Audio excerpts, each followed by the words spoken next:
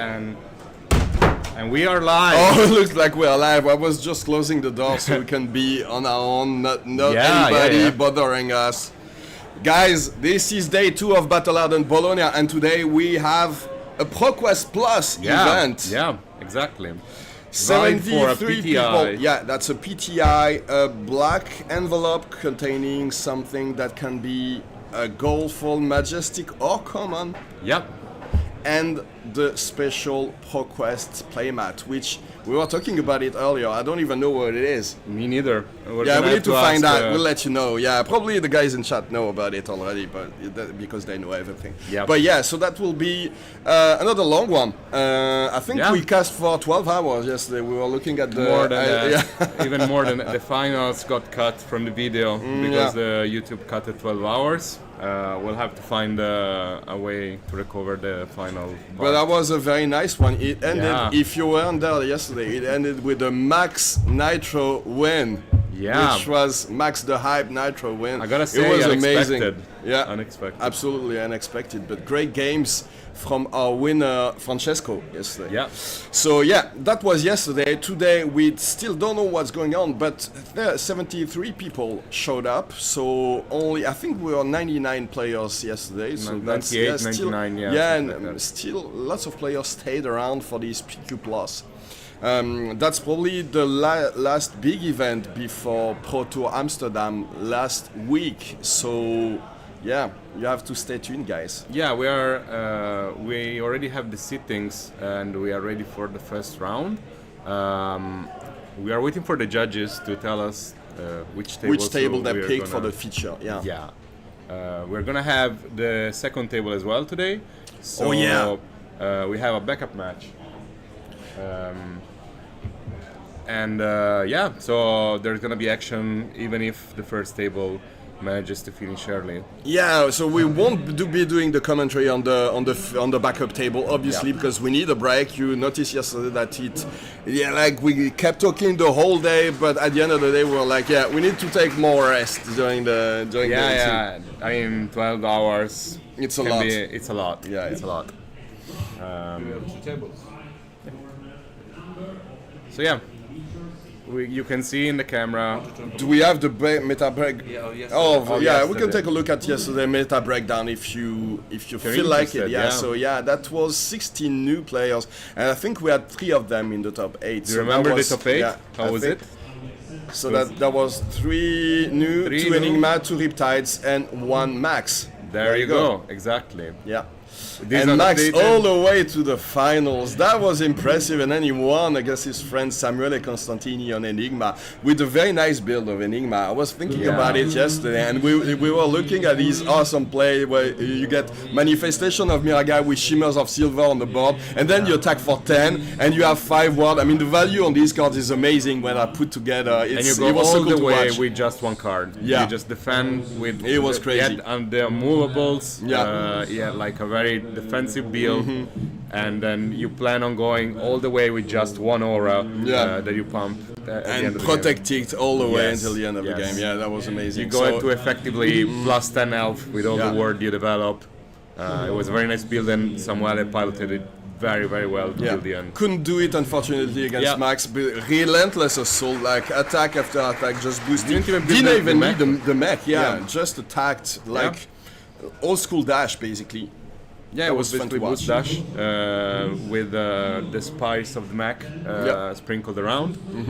Lots of free resources thanks to the hyperdrivers. That was also well, and that's probably the sour point for the Enigma build like that. If you get constant aggression, you don't have time to develop the board, and it's not like there are Spectras; they're just wards, so they get popped if you go above it. And sometimes you have cards that don't even block, so you can transcend out of some of them, but that's only 1 block if you have a chi in hand, for example. So that tends to, yours tend to get popped constantly, and that's exactly what happened yesterday on that finals. Yeah. But also, a nice performance by Riptide, by the way, because 2 of them in that top 8, not totally unexpected, but that's not something that was considered one of the strongest decks coming into this meta game after the bans for Zen.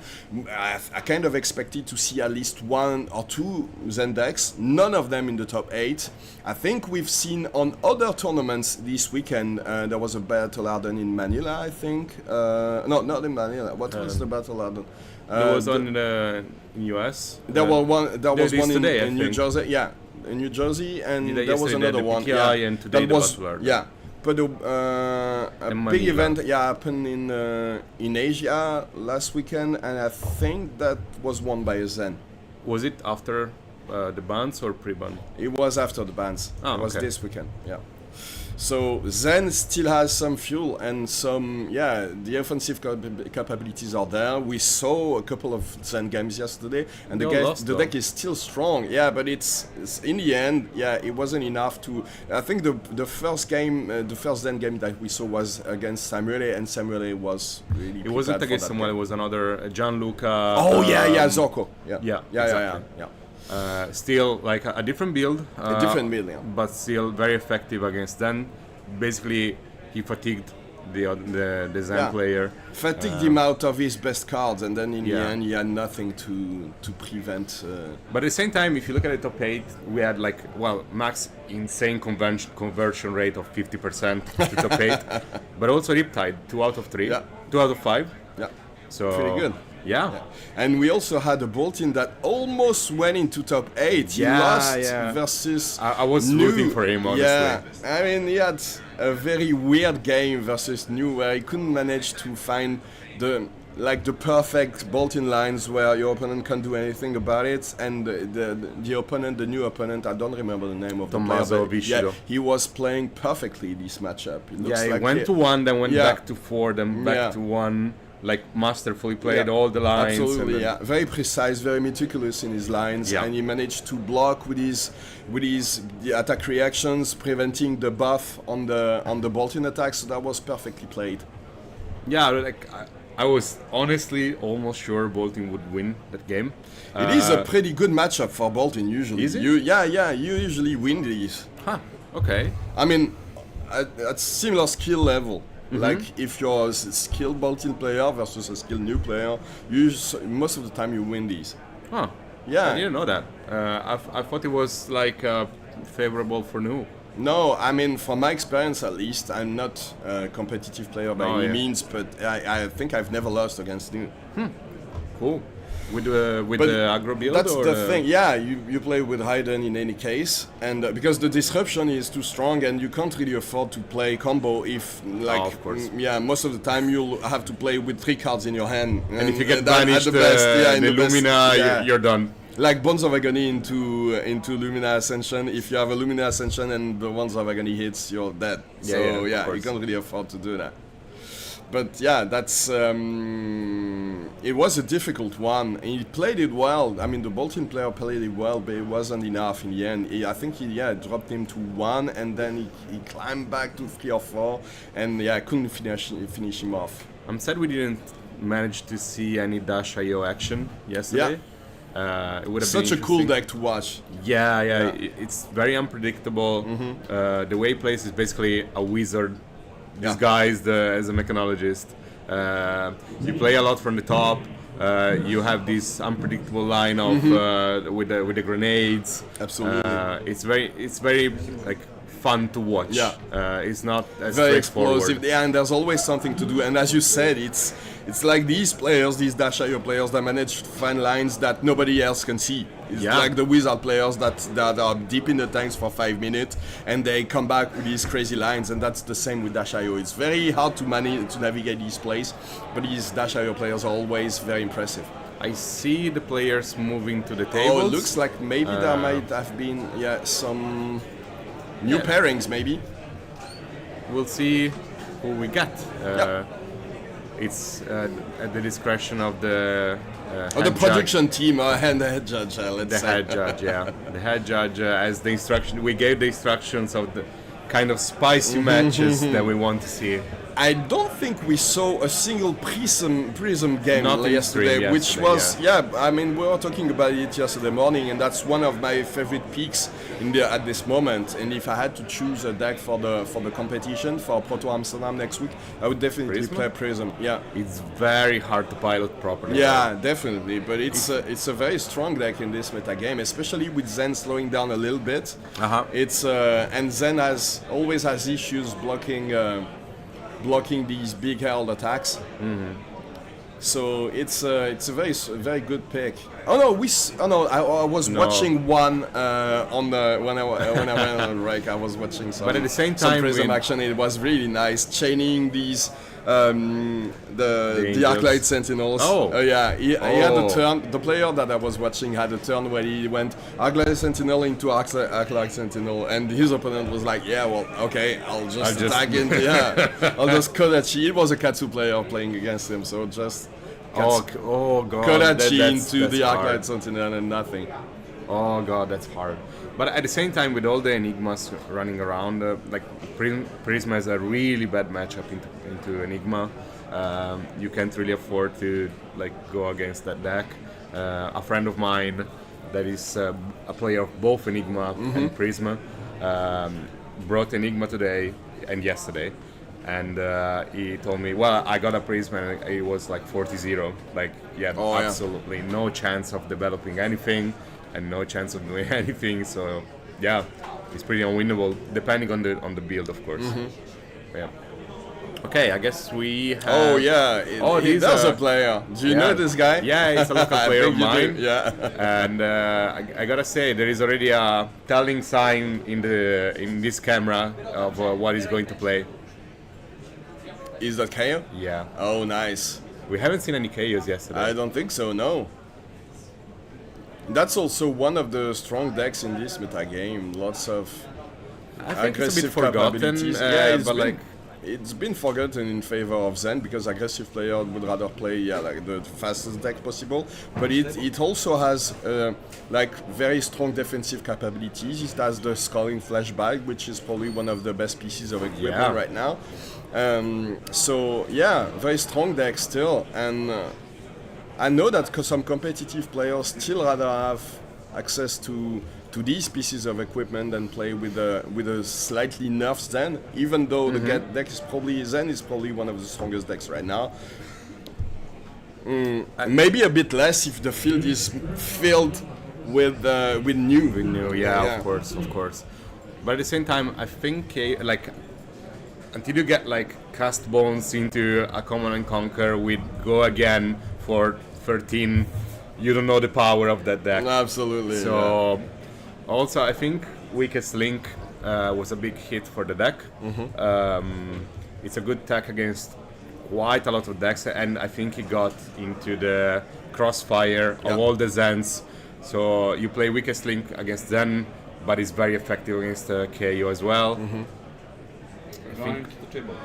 We're going to the table. To the feature table, guys. Do we have any information about what the players are? Okay. So we know at least that there's a KO, and it looks like Zen versus KO. So let's see who's the fastest. I guess. It's gonna be a fast match. Yeah. Very nice way to start the day. Look at that Max the Hype Nitro on the bottom right. Yeah, still the winner so far of this weekend. It's probably Max the Hype Nitro, and people on the secondary market who held to Supercells, I guess, because it was very cheap yesterday, but there's a chance that lots of people want to try Max now. And maybe they will see a big spike on those Supercells. Such a cool card. Yeah. We've seen the power yesterday of just pitching 3 to it. Just 12 value. 12 value, yeah. If you already have three hyperdrivers on the board, it's just 12 value. This is insane. And look at the Katana sleeve. So once again, we are sponsored by Ultimate Guard for this weekend. They've been very generous, with all the players and also with you guys as well in chat. We've done 2 giveaways so far. Oh, by the way, we need to announce. Yeah, we need to announce the giveaways of the winners of the blue cheese contest yesterday. Crab. Oh yeah, we. I think I got the names of the two guys that managed to remember the name of my favorite cheese. So I need to pick one of them to win. Maybe it will be both of them. Might be both of them. If they're both in Pro Tour Amsterdam, I'll make sure to bring some cheese for them and also some Ultimate Guard sleeves and deck boxes. Yeah, we have the Boulder deck boxes. The Return to Earth Boulder. The Return to Earth. Very cool product. Pretty on theme with the next set, by the way. Yeah, absolutely, yeah. Return to Earth. So, which one of these 4 heroes in Rosetta are you most excited to try? Hands down, Florian. I'm excited. I'm hyped for the set. I'm a Runeblade player. Yeah, you're like, a Runeblade player all the way. Florian. And that's the one, I mean, this is probably the Runeblade that sounds the most like a Runeblade. I don't know if Aurora feels like a Runeblade. She might have, looks like the power is very Runebladey, but it's... it's more Cheerios Briar style, I think. Mm-hmm. Whereas Florian, for the card sweeps till now, it looks a defensive build that can also go very tall in the late game. We still don't know the adult hero power. They say that the ones we've seen, the young ones, are not the same, the exact same as the adult one. So it might be a bit different. My suspicion is that to trigger the ability, you gotta need a bit more cards in the banish. Because basically it's a Mordred Tide on a stick, and it's a very strong effect, especially when you create embodiments of Earth. So I assume you're one of these guys who love to play OTK Viserai at the time. Absolutely. I played through. It was my first deck. I played when Skeletor was legal. Oh, this is the second. Before, you played against Starvos and all that period. And Prisma. And that was amazing. Of Prisma, when these Starvo, decks were the best decks in the field, And Chain was still legal. By the way, Chain was legal at the time. Yeah, it was like... This was fun times. Fun times. Especially for the Starvo players. Yeah. But again, it was fun for Viserai. The thing is, skyrocketed to Living Legend in Blitz. I contributed a bit to it. Playing Skeletor into Sonata in Blitz was backbreaking for everybody. Absolutely, Second turn, you get It felt a bit unfair, to be honest. It was unfair. It was completely unfair. But this is the point of the Blitz format, right? You play unfair things. I mean, I've played Briar a lot in Blitz, and sometimes you get a channel Monterey on turn 0, and it does unfair things, and that's the way it is. And the game lasts 5 minutes, and you go on to the next one, and that's the way Blitz works, Yeah, and then you get blasted by a blaze, and you have nothing to do about it. There you go. But it's still fun. I love Blitz. I love playing Blitz with new players as well, because you can jam many games in a row, and it helps them learn the game very fast. And if the most experienced player at your LGS doesn't bring a broken deck every single event, it helps the players a lot, in jamming games, and there's lots of diversity in the type of heroes and the type of games that you can have. So it's definitely something I love about Blitz. Lately I think I'm loving more Commoner, because it's the same feel as but Blitz, slower. but slower. Yeah. No power turns. The issue is some heroes have their power cards to function at rare. So Commoner, for example, Dromai, doesn't have any dragons at all. Viserai as well doesn't have any. And then you go back to decks Icelander is very strong in Commoner. You can play Lexi, all them as well. Ice. Lexi is pretty good. You can play Ira. Also, Ira always, in any format where she's legal, Ira is very strong as well. So, that hero power that seems very unsuspicious of +1 was always feared at the end. Yeah, for sure. So while we on the second table, Grab.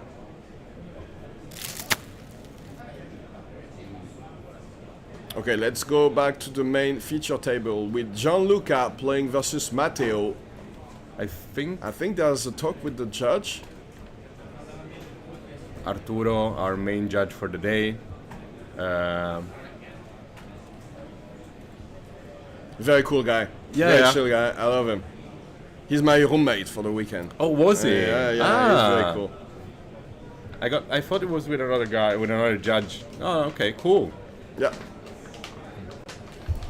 So, Matteo Gera, another quite famous Italian player, very consistent, very strong. I think something must have happened, Looks like maybe he lost a card or something. or yeah, something to the list. Yeah. Because the equipment is not there anymore. For him. Wait, yeah. I mean, if he forgot any piece of equipment, it might be very detrimental to That's his a game play. loss. Because, yeah, that's That's a game loss. this is an issue. It was a long day yesterday, so if he played Zen yesterday and if he forgot some of the cards on the table, for example, or anything, it can be. That's Well, at one of the least- reasons why I always put my equipment cards with different sleeve, but also with big cases, Yeah, I like use either top loaders or the mini snap. snap. Yeah, I love mini the mini snaps. snap. Yeah, because it's very hard to forget them. Yeah. Yeah. So I guess we are going to just watch the Let's feature watch match the for now. beginning. Yeah, we were not supposed to commentate on that one, but let's look at this while. Well, we still an still- interesting yeah, match. I Yeah, mean, yeah. Victor So there's is some fine. glare on that side because, well, the light changed think a it's little a Crown bit. of So, Providence. yeah. No, on the combat chain. Oh yeah. Yeah, I can see the there card is- that's being just played a, right just now. a tiny bit of glare. Looks like it's. It's definitely an arrow. Yeah, it has to be. Oh, an this is arrow. an Oh, endless it's arrow. a couple of buffs, I guess. Yeah.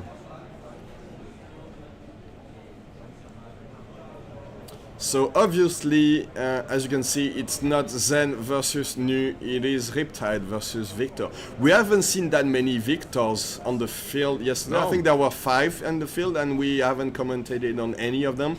But Victor is still a pretty strong hero. If you can like avoid a couple of matchups, you have a pretty good game into basically everything. The only Guardian showing up, to be honest, because like Bravo was non-existent, Yeah. Betsy was non-existent.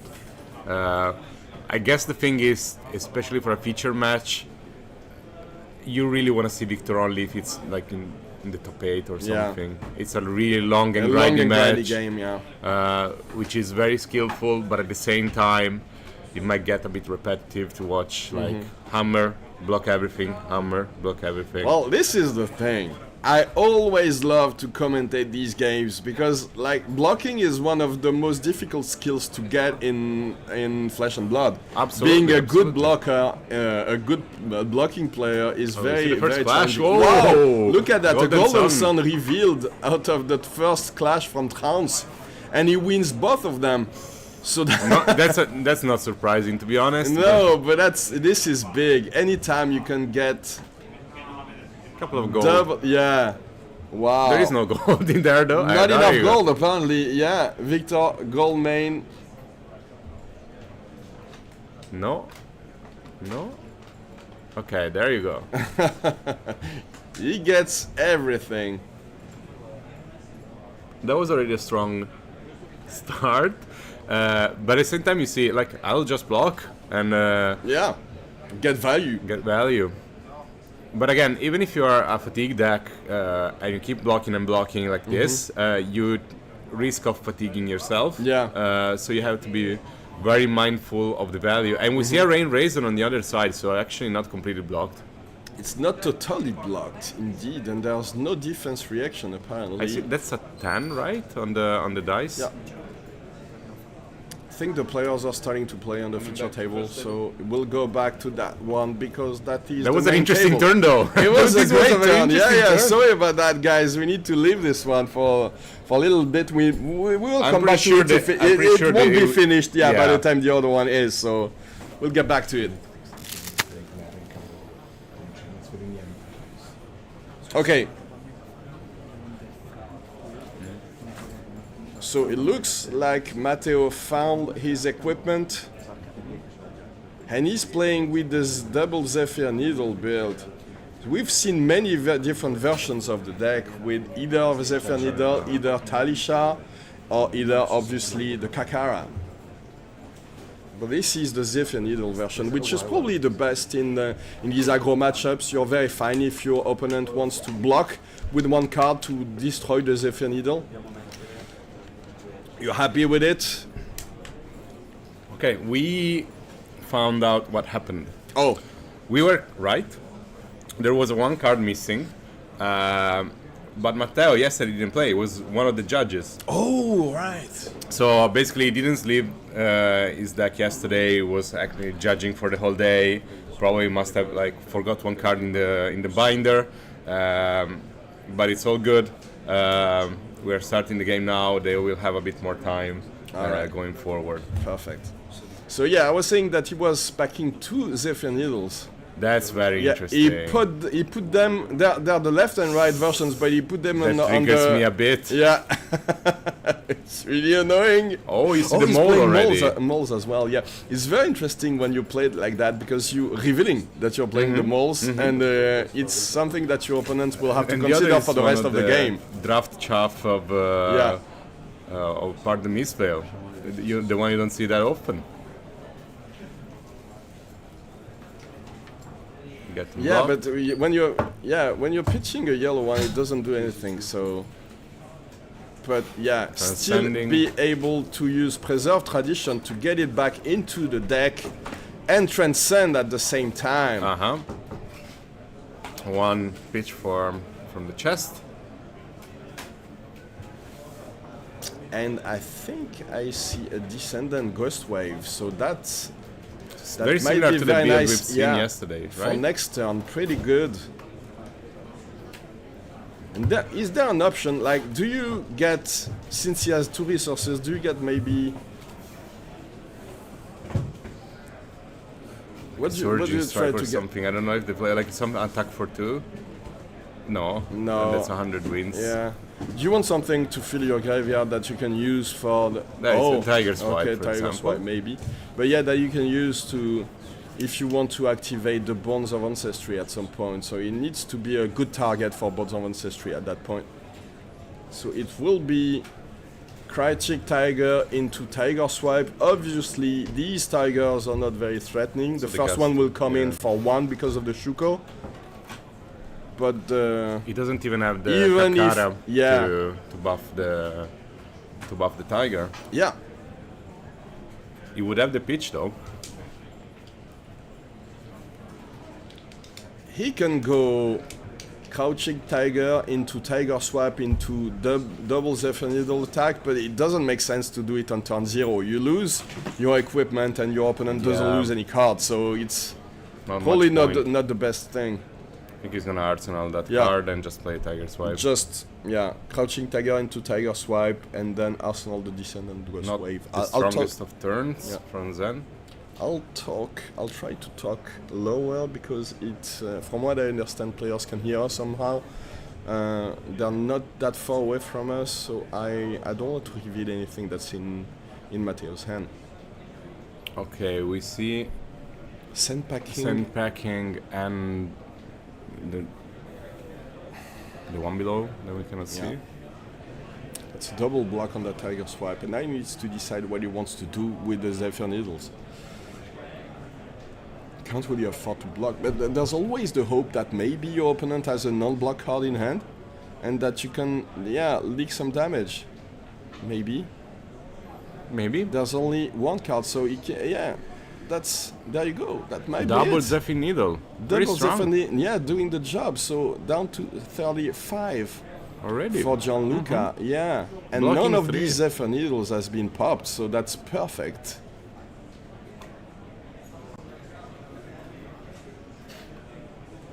Okay, and you have the Chi in your deck if you want to activate Traverse the Universe now, so that's what looks like a perfect first turn for Matteo, actually. I mean, Gianluca wouldn't have a hard time popping the Zephyr Needles, I think. It has a lot of the 3 blocks. So it must have been something like, Like a maybe wild he had ride. like a wild ride that didn't block and had to take 5 damage on that first turn. That was very nice play by Matteo. It was very dangerous to attack with these Zephyr Needles, but you got rewarded there. There you go. So Discarding a obviously, 6. yeah, well, it always works, obviously. I mean, sometimes you get a That's Blood Rush bones. Below from the top of your deck and you discard it, and that's very sad, but most of That's the the time brute it life. works. Yeah. You signed up for it when you sleeved your Kayo deck. Yeah, absolutely. So this is a yellow wild ride, by the way. Attacking for still 5 works only. for yeah, Kayo. Still works. And Mandible Claw for 3. Funny thing about the Kayo Armory deck is that they decided to avoid any possible confusion Non-hit? by any non-hit. So every single card is for Kayo is a 6 power card Yeah. in the whole deck. So it's great for players to start learning the mechanics and getting Yeah, a and bit not be more. frustrated by that roll of the Yes, dice. exactly. I'm sure that Brute players know what we mean. Yeah, I mean, when you need to roll the scab skin and you just Yeah. get that one, Yeah.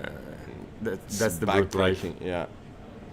Oh, so he wants to finish it off with the pack hunt. That's what a good turn, I Yeah, think. no arsenal, but that's still a very strong attack to finish this combat chain. I mean, And this is what we were talking about. This is gonna be a fast matchup. It's gonna be a fast game. So that's why we put the if you second can, one. yeah, if the cards line up that way, he had 2 blues, so that was perfect for that wild ride into Mandible Claw into pack hunt, and he played that way. No need to wait and to. Already, it looks like it. Yeah, using the Traverse Universe right away to block. He wants all those resources. I mean, if I remember correctly, if I read that correctly, if I saw that correctly, he has a Descendant Ghost Wave in his arsenal. So it means that she Didn't play it. that in she the first is turn. so that she is just a Bonds of Ancestry, and that Bonds of Ancestry is a Tiger Swipe. So that's already a pretty strong turn. It doesn't look like he has an Art of War though, so it didn't pop the Strides of Reprisal.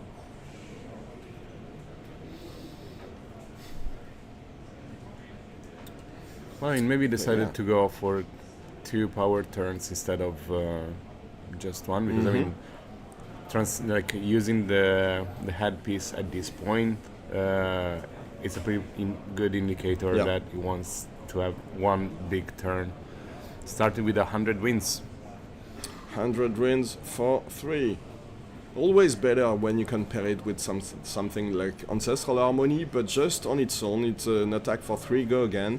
The blue line is cool as well because you can transcend out of it, but if you can pair it with another one, if he has a second 100 wins, that's pretty nice as well. Even just a blue one is going for 2 at that point. Yeah. So it looks like he Huh. he closed the combat chain and opens a new one with this Descendant Ghost Wave. So Why he would has you a think second one in he broke hand. the combat chain there? Is there any specific reason why would you? I close? don't think so.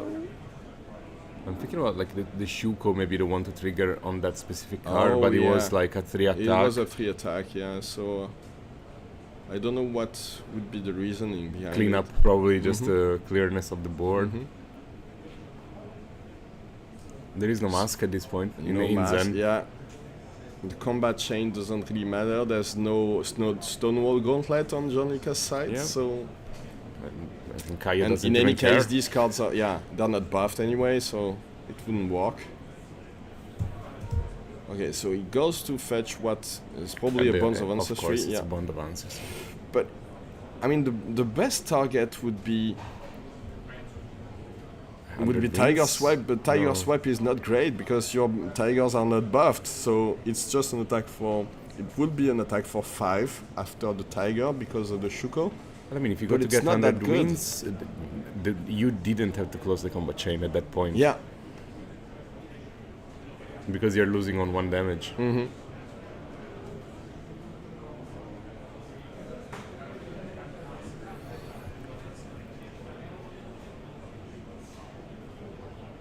Well, I mean, the still only strong reasons turn. why, the only reason why you break the combat chain, close the combat chain, is to get that 100 wins. But the Tiger Swipe looks a little bit better, maybe.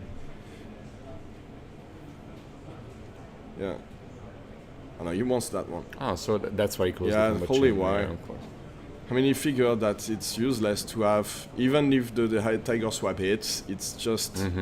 But that's 2 damage. So if you consider that this game is just a race, a simple race, put as many damage on the board as possible, it seemed okay to attack with tiger swap. You don't get full value of it without Art of War, but that's still pretty good. Maybe Matteo just wants it in the graveyard for the next bonds. Yeah.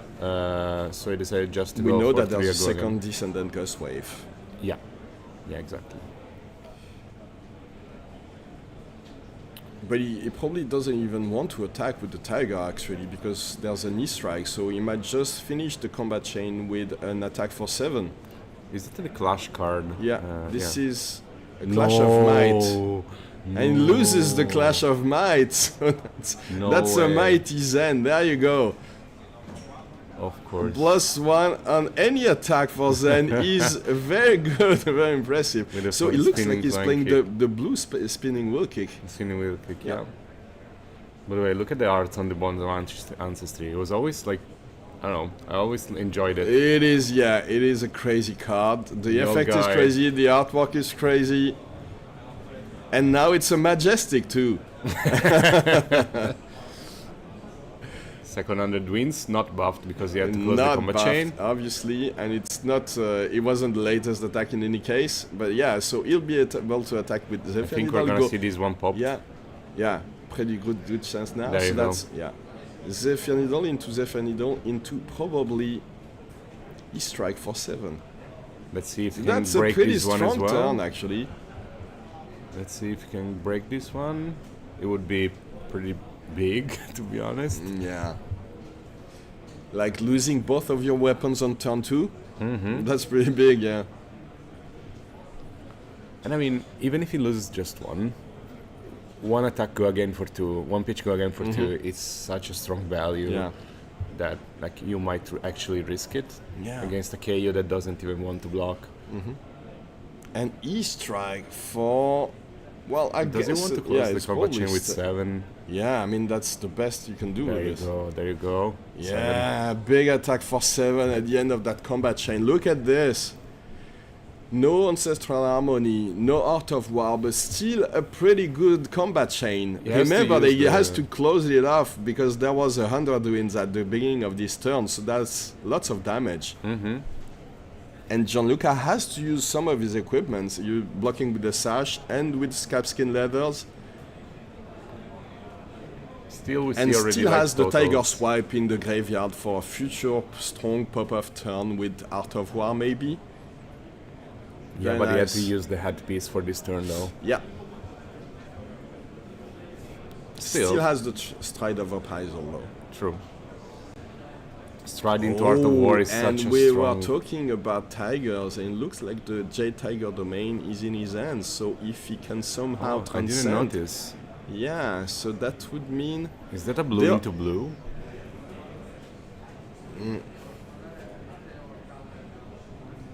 Wow. And that, by the way, he could have break the other Zephyr Needle if he wanted. Yeah. He decided not He to. decided not to. Maybe thinks applying some pressure is too important at this point. And he cannot afford to just lose the tempo and not attack. Also notably, he decided not to use the flashback to kind of stop that turn. I mean, you want to do it on a Art of War turn if you can. If you can of wait course. for. If you can afford to wait for it, it's always better to. We're already halfway through though. Yeah. Yeah. Down to 20, and looks like another strong hand from Matteo. I don't think he has any way to get. That's the thing. It's harder to get the second Bonds of Ancestry. He has the Descendant Ghostwave in his graveyard, but no bonds. And with only 3 bonds in your deck now, if you can't transcend, it's very hard to get them. You can't like draw regularly into them the way you used to. Like randomly get double bonds turns. You can only do one. Because like you have one in the graveyard. Yeah. Just do bonds into bonds once. Yeah. That's it. If you're lucky. Oh. Yeah, because he had 3 Sacred blues, Art. he can do it actually. Jade Tiger Domain. I mean, it is good, but it's not. It's probably the best turn he could have with 3 blues, but it's not very What's this impressive. card? He This won't is be the able. card that was missing, probably. Oh. It is you know the. what's the card? I think that's the flip side of the Sacred Art Jade Tiger Domain. It just means that all the tigers will get +1. I think that's it's what's like written on it. It looks like a plus. I think I can read Sacred Art. Okay, so it's just a reminder. Just a reminder that there's a buff on all the tigers for this turn. I wonder if it, like, I've never seen it done to like put the buff. Usually you keep the card there to remind about the buff. But in some cases you need to put the card in the graveyard. Yeah, for sure. And like on Talisha you get the the icon that reminds you about the buff. So it's kind of the same It says thing. on the screen so you can remember it. Yeah. So he's pretending to be looking at his graveyard, but I don't think there's any way to. He doesn't have to. I think Doesn't have any transcend. no. I don't think he can transcend, and I don't. Well, I did Sacred Art. Oh, he has. Yeah, I'm stupid. Yeah, he has the Sacred Art, so he has the bonds. You can do bonds into bonds, as we were talking about. There is one in the graveyard. Yeah, but he doesn't have the second Ghost Weight though. What's in his hand though? I mean,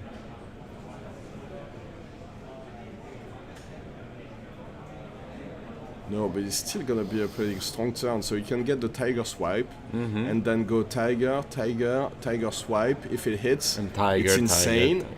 They all have It's probably +1. never gonna hit. Yeah, it's but Tiger yeah, Swipe. you it's can Tiger go Tiger Swipe. Swipe.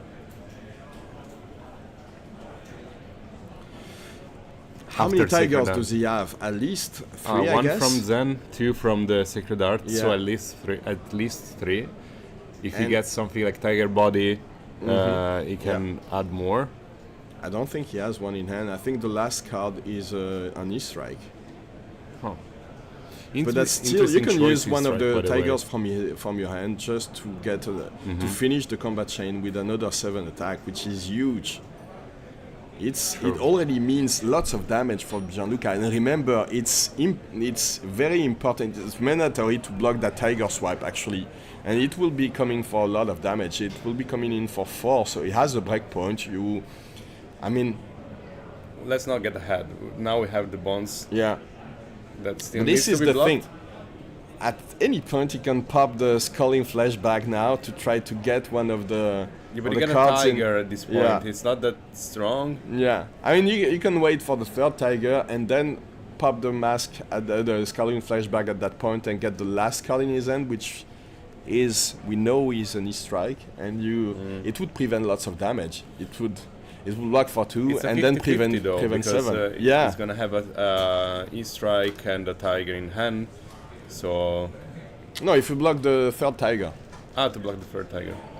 you know that you're not gonna get the Tiger Swipe, obviously, because it's in the banish, but Yeah, you of can course. get the last card, and you don't know what it is, but But Sacred Art creates the Tiger in hand compared to the Banish, right? yeah.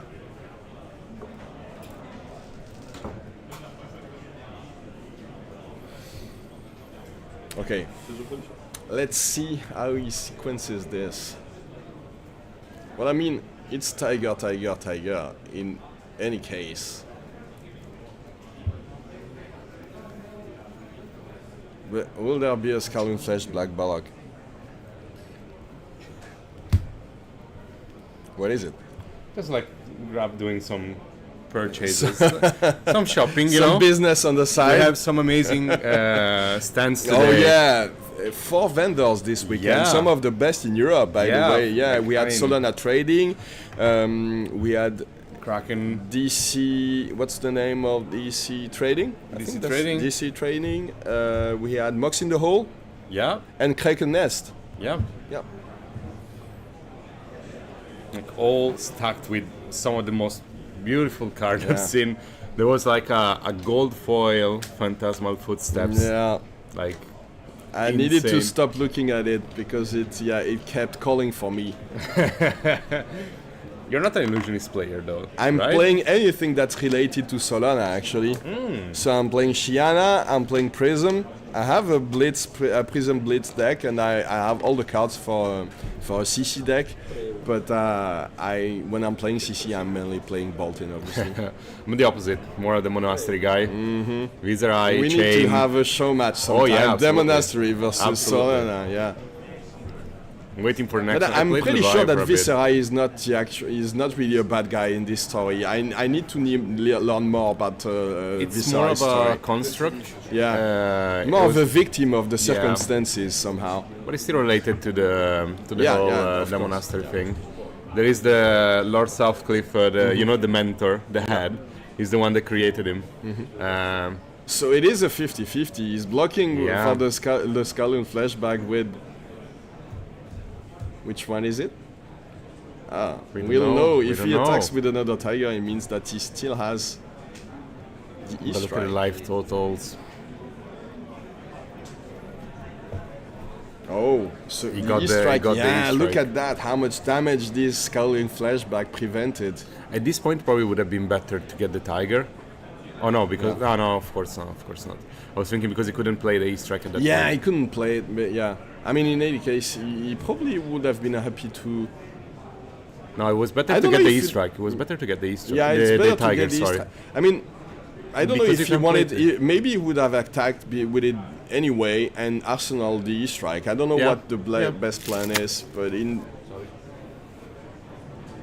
this situation, he still has the E strike for later. And look at that, Gianluca is already down to 8, so that's so much damage. He kept a 3-card hand, so that's decent. But no But- equipment. Yeah. And I think at this point, without any disruption, it looks But this like is he has KO the because they have a Blood Rush Bellow. Battle Yeah. turn, and already discard. You see, is going to discard Beast Within Beast for with it, sure. yeah. He's saying, Very yeah, nice. I mean, So yeah, I'm gonna lose some health, but it doesn't matter That's a because hit, of I'm course. getting 3 cards. All right, another might created thanks to Blood Rush Bellow. It looks like it's the Italian version, right? What's the Yeah. name of this card in Italian? Urlo Because- Sanguinario. Oh, Nah, man, Nice. it doesn't do it.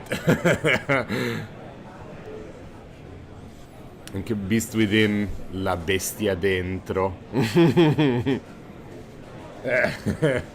I mean, let's say the first HP one in Italian. yeah, it had wasn't. A bit of issues. It wasn't perfect. Yeah, Let's put it that way. Yeah.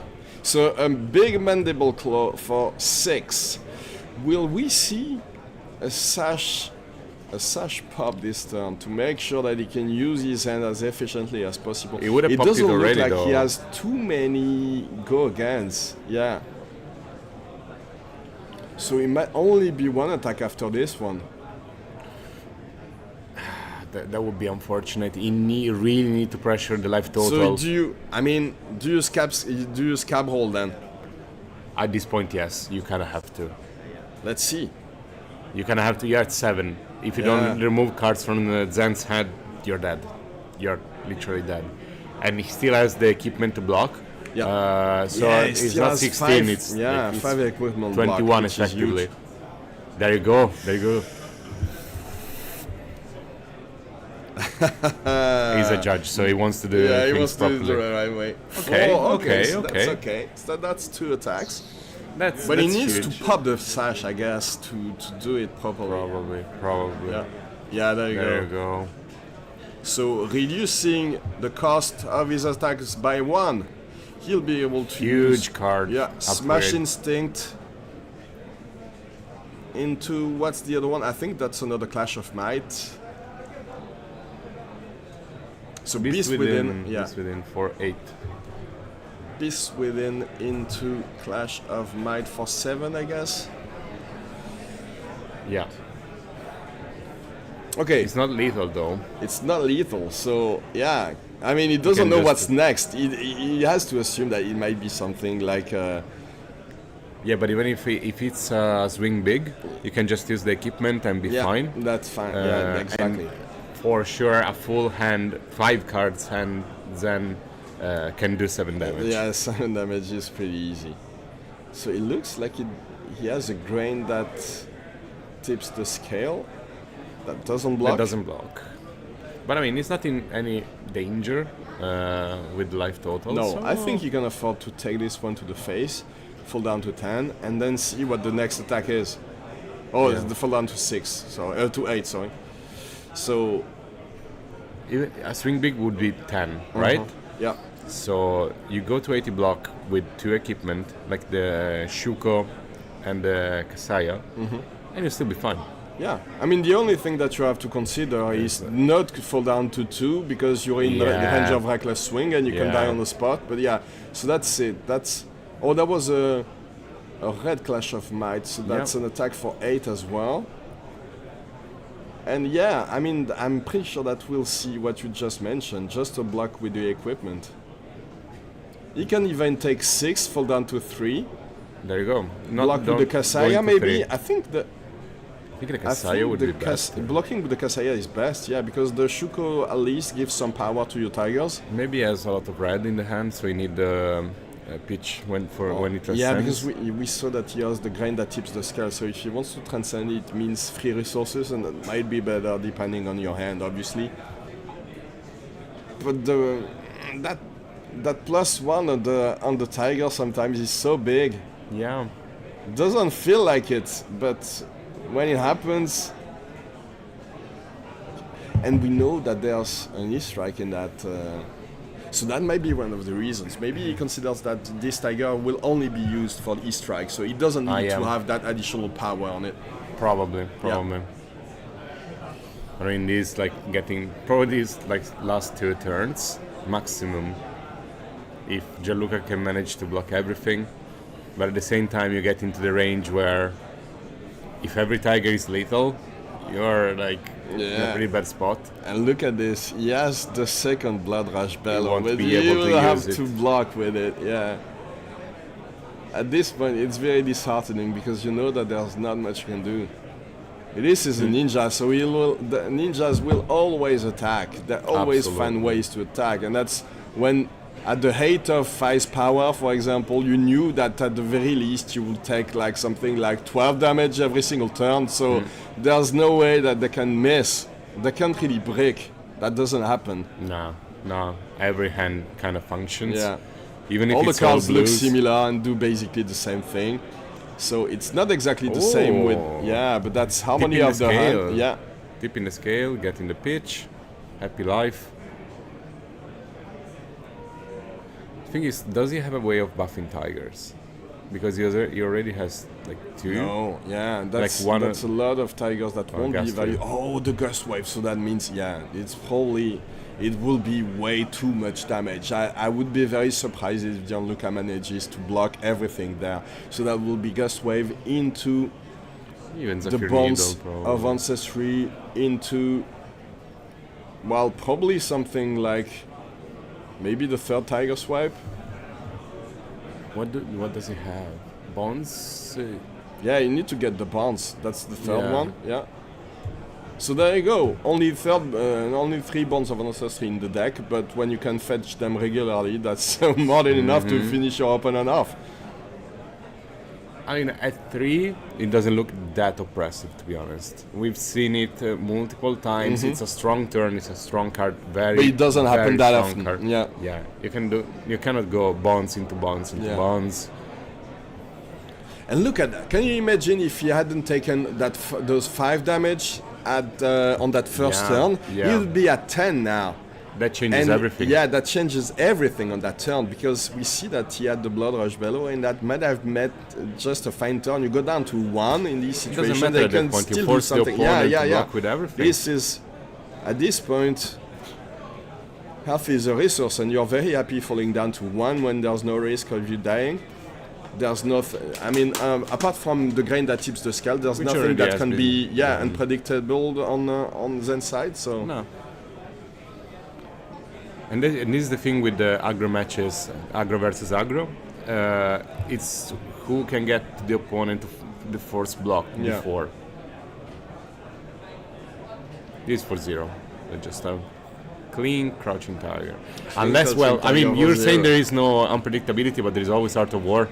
in the back of the course. mind. Yeah. You need to consider, especially when you have a leftover crouching tiger like you have now. Yeah, and just go in for 0, don't worry about that. I mean, no resources left, so only one card in hand unless it comes from the arsenal. Okay, so blocking. No, not everything. No, I mean, yeah, you have to block the 4, yeah. And then the E-strike for 7. That's a crouching tiger gone, right? Says, yes, okay, well. And that's game. No, it 3, blocks 4 goes to 1. Yeah, Goes to 1, yeah. Goes to 1. Look at how happy they are.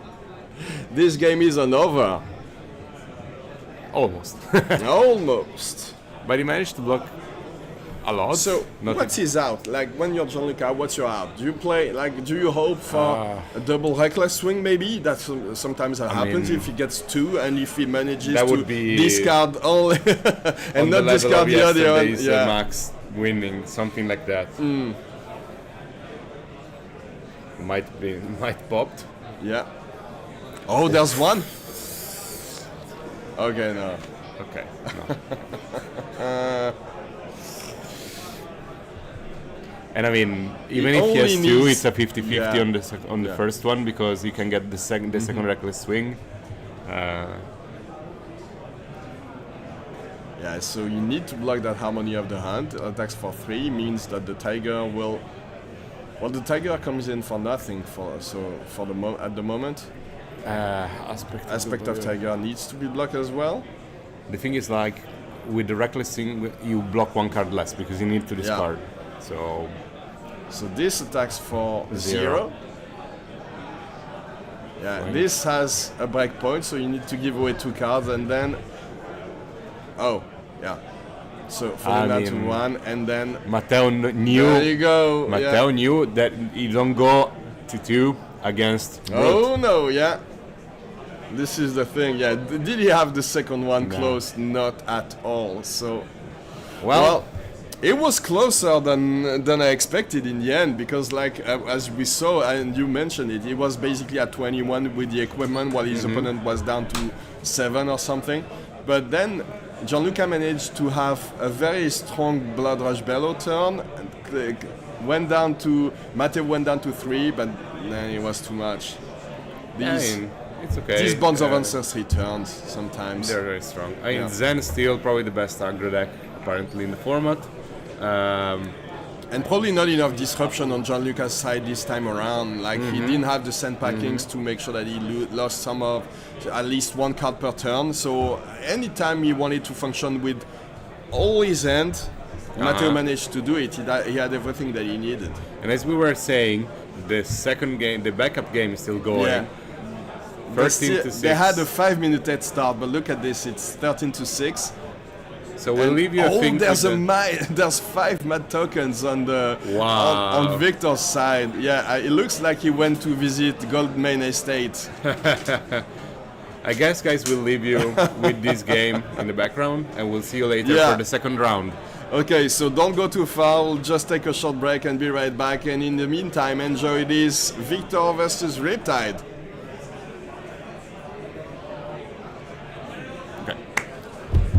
Great. First one gone. Do we know how many rounds is it? Let's see. At least.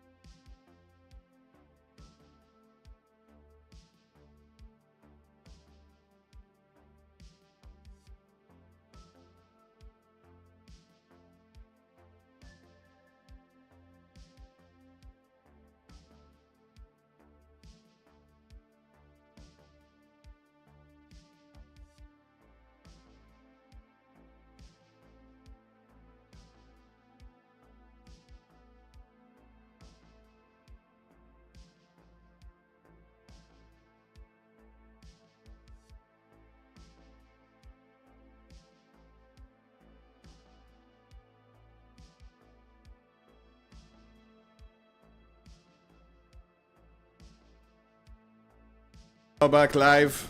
Are we good?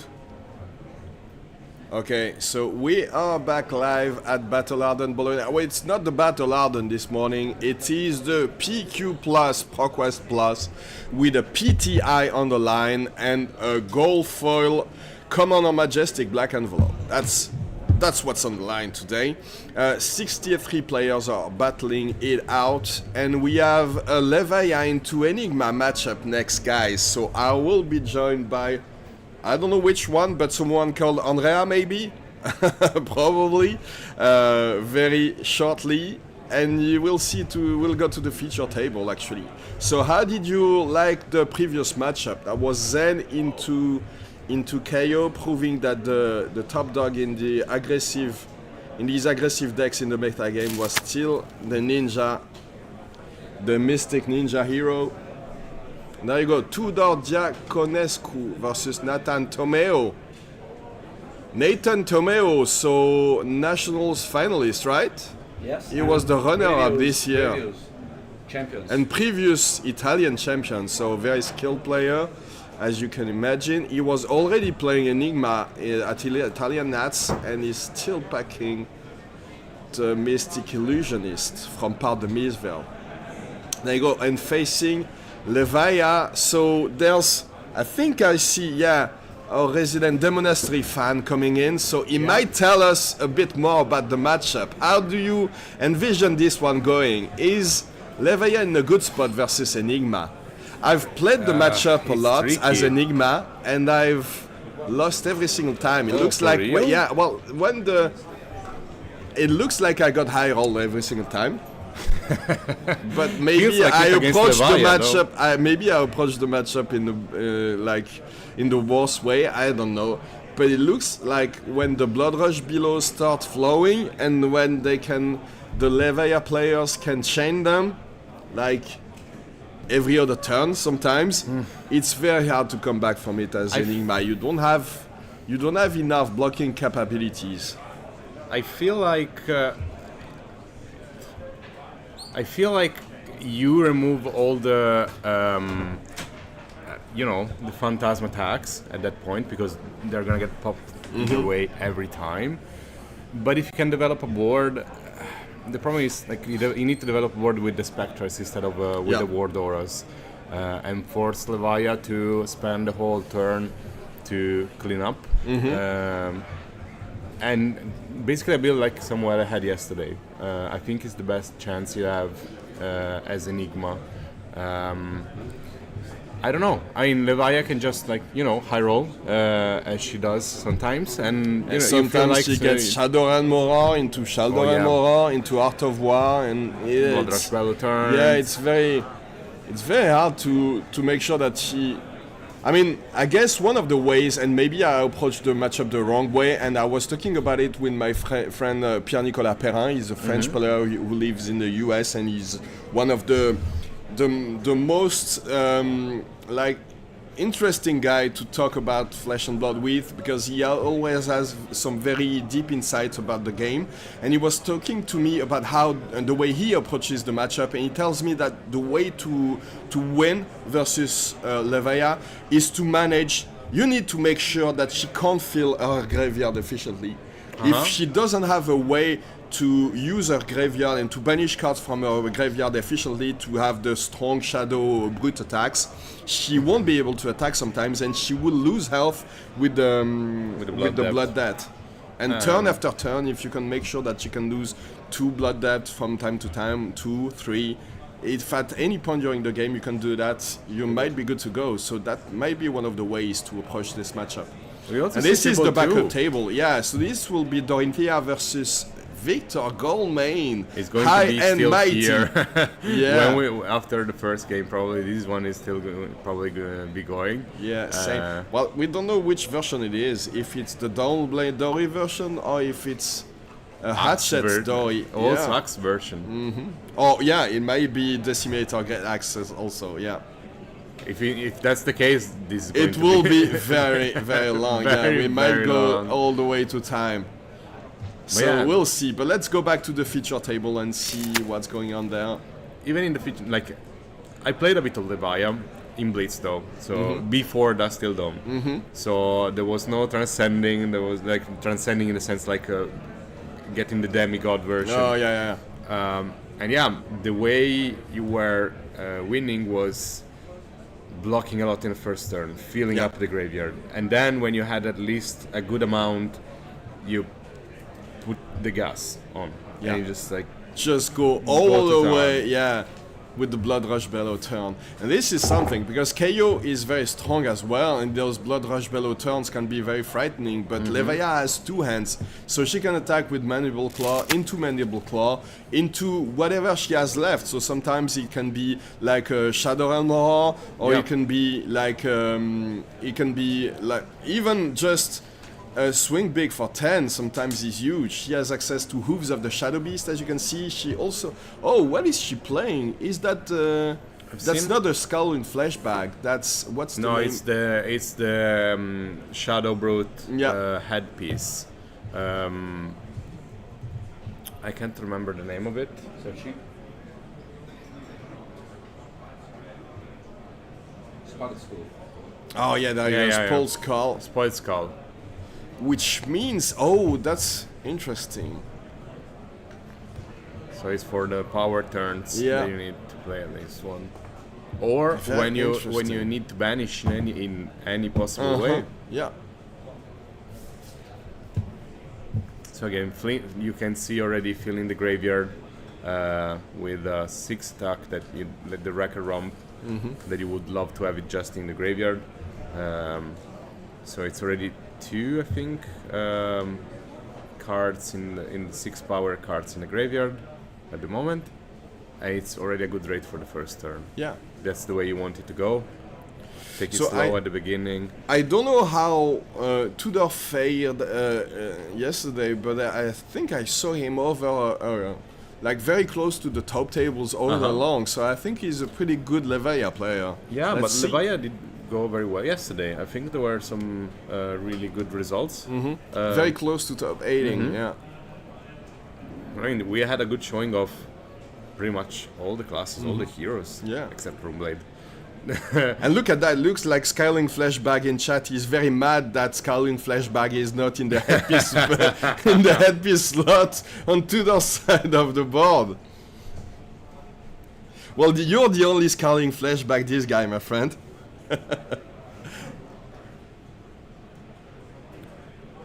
Okay, so this is and the Restless Coalescence doing its job. So creating pretty strong turn one with also the waxing, for Nathan as well. So Waning Vengeance creating just 1, but that's pretty good. And the Restless Coalescence is there to ward 2 on the later turn. But as you said, looks like there's already... Is there 2 or 3 cards into those graveyard yet? 2 Restless Coalescences in Nathan's hand. Hey, Mikael.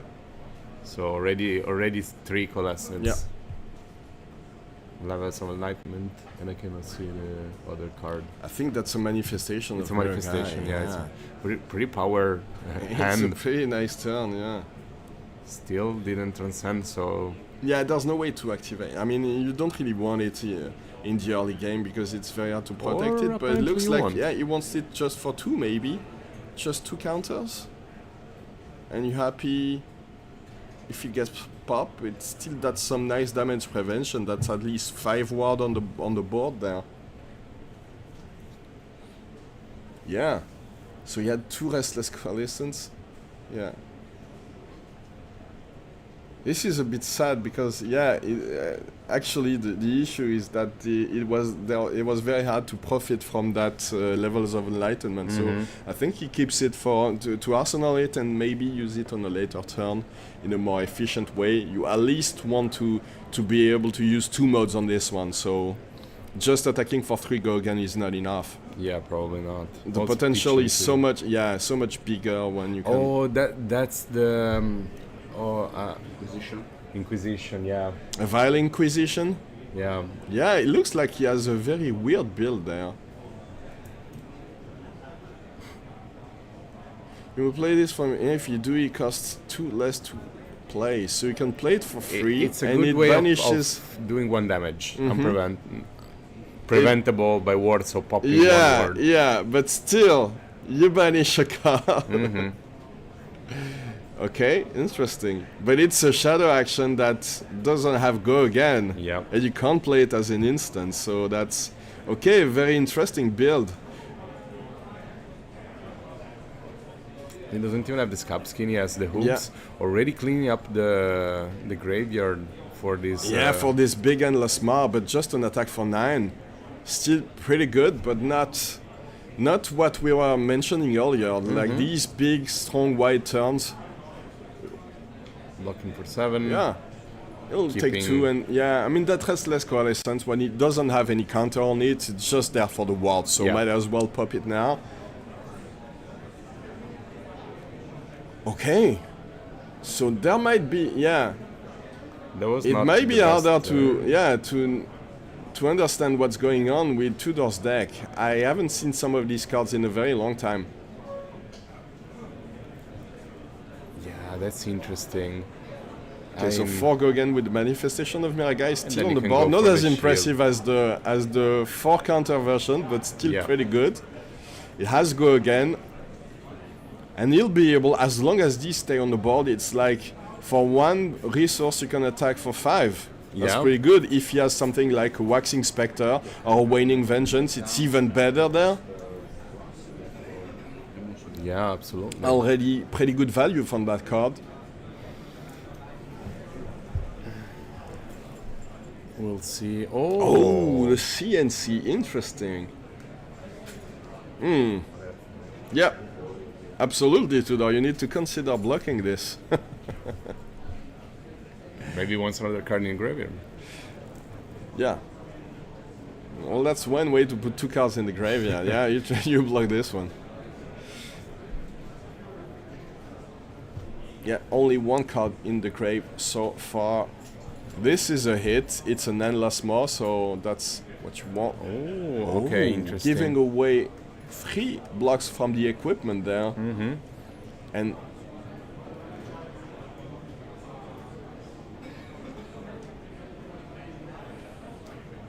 yeah, blocking with the Apex Bondbreaker means that you get 1 might out of it. Insane value on that arm equipment.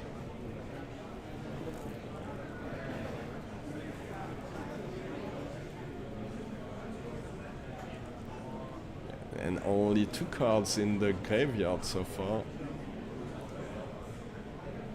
Smash back Ailhorn. So 1 might is popped, but 1 more is created by that card.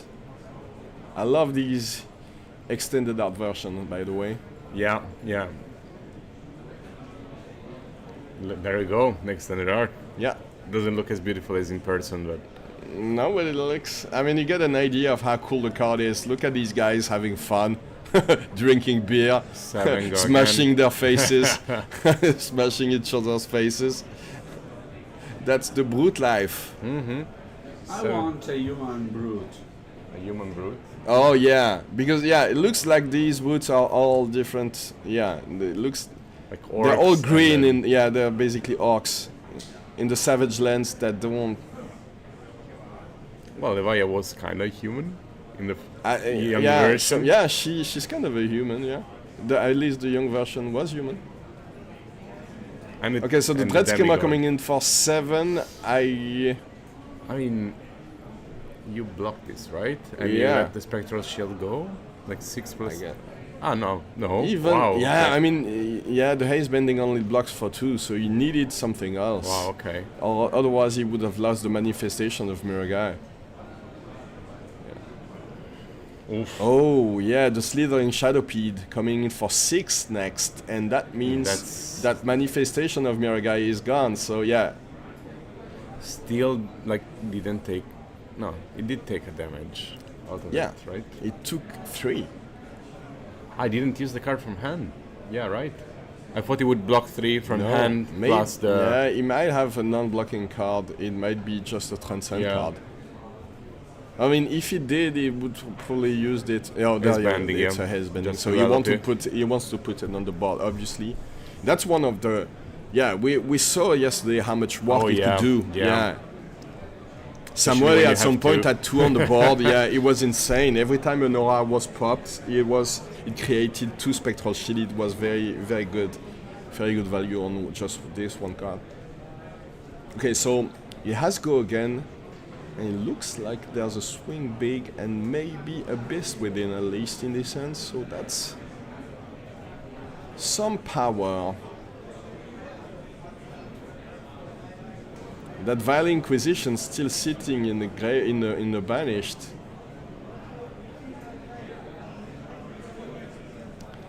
Maybe it's the time to just go swing big for 9 into Vile Offering if you want to. Because it doesn't look like there's too many ways to go very wide. It doesn't. It only has 2 cards in his graveyard, so 2 or 3. Oh, maybe 3. But as we mentioned earlier, when you're playing Levia, you need to have a fully loaded graveyard before you can pop off. Sometimes you have 2 Shadow Brute cards that you need that you need graveyard way to attack. So it's. Oh, runner, nice. With agility so that token means, now. Yeah, that means you get an agility token because he has go again. So pretty strong for next turn, but what are you coming with next? Such a strong turn, even if like none of this is like the usual Shadow Brute actions. But yeah, runner, incredible card. 6 blocks for 3. Just a good rate overall. Just a perfect rate, and when you can create an agility token out of it, it is insane. Yeah, Levia doesn't go very wide in general, so having these agility tokens really helps. Yeah, most of the time if she wants to go again, she needs to use something like Art of War with the... But that's not something that you can do that regularly, so having that free agility token is huge. It's not a card that we've seen a lot in warrior decks though, even though it can be played. As you can see, it's a brute warrior action attack, but it hasn't been played much. True, that's true. Okay, reading the ace bending, making sure. I think it's like, what do you do? Do you waste a claw attack? Yeah, he did. Exactly That's interesting. Yeah, very nice. Still gets one. Yeah, but really respecting the power and the defensive capabilities and the defensive power of that haze bending. Very smart play, I think, because he didn't look like he had much to do with that hand anyway. He wasn't very happy with it, so he fills his graveyard and gets rid of this card that can be very annoying in the long run. Did he get... Yeah, he got 1 damage like from the Vile Inquisition in his banished, because he didn't discard anything. I think he has 4 blood depth. He got 4 Did damage. He take 4? Wow. 4 damage. Yeah, he's tracking it with this nice blood depth tracker. I love these. Yeah. And really help us to keep track of it from the stream. For everybody at home, you can clearly see the number, so... Okay. Oh, pass over. Very nice. So that's, needs some more work to make sure that this graveyard is filled once again. Oh, the Spectral Shield. Yeah, so as we said, that was the levels of Enlightenment that was sitting in the arsenal since turn 1. Yeah. And now he manages to use it with 2 modes, draws a card out of it, and that's a 3 go again, I guess. Might be. Yeah, it's a 5, so it's 5 draw card. No go again. Did he draw a card? It felt like it, but I'm not sure 100%. No, maybe he didn't draw and it's 5 go again. Yeah, it's 5 and he wants again, to put the... He can still attack with the Spectral Shield and then drop the Shimmers of Silver, maybe. Okay. Yeah, it was 5 go again then. Going for 2. Yeah.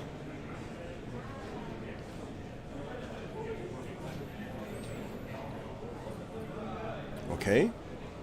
Do we see what's in that hand? I think he has a Shimmers of Silver and and an unmovable. Yeah. Right? Yeah. So yeah, he drops the like shimmers of shimmers silver and, there. Yeah. And Tudor will have to make a decision. Does he want to once again respect this Spectra aura, or just try to hit the face? You gotta respect it. You gotta respect it, because if at any point, Agility as we saw token. yesterday, there's a manifestation of Mirror Guy on the board, it will be devastating. And the agility token is going to help with that. Like pushing. Oh, there you go. There it is. Maybe the that big shimmer Blood is Rush going Bellow to stay turn. there for a bit longer. Yeah. Oh. One die collided with the other one. Yeah. It's still random. Yeah. Doesn't matter. It's always a No, hit. it doesn't really matter. Yeah.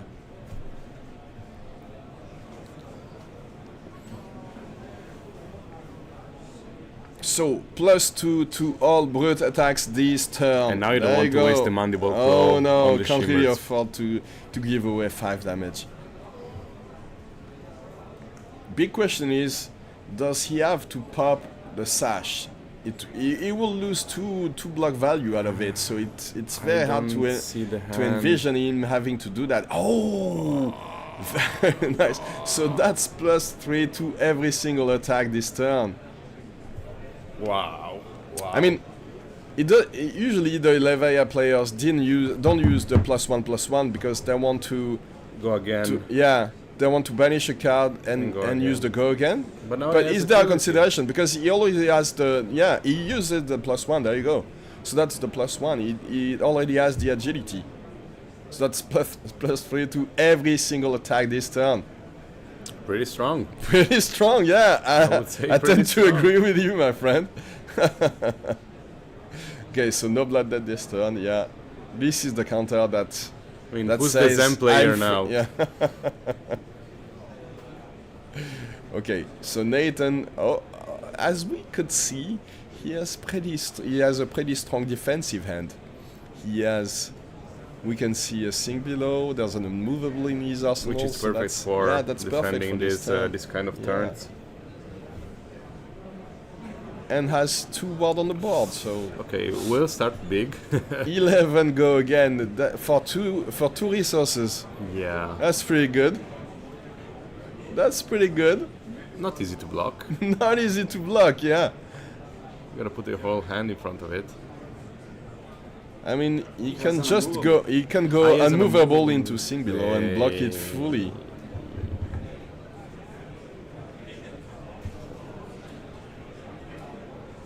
Oh, you think they heard us? No. But I mean, Yeah, Let's be careful. yeah. All right, Scott. Good morning. How you doing? So yeah. Right as you get out of bed, you can enjoy some Levia into Enigma action. And the swing big for 11 go again.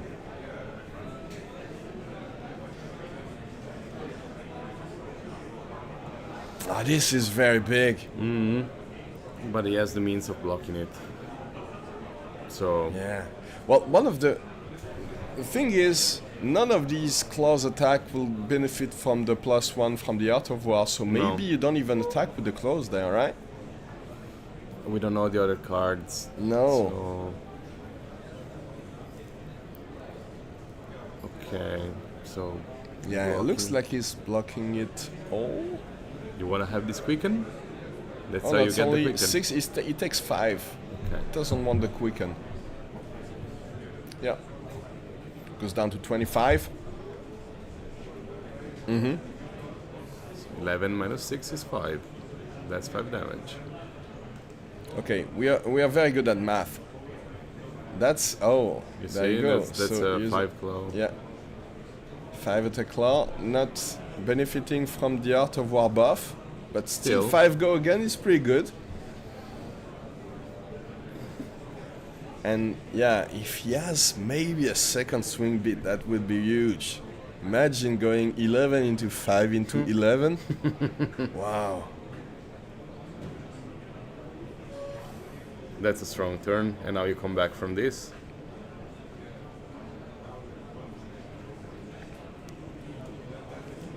That's 5 damage. Yeah. Come on, another attack for Yeah, sure. he's waiting. Another I mean, he was waiting for the perfect. Oh, there you go. You That called was. it, you Oh called my it. god. You called there it it. is.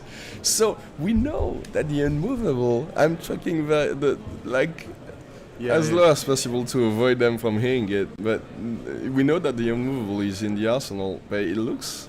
Yeah, he'll block it all with the unmovable and the CNC apparently. It's 7 plus 3. Yeah. You still get 1 lick damage. By this point, you don't have any ward. You Yeah. don't care much. I see a transcend card, I think. In hand. I think it's a path well traveled. Levels. Yeah. You're just gonna pitch it. Yeah. An arsenal, the CNC. And that's fully blocked, and you get the quicken. Yeah. Do you Very want the nice quicken? defending turn for Nathan Tomio there. I mean, that was 22 that was- plus 5. yeah. It was like 26 damage turn.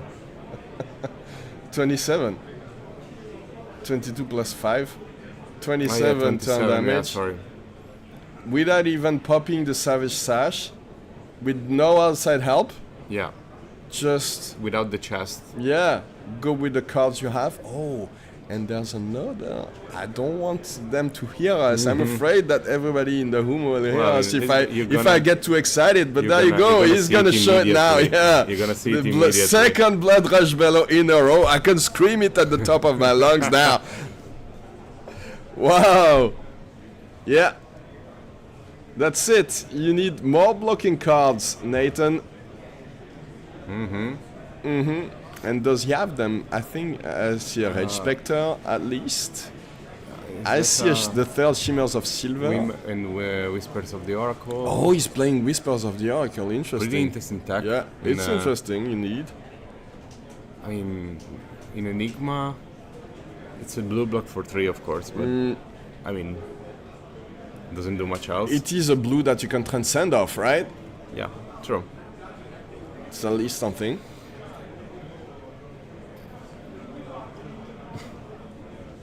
But yeah, did he get the second Art of War? It doesn't look like it, so it might be just... Sometimes that's just Mandible Claw into an attack. Oh, I think I see a swing big again.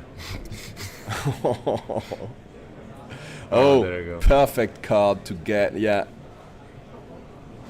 Hold the line, Nathan holding the line perfectly, so that's a clean 5 block there. And the Endless Mar, it will be attacking for 11, Yep. if my math is right. So he's putting the swing big at the bottom of the deck, probably for another cycle. It's a power card that you want to see, especially paired with the Beast Within. Oh, yeah. So you immediately can play it. Okay, Very good hit. Yeah. Removing 1 card with only no 6 one attack. hit is gone, yeah. And that's 11 damage. Pretty good. Yeah. 6. Taking 5 down to 15, Nathan. But now, 2 big power turns with Blood Rush Bellow are done. And Nathan managed to avoid leaking too much damage there. He Well, still he has blocked a 1 lot. card in hand. You can go for the CNC in the arsenal. It would waste the quicken, but I guess that's... You don't care much. Yeah, about the at quicken, this I think. point, I mean, there's no... Yeah, your opponent will be very happy taking it to the face. There's no arsenal on the Tudor side, so... Oh, no! So that was the second Shimmers of Silver, and at this point, They it start might to be adapt. worth... Yeah, maybe it might be worth just attacking into one of them. Or you just But- pummel the face until the opponent is Yeah, dead. well, yeah, I could... Yeah, maybe it's useless to try to get rid of these.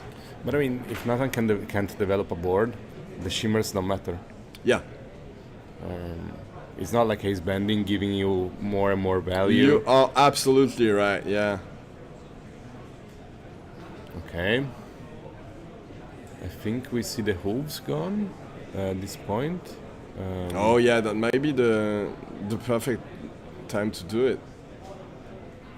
1, 2, 3. It's Okay, so Bologna Marauder will There be you go. attacking for 6 And we see with the hooves. hooves, so that means 1 action point.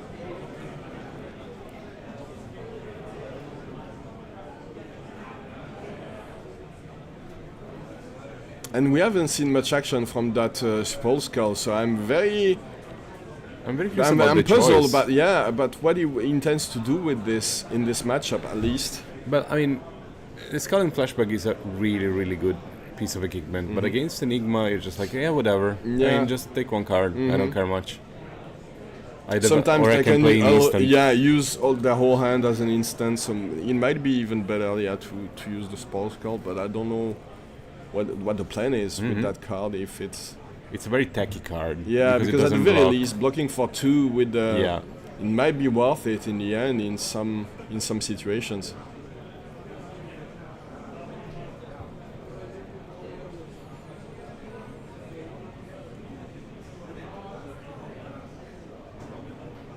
So the Blood Debt is turned off.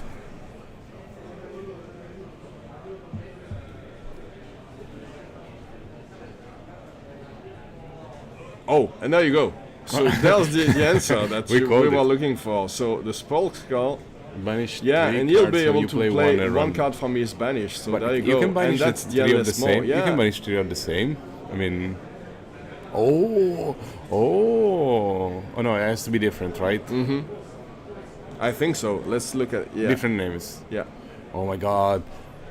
We might see another Oh, blood rush. if it's very interesting. Oh, okay. That was Interesting. 33% to hit the Blood Rush Bellow, but there you go. Nathan doesn't look very happy about it. Well, I guess, yeah. I would say so. Yeah. Let me look Wow. at this. Why has this never been Wow. played before? Why is it the first time I'm playing against this card? I mean, use it for the AB1 for sure, but I mean, you even have the AB2 on the head Yeah. for the Brute, so not even that. Crazy.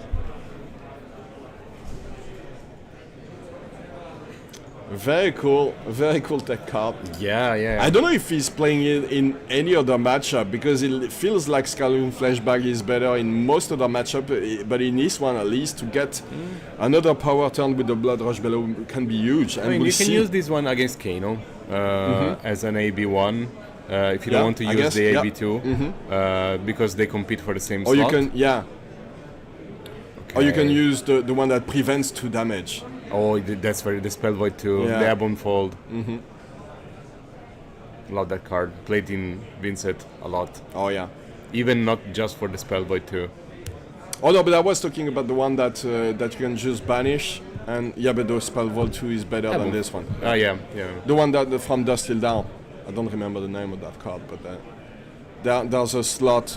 Each of the equipment slots has one that you can just banish. Ah, yeah. And yeah. And prevent the damage. Yeah. And that's Blood Depth 1. Yeah. Okay, I got it. But the Shadow Heroes don't need it because they have the Ebon Fold. Yeah, for the headpiece. Yeah. For the head- Sometimes just you for use the it for headpiece. for the legs and for the. And it doesn't have Blood Depth. Yeah. Very defensive build by Nathan. Like, managing to Yeah. block a lot. Okay, so 2 resources left. So what does he have? What's the last attack there? Swing big. That's still an attack for 5. I think we've seen 3 swing bigs, right? Yeah, we've seen 3.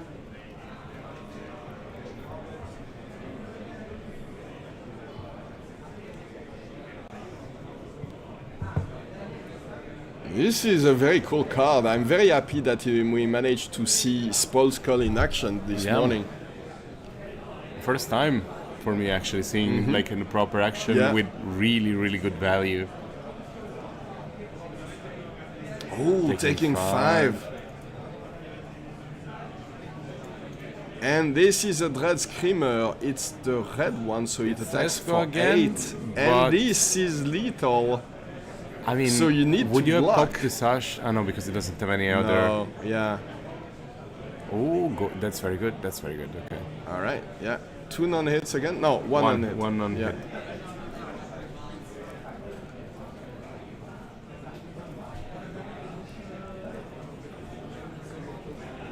Okay, Nathan, you need to block now. Yeah. Is any blocking for 2 of those cards? Oh, there is a Transcend card. Yeah, I mean, it's dropping the the other? water, so And it the can other? What it's if it's basically another minus Transcend? 1, but if it's both Transcend cards, it can be devastating. I mean, at least he could block can with block the with the prevent with the Meridian Meridian Pathway. pathway, and maybe use. No, because you have to use a blue card to transcend. Yeah, Otherwise, But you I- cannot transcend. yeah, but he can, if that's 2 Transcend cards, he can probably do it. No, I mean you He can play can both. transcend with both of course, them, course. and use one for the Yeah, wait. to pitch for the hero I know. power, and then Yeah, get but this- the block. But he's lethal though. If he's blocking like this, if he doesn't have a reaction. Yeah, he needs something. No, he doesn't get the chi, unless. I mean, this is losing the game. I mean, it doesn't work like this. No, he can. No, So because now he can prevent 3 damage with no, this, okay, yeah, and defense, use yeah, the okay, hero okay. power. So he blocks Yeah. blocks 6 damage. I mean, he blocks 2 and prevents 4. 1. Yeah, prevents 4 and uses. prevents 1. Oh yeah, so there's a waning vengeance as well. So he blocks it all. So that's 8, and he even keeps the spectral shield. Yep. Clean block. He still has 2 cards there. 1 in hand, 1 in the arsenal. And gets the second spectral shield. Oh, yes. Oh, very cool. So yeah. We forgot about because this. of the go again, he can use the Vile Inquisition Yes. to deal 1 damage. Take this 1 damage, man. Give me that spectral shield. So is he doing it before the activation of Waning Vengeance? Is there any way, or is that too late? No, it's an action, so it's not an instant. Oh yeah, right. You're right. So it's after the. All right. So, did he pop 1 shield? Where did the lose 1 life go? Or Oh, it's lose life. It's Yeah. not. it's So you lose can't. life. So he is at 5 actually. Yeah. Can we see the text of Vile Inquisition again, please? It's like lose 1 life. So Nathan So I think Temer there's should be no at way to 5. prevent it, right? Nathan Temer should be at 5, I think. Yeah, the lose. Oh, it wasn't blue, so it was. So okay, that was okay, an right. unmovable, so he didn't lose any. If it's life. blue, Yeah, if yeah, it's yeah. blue. Okay. So yeah, a bit unfortunate. Considering that half of the deck. I mean maybe more than half sometimes. Yeah, absolutely, Pascal Wings. But we Well, didn't sometimes you- remember the exact text Yeah. on that card that we've seen maybe once in our lives. But yeah, it looks like Doomsday is coming. Look at this. He put it on the board, so I'm not spoiling anything. There's a Doomsday coming. Wow. Oh yeah, oh nice. Look at that Wow. big spectral shield.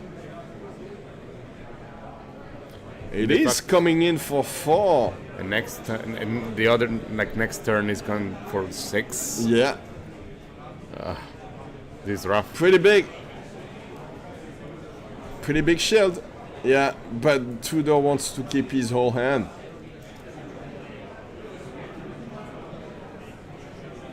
Okay, so yeah, he was very excited to show it's a that he had Doomsday. So Blast Moffat is hitting the board. He's harvesting souls. Look at this card. This is. Let's look at this. Oh, the go again. And the go again is coming as well. So Blast Moffat into Art of War. This is a nice turn. Wow. Okay. Let's see what he can do with 2 action points. Shadow Realm Horror. Shadow Realm Horror. Shadow Realm Horror Alarm. This is huge. This is very big. Yeah. Yeah. Oh. Okay. Just one. One hit. Unfortunate. Well, he did Yeah. have go again anyways, Yes. because he chose for the. I assume he did. Yeah. Yeah, it does. So that's 7 into 6 from Blast Moffat. taking one, losing one shield out of it. Yeah. And this one, But I think this Nathan big just want demon. to defend his shield, blocking with 2 if he can. If he kind of, yeah, I does don't he have see the 2 blocking cards? I think he has a manifestation of Mirror Guy and a Transcend card. Wow. Yeah. So he won't be able to do it. And he needs to And block he this. Yeah, so that's... He'll go down to 2? No, he needs to block with the Tunic. He goes to 2 if with the Spectral Shield. Yeah. So But he wants to keep these 2 cards. yeah, I guess.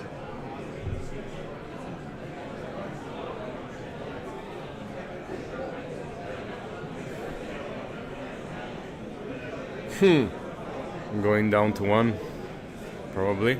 But it means he has no way to clear this Blast Moffat next turn if he, Absolutely if he not. does that. Absolutely so not. it will be devastating. Yeah, it goes down to 1. But it's hard for Tudor to attack with it and another attack. Yeah, for He needs to find a way to get go again. Which there are ways, of course. Just like the hooves are gone, for example. Yeah. It's not that easy. But he can also block with pretty much everything if he wants. Oh, wait, no, he attacks. It attacks for 6 actually. Yeah. But he has no way to attack with it, yeah. So it's on the board. And just there. It can attack, yeah. As soon as he can attack, it will attack for 6, so he can presumably destroy Blast if Moffat he and can send it attack. back to the Shadow Realm. But for now, it's on the board, and if Tudor can find a way to get go again, he can attack with it. Yeah, this end doesn't look like go again heavy, not by any means.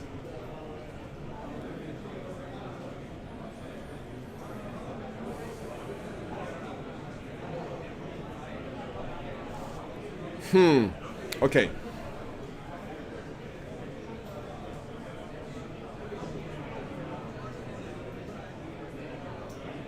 Oh God.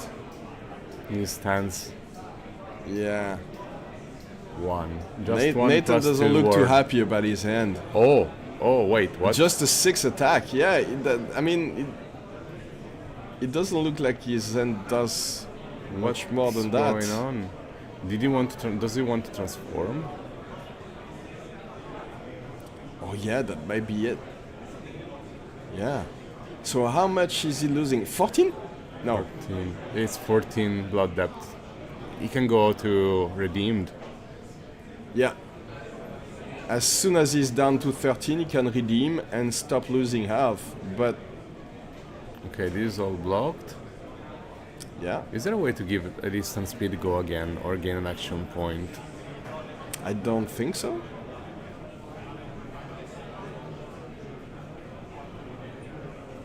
Because there was a very mild turn for Tudor.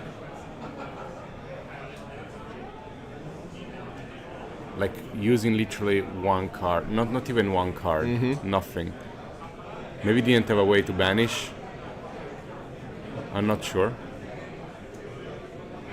Oh, so that's an attack for 6. For 6. No, for No, 8. for 8, yeah. Next time is going to be 10. No. 12. It goes to 6 counters. It goes for 12.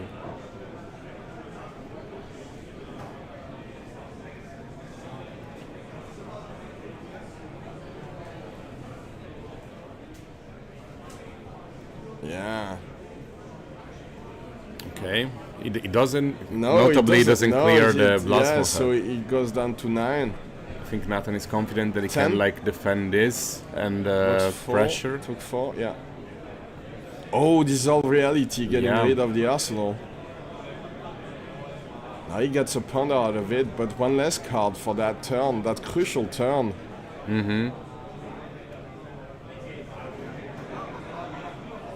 Pretty strong. Dissolve Reality are really, really strong card in certain matchups. Okay, we'll see what Tudor can do about this. Okay, we see another Mira guy, another weakest link. The whole end block. Oh no, a chi, there is a chi. And look at that. So that manifestation of Miragai who came onto the field with like being just a small manifestation of Miragai with only 2 counters is now up to 4 counters, and it will be up to 6 if it stays on the board, which will be insane. Manifestation is like with double shimmers. It will be It's crazy. an insane combo. Yeah. Because I notably, mean, how do you deal with this? It's an attack for 12 go again next turn. Yeah. And For just also one blocks resource. 2 more every time because it has word X. Yeah. That has to be Tudor doesn't like it. That has to be gone, to be honest. And most of the time, Lee's brute heroes are very happy when their opponent is down to 1 because they just need to find a swing, a reckless swing, and win on the spot. But that doesn't happen when you're playing versus Enigma. Yeah. She has too many wards, so she can prevent the damage. Tudor doesn't seem to have a proper clean line. No. And Maybe there's Nathan is needed there just one turn. Is there a wall ride? Looks like it. Yeah. He needed just one turn of Tudor having a wrong hand, and he just stuck with Blasphemous with full hand. I don't know. This is weird. So maybe he can just wild ride into, if he pops the sash, can you wild ride into Mandible Claw into Blast Moffat? Maybe? Could be. It's a really pivotal turn. Yeah. He really needs. He needs a blue and he needs to hit on the wild ride. Oh, that's a Dread Screamer. Okay, so that Still the Screamer same works. thing. Yeah. But there are 3 non-hits in the graveyard, so Yeah. that's why it's probably that tense. Oh, it does, if he doesn't hit, it has to go again for the. Oh no, it was a might token. Sorry. Yeah. Okay. Okay, That's a there's hit. There you Okay, go. perfect. Oh. Now we want a non-hit. Okay. Okay, perfect. So that's 5 go again on the Dread Screamer. He'll be able to I think he attack was with the thinking Blast that- Moffat next. If he was a non-hit, he would just die pretty much. I think now he push with Mandibles maybe, or Blast Moffat. I mean, he can. Yeah, you I know can Mandible go doesn't have to go Mandible. again. He didn't. Oh, he discard. didn't discard, yeah. So it's just 5 into 6, Yeah. which for most of the game, Nathan has been able to block these attacks very efficiently. So I think he wants to block with this plus the Sing Below in his hand. Yeah, so Tunic plus Sing Below is exactly 5.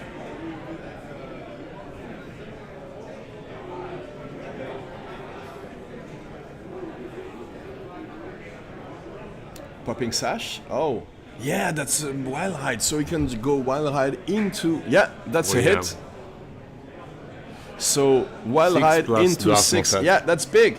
Might be enough. So let's see what Nathan can do. So he can block 4 with the manifestation of Miragai. He has another manifestation of Miragai in his hand. And I don't remember what's in the arsenal, but if it's not a blocking card... He loses this Miragai. Yeah, that's 12 damage to block over these 2 attacks. He loses this Miragai. Yeah, at least Nathan Tudor will be very happy to see this Miragai leave the board. But Like there a any way sign, to do a more sign than of that? relief at least. yeah,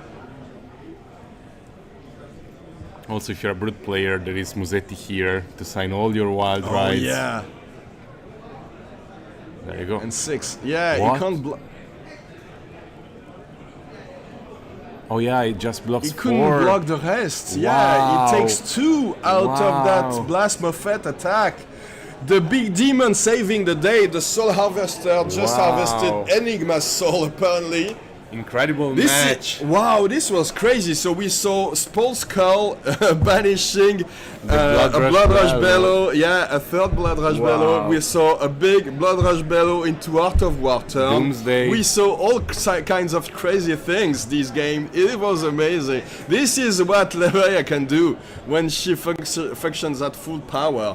And very well played by Tudor, by the way. yeah, incredible plays. And I think that's why we see more Levias than Kaios these days. You can see the power right here. The ceiling is like off the charts. Yeah. So, well played, Tudor. Let's take a look at the metagame breakdown. Okay. Yeah, there you go. Oh, so Zen is back on top, apparently. Look at more Zen than new. Yeah. But a good spread of like heroes, especially like Zen, Aelia, Enigma, Nu, Kano, Levia. More dashes. Around. Look at More that. dashes. Max is gone and Dash is back. Max did what he had to do yesterday, and now it's gone. Back to sniffing glue, as the Max gang explained to me last night. So, by the way, I was invited to the Max gang Discord. I was very honored to be part of that gang. And there's a group of maybe 100 players who talk only about Max. And it was very cool to see. I had no idea that there were so many like enthusiastic, like crazy Max players around the world. So that was very nice to see. They must be very happy at the moment. Yeah. Yeah, they were very, very excited about the win. Lots of players that would love to be able to play Max every single tournament just stopped playing Max because they felt that it wasn't good enough. But like yesterday, Francesco proved that he was good enough to compete in this environment. I mean, in this winning a battle Hardened. Yeah, that's not an easy feat. Yeah, definitely. 99 player battle Hardened in Italy, pretty good. So yeah, 6 Levias, 5 dashes, 4 Riptides, 4 Victors, 4 Chaos, 3 Bolt-in, so 1 more than yesterday. And it looks like the lone Fire player from yesterday came back with Fire again today. A couple of Insets, 2 Prisms, 1 Kasai, 1 Katsu. I saw the Katsu player because he was on stream yesterday, and I think he's back. So yeah, 1 Katsu left. But a good spread. I mean, not a single hero overpowering anybody else. That's a good sign. This is a healthy spread of heroes, I think. We'll see how the top 8 is going to go, to be honest.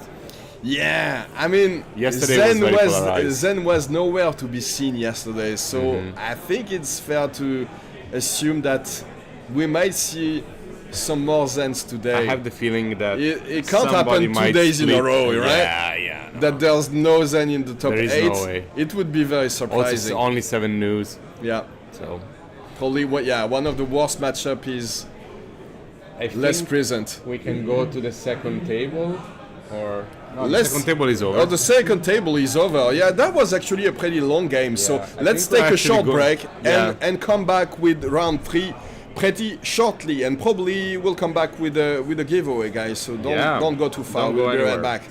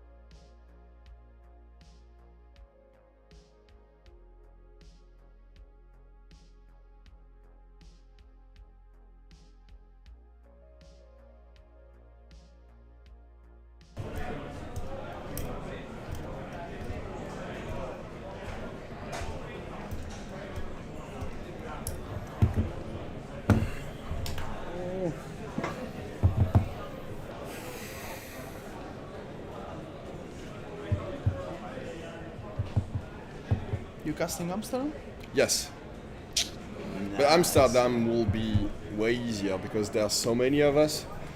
Oh yeah. Like in terms of energy, like you cast one game and then you're done for maybe 1 hour because two other pairings go up to cast the other game. So sometimes it's harder because you're not in the flow of the tournament. You don't cast 2 or 3 games in a row, and after 3 games, I'm always better at casting than on the first one. Yeah. But it's way easier overall because Spicy one. oh nice. You love it.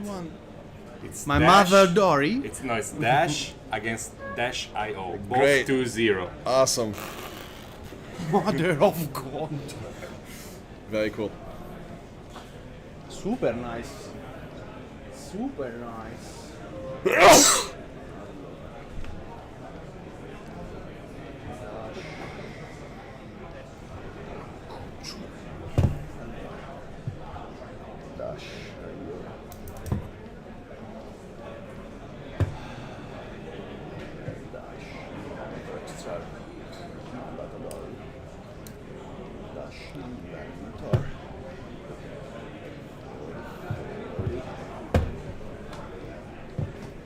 We will have. Sì, già detto. Grazie. Dash IO. Perfect. Versus Dash. Yeah. Dash Nice. Dash. Yeah. Seems fun. Perfect. Metti And la Andrea dash is normale sul player 2 già che se uno sedessi. Chi ti metto? Vabbè, se no è uguale. Ah, io dove? Dimmi tu.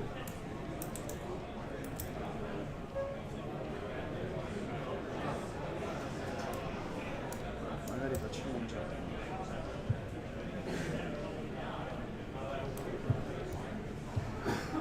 Allora, lascio io 30.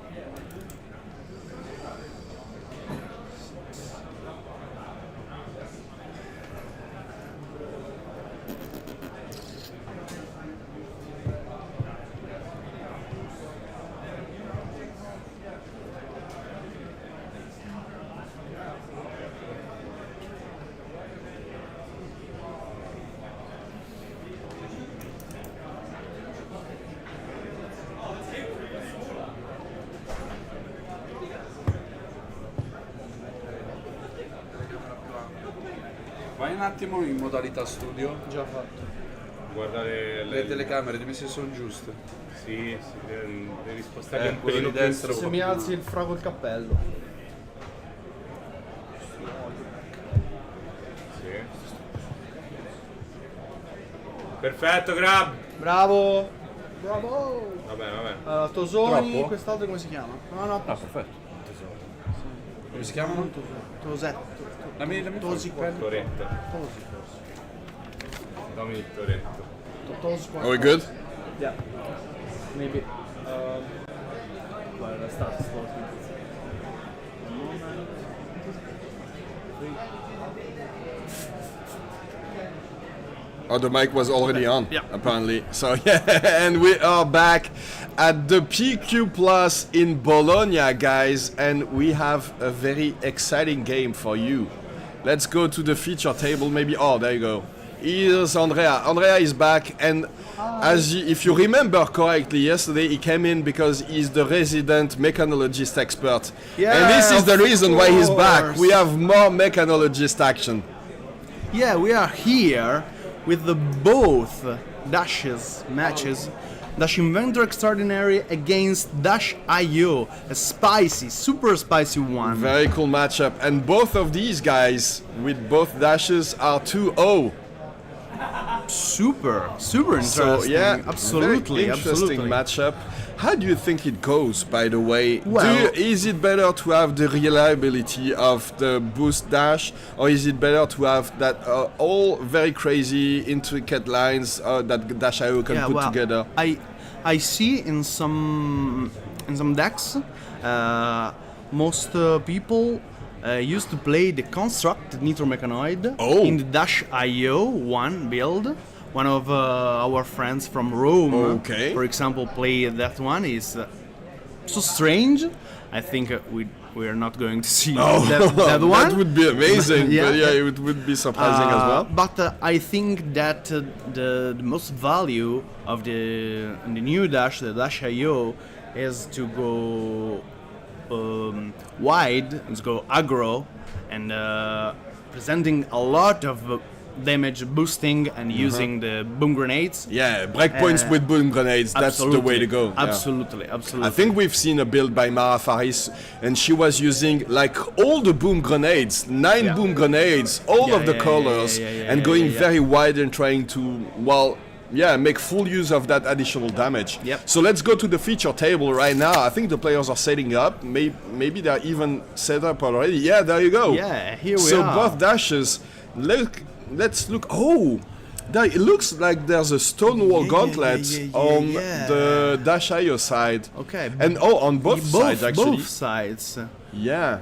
Well, it's incredible to see this stuff here. I personally think that the use of the gauntlet is here because they do not have much any other slots on the arms equipment.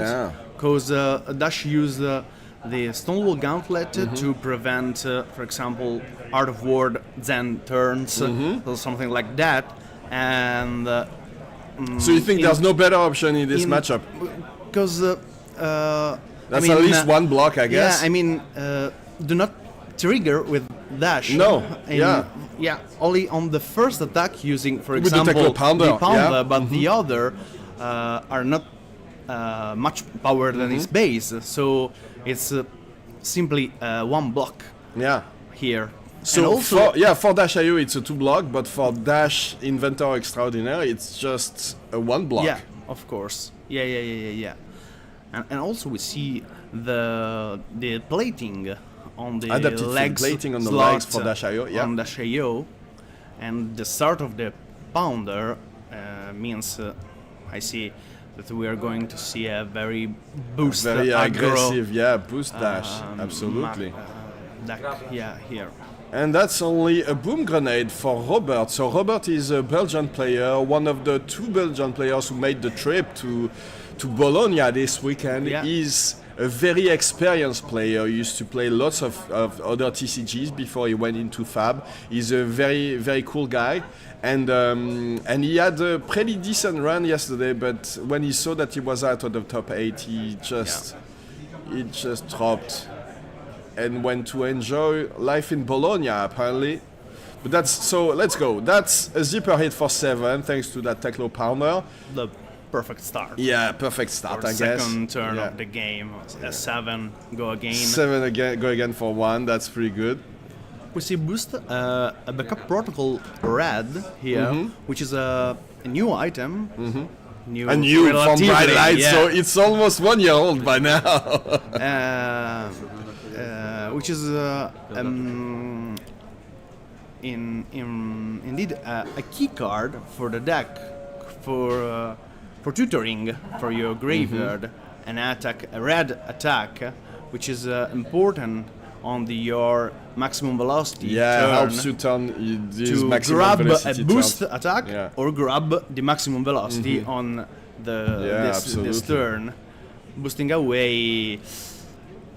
It will be sad, but not the end of the world. Yeah.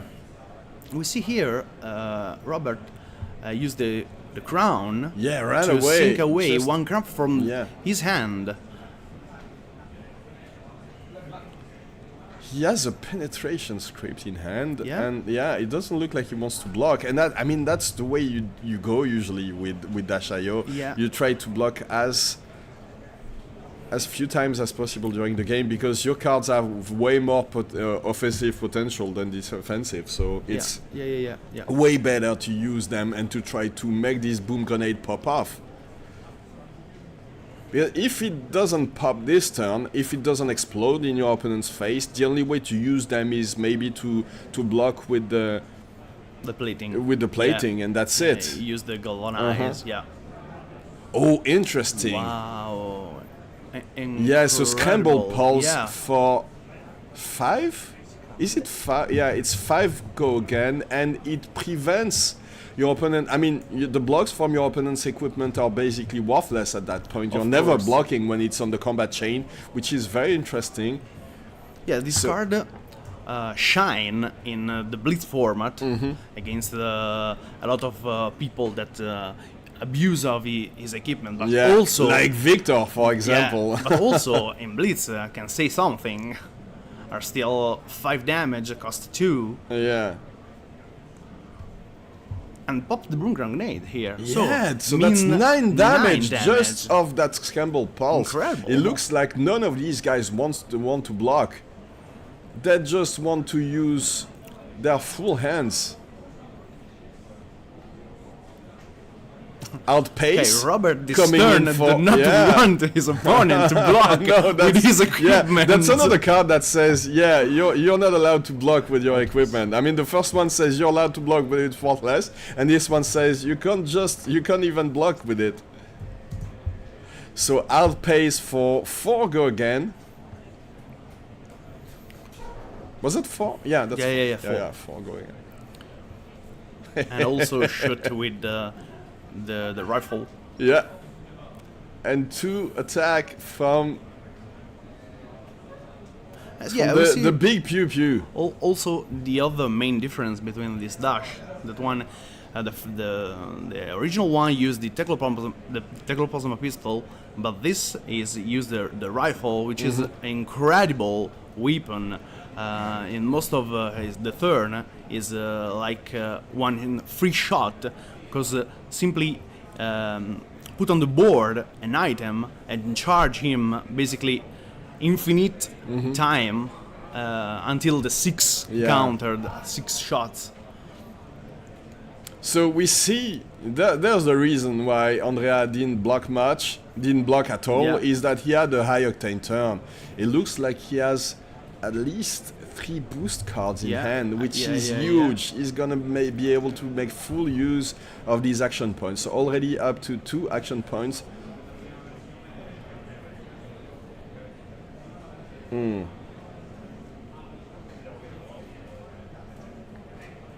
It looks at least like Robert is considering blocking now. Yeah, so that would be a 2 block with the Stonewall Gauntlet.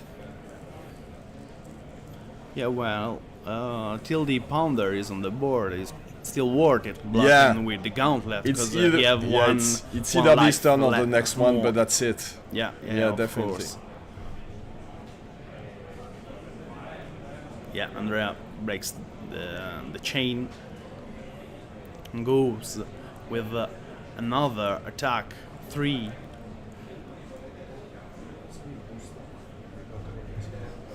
Yeah, so this one, but the only way to get it boosted there would be to banish an item. Oh, look at this! So he had 3 boost attack for 0. So the Sprocket Rocket into the 0 to 60. All costing 0. All costing 0. So it means a lot of action points and action. Yeah, I mean, if he has another blue, he can attack 4 times with the pistol. We're thinking also to use the Achilles to get another extra action point. Oh, you can already do it. Yeah. So yeah, just activating the Teclo Foundry Art, getting up to 3 resources. Yes. And he'll be able, to attack with the gun 4 times. We see the first shot. 1 in hand, 3 resources. This is so big. Yeah, of course. Not as impressive as a Max Nitro when they managed to get the mech on the board and high octane, obviously, but that's already pretty good.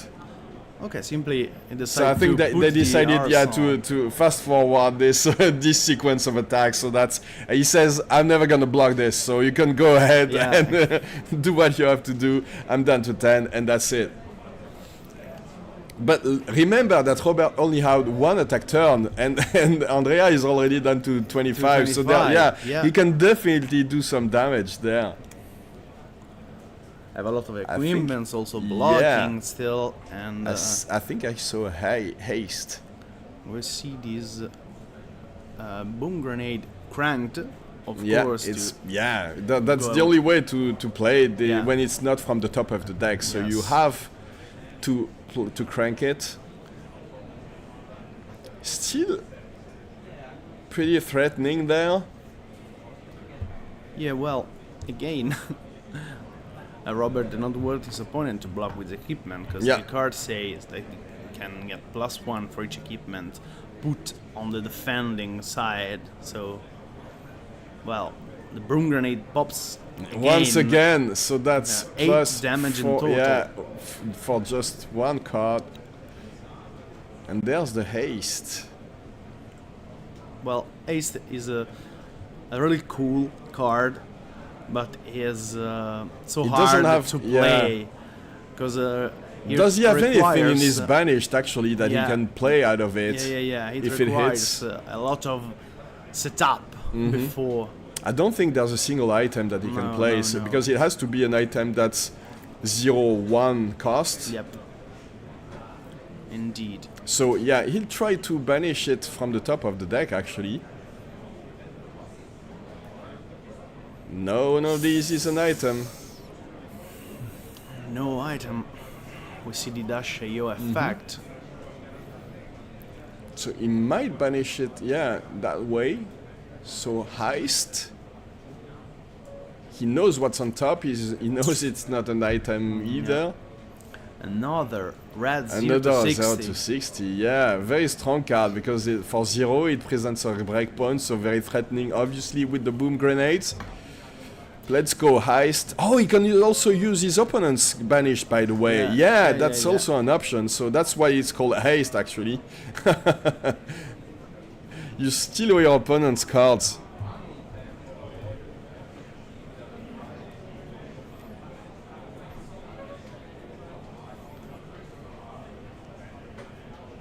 Yeah, so it would work with the backup protocol red, actually. Okay.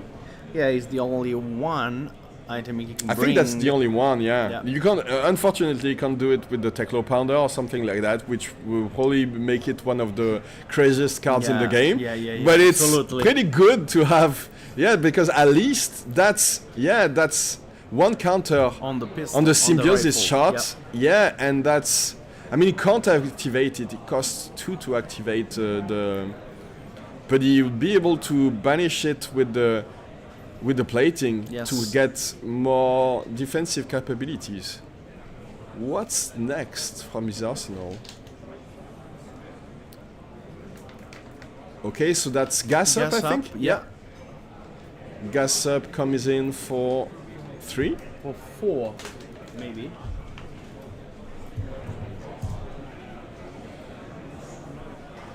Si chiama gas up. No, gas up.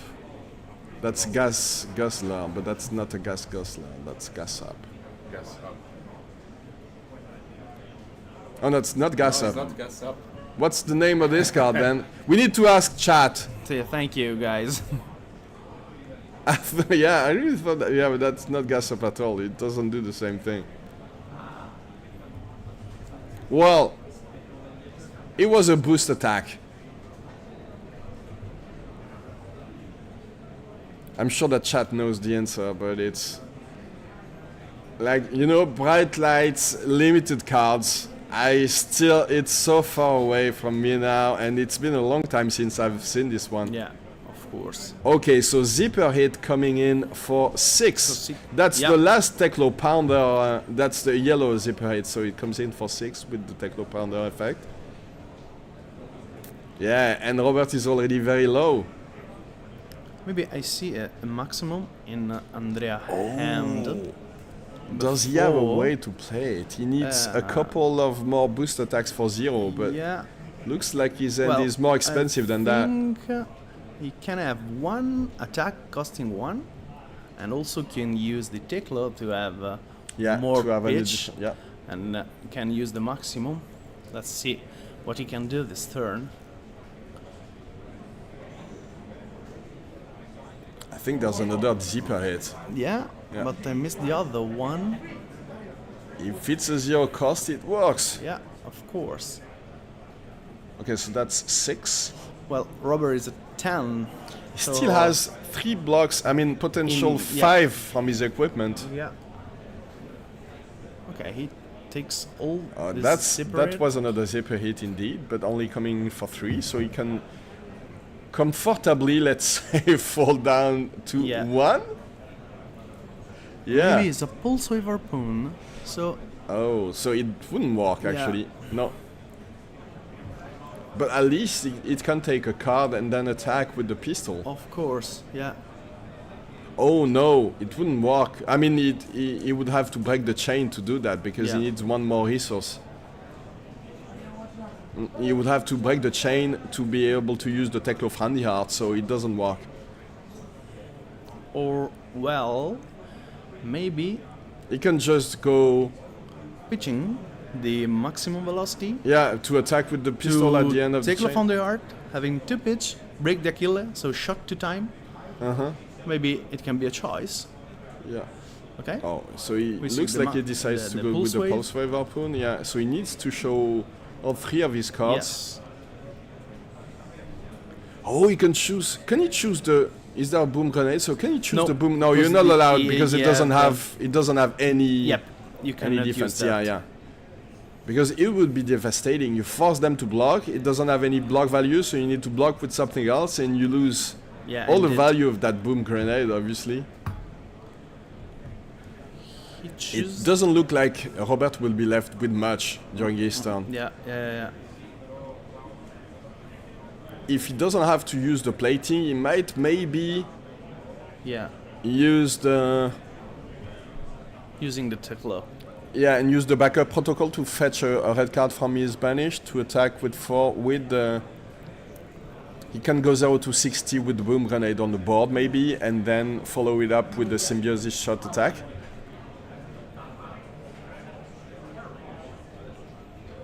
Yeah, but it looks like Andrea is in a pretty good shape now. So this doesn't necessarily demand any block, it's just an attack for 2. You See, know that there's going- 1 resource, so of it will course. be 2 pistol attacks. So you can block, you can block this one with a Foundry Heart, and just Absolutely. not block the second one. There you go. See the So Achilles. popping yeah, the Achilles. and shot the second time. He can also put the Tekla on the art again. Oh, yeah. And going to 2. Oh, he decided not to. Okay. But Well, that's potential 4 block for next turn. So he probably has to use the. I think he has to use the backup protocol now to get yeah, I think one of the so, 0 yeah. to 60s. Yeah, yeah, yeah. Oh, he Or do maybe- not have. Oh no, he banished them. He doesn't have them in the. No. Yeah, so he Maybe can take the an outpace. Yeah. He can pay for it because he has a blue, I think. So he can pay for the backup protocol. Still have 1 floating and go with the outpace. With the boom grenade on the board, but that's not the best.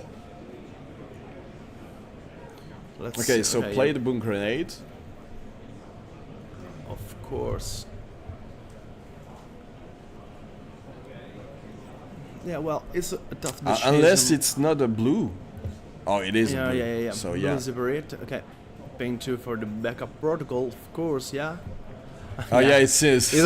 It's Andreas one, yeah.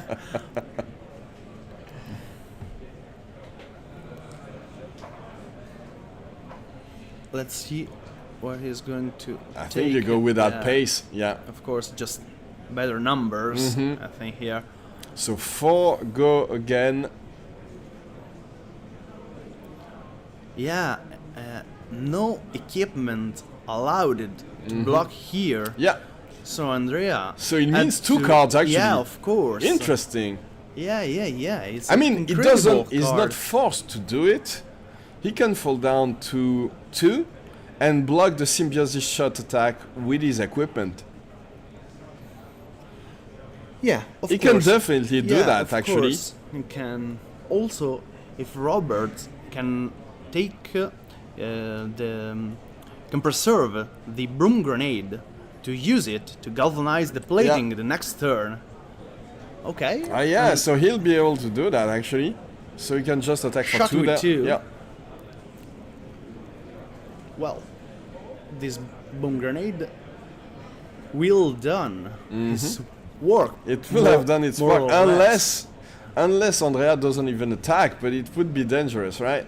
Yeah. Oh, We it see will a be zipper hit 5. into Tecloplasma Pistol, into Pew Pew. So that's 7 attack this turn. And as you said, you can galvanize, but you need to... So you would need to block with 1 card from hand, and then use the plating with galvanize to block the zipper hit, and then use another card to block the Tecloplasma Pistol. That's at least 2 cards gone.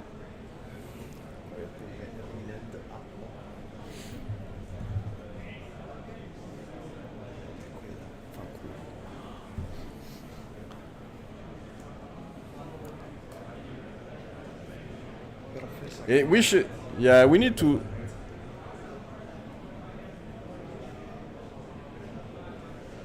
It looks like a very difficult turn for Robert there. Oh, soup up.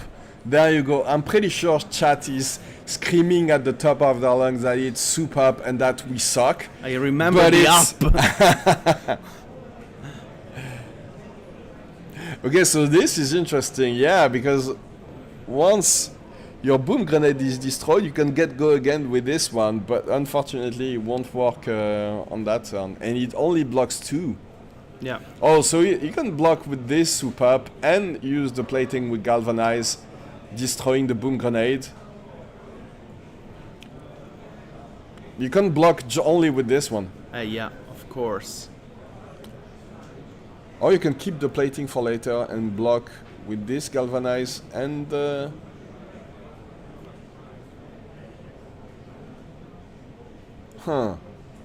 His all value choice here is not an easy decision, because you can do both on this thing, but well, we see Roberts prefer yeah, to so use that's 5. the plating galvanize.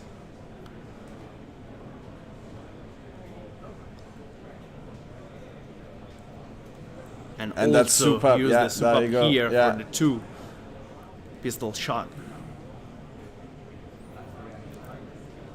I mean, the best thing he can do maybe is...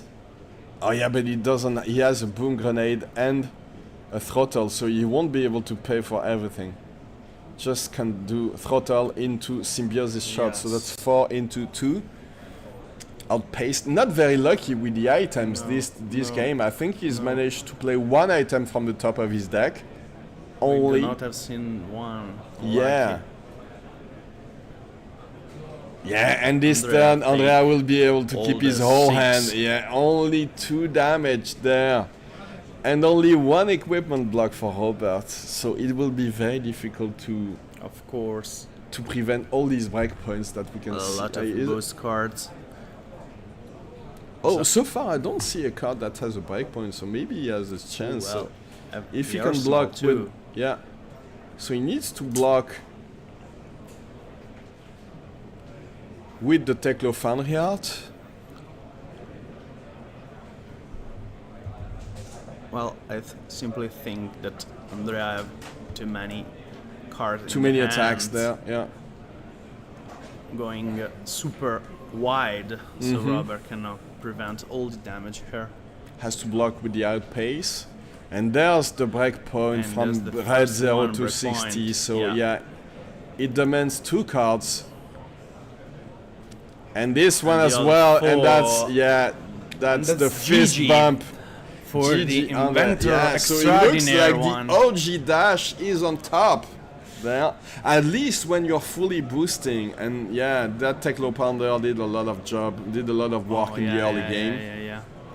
Starting second, you can have the max value of the Teclo Pounder, Yeah, so for sure. that 6 damage will be a lot of damage extra to your opponent, and Yeah. maybe Oh, was that a TikTok clock? yeah, which is an incredible card in mirror game, because it forced your opponent to break an item, so having the entire playstyle based on item things, it'd be tough Very to the interesting, mechanologist. yeah.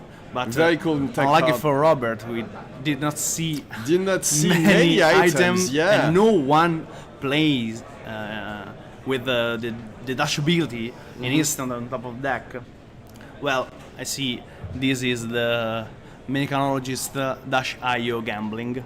You cannot do nothing to search item or to fix.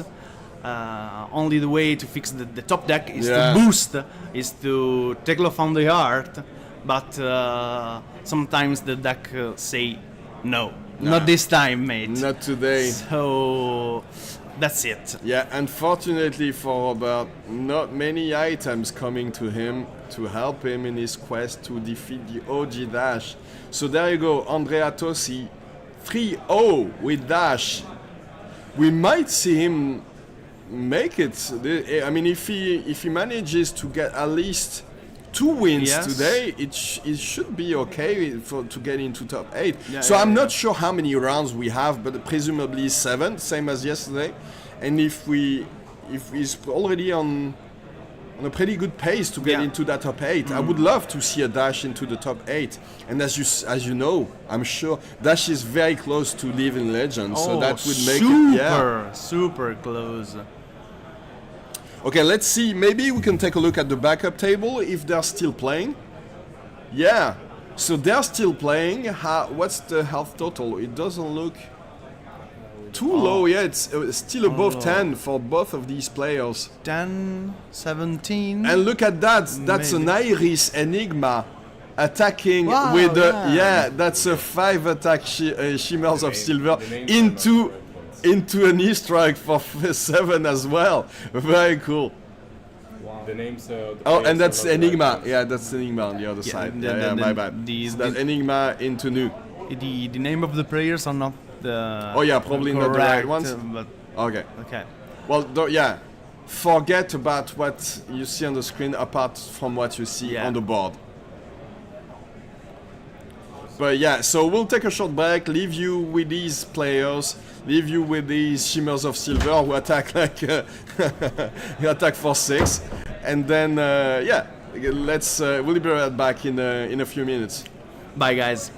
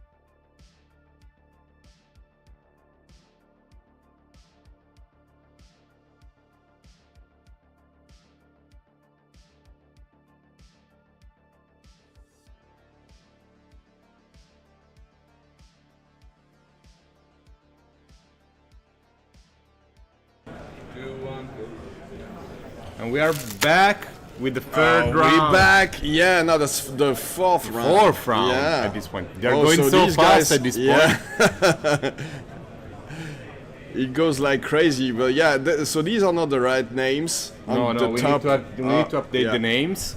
I assume that both of these guys are 3-0, and it will be Kayo versus Victor on the left. Yeah. Is that the guy that you mentioned was playing a more aggressive version of Victor? It should be the one. Should be the one that is playing a more aggressive version of it. And we see the ever-present Scalding Flashback. Oh, Nothing surprising on the other side. Nothing surprising on the Victor side either. You play with the Balance of Justice, obviously. You play with the new and with the new Guardian gloves, the Guardian arms equipment that the Gauntlets of Iron Will that were released in Heavy Hitters, obviously. You played with the Aurum Civic Aegis. Steps. And Civic Steps, of course. But I'm not a Guardian player, so I might ask you, why don't you play Victor's weapon? Because in this match, I guess you lose some clashes.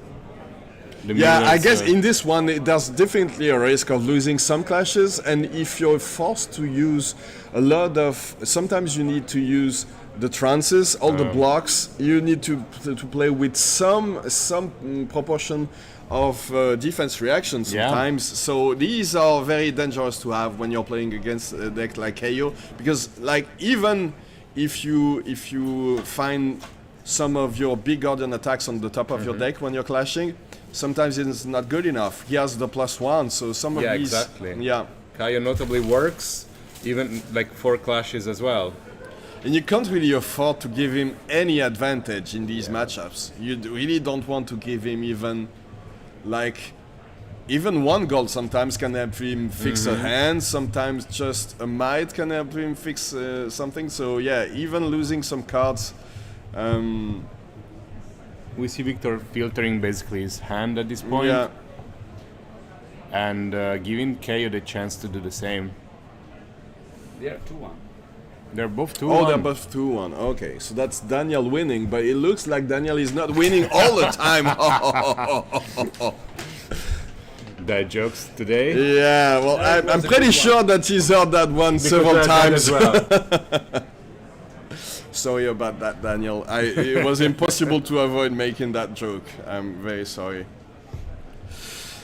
Okay, now there we see a Bear Fangs, and that's one of the cards that we didn't see when there was a Kayo on stream earlier today, and I love this Such a card so strong much. card. Yeah, So much power. value on just 1 card. yeah, and we see And it there you just go. now. You can just play it, attack for 8, and you're very happy. It's like a swing big without the downside. The thing is, you maybe don't want to play a full hand when you don't have a way of giving go again with Kayo. But again, it's his first turn, so he's just gonna waste 1 card probably. Yeah. So that's an attack for 8 with the see a might on swing- top, we so see a that's swing basically big. 9 value. We see a swing big in the hand, and the other is Wild Ride. Oh, this is Both next rides. turn will be very, very strong.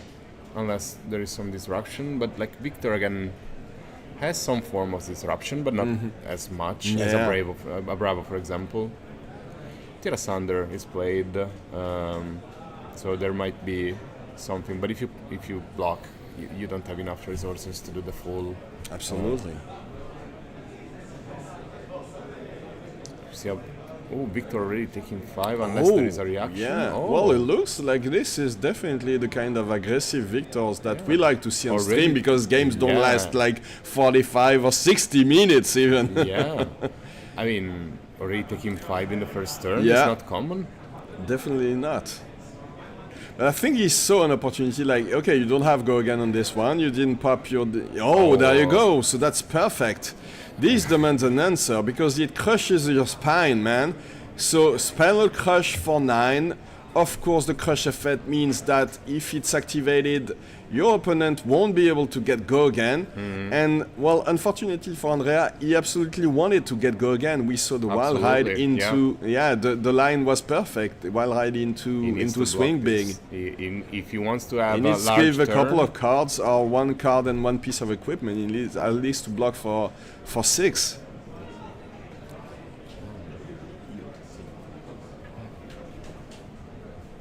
This is very nice. We see choke slam, all kinds of cards that can give him some value when they hit, when the crush effect is activated. So that's all very strong in this matchup.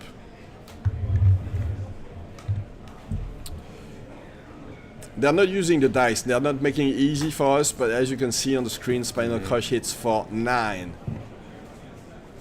Which means that not even a block from the equipment plus a card from hand is enough. You need to block for 6. To stop the crush, at least. You need 2 cards. You can't block with 1 card and two blocks from the equipment. Yeah, that's You need true. at least 6, so that means 2 cards. Yeah. That means... Or the equipment at this point. You need to give... oh, but look at that. If he wants to block with 2 cards from hand, he needs to get rid of the swing big. Because I think there is an agile wind-up that was only blocks for 2. And the wall ride doesn't even block. Yeah. Huh, interesting. So maybe you block for 6 and just attack with the swing big, I guess.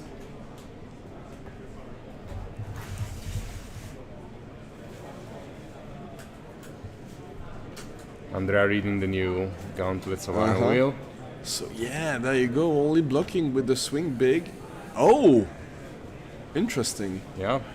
Again, using the equipment. So blocking for 7, only taking 2. Signaling clearly that he wants to go wide. Yeah, he wanted to keep at least 3 cards. So...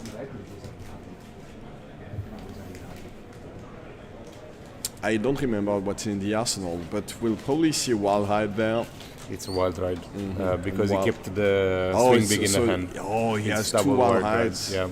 Yeah, so he'll play this one.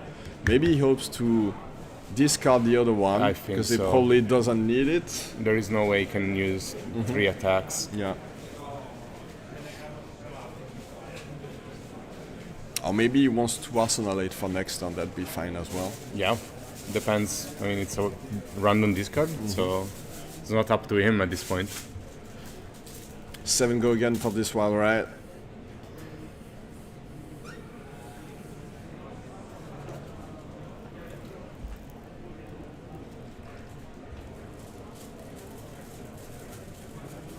Oh, there you go. The second one is gone. Yeah, I mean, Still not much choice getting there. a mite out of it. Yeah. Oh, look at that. It looks like there's a CNC that he drew from that wild ride. So you can go... Yeah, this is a very nice turn. You can go wild ride into CNC, making it very hard to block.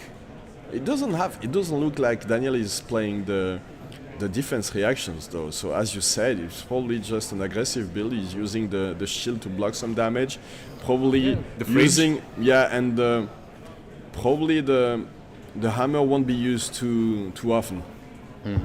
Wants to use the crush effect on some of these cards. Classic. Command and Conquer. Yeah. Coming in for 6. Threatening the arsenal. Well, maybe I lied because it looks like he'll have to attack with just a hammer next turn. Probably. Yeah, Still pitching fine, though. the Goldman Estate. There you go. Yeah. Daniel values really this arsenal that he's keeping there for quite some time.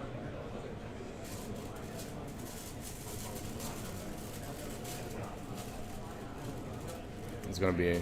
Oh, wait. No, you're he's playing going to the visit Goldman it. Estate. Yeah. Nice. Okay. Nice visit to his home, presumably Goldman Estate. I guess so. Look at the lions in front of it. Yeah. Right. And hammer. And hammer, yeah, hammer for 4, I guess. Always good. Incredible when you have 3 gold at that point. Yeah. The value is of Oh, there you go. We've seen it. We've reached the point where it's time for a Blood Rush Bellow, guys. So, one of the strongest turns that Kayo can put together. So, yeah, Brute Classic at this point. But only with 4 cards. Not. So he doesn't have an arsenal, and I mean. You still go There's for it. no, yeah, that's what I was about to say. When you have it in hand, regardless of the number of cards that you have, you just play it. There's a pulping as well. It might be time to pop the sash, actually. I think so. Huh. I think if he wants to make full use of it, he has to pop the sash. So, yeah. Perfect time to block with the Balance of Justice. He'll be able to destroy it to draw 1 card. Still took 4 damage on that Mandible Claw swing. Yeah, I mean, it still attacks for 6 on a weapon for 2. Go Pretty again. good, yeah, pretty good. Okay, and the Pack Hunt, which would intimidate 1 card. But first, he wants to draw. He wants to draw from. Look at that hand. Balance of 5 Justice, cards yeah. plus 1 in arsenal.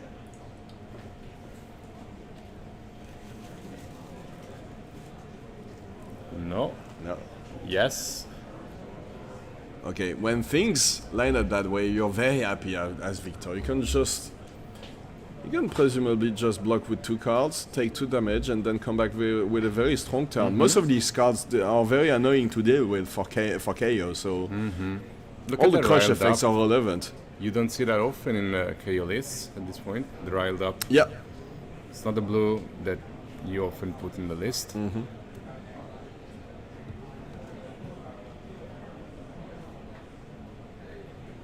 And to me, it seems like a stock KO at this point that has been developed and refined throughout the last months. No, nothing out of the ordinary. I'm more interested in seeing how this Victor is going to play. All blues with crush.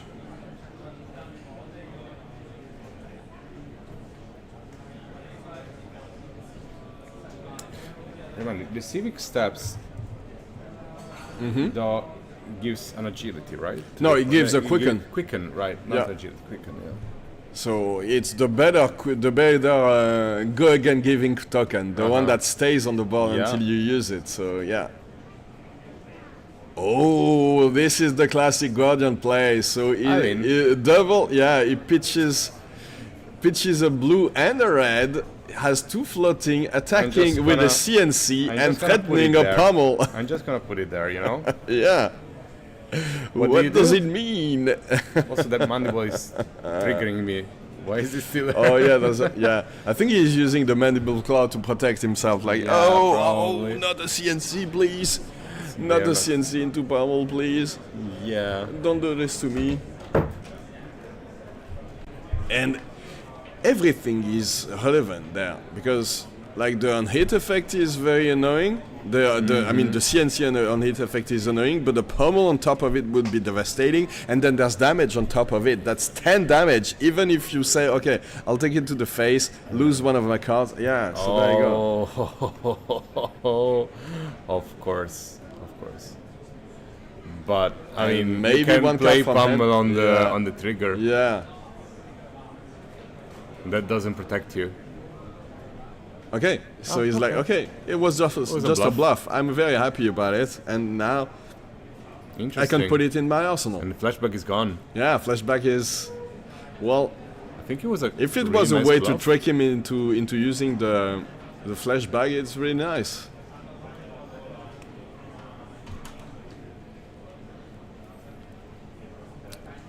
Maybe Andrea will come back with his own CNC. Oh, it will be. It No, might be pulping into pulping. CNC, actually.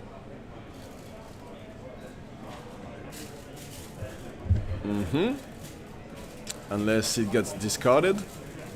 No, that's a mighty wind-up. So that's still an option. That's a 6. Dominate. Go again. Yeah, dominate, go again. What a strong card, by the way, Pulping is. And using also the yellows because, I mean, they're for 5, Yeah, but it doesn't matter to you, and getting them to 6 with the might token. Yeah. Like, it's like playing Such 6 a of strong your card. best cards. Other birds cannot afford it.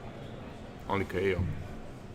And this is why it's a consideration. It's always interesting when you're playing Victor in these matchups to play defense reaction because it helps you defend those big pulping attacks. Yeah. And if he doesn't pack them, might make it very difficult to block this turn cleanly. You'll take at least 3 damage from this one, and then the CNC will be very annoying to block. I mean, you'll be left with just 1 card in hand. Oh, I think I see a pummel. He takes it. Okay, Daniel. You're that kind of casual Victor 19. player. Love it. 19 to 34. Oh, so he has a choice to make. He can either go with CNC or it could have been the Bear Fangs. He had a choice, actually. Oh no, think he is wants Bear to- Fangs for 3? I don't remember. No. I'll tell you in a second. I'm pretty sure it's not. No, I think it's 2. Yeah, it's 2.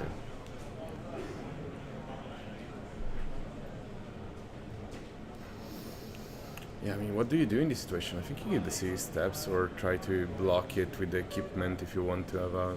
I mean, But you're that's 2 pieces of equipment and 1 card Yeah, from hand, and you absolutely, lose 1 block absolutely. value out of it, so it's... But you need to not recover from great. this somehow. Yeah. Or we also have the shield, by the way. Oh yes.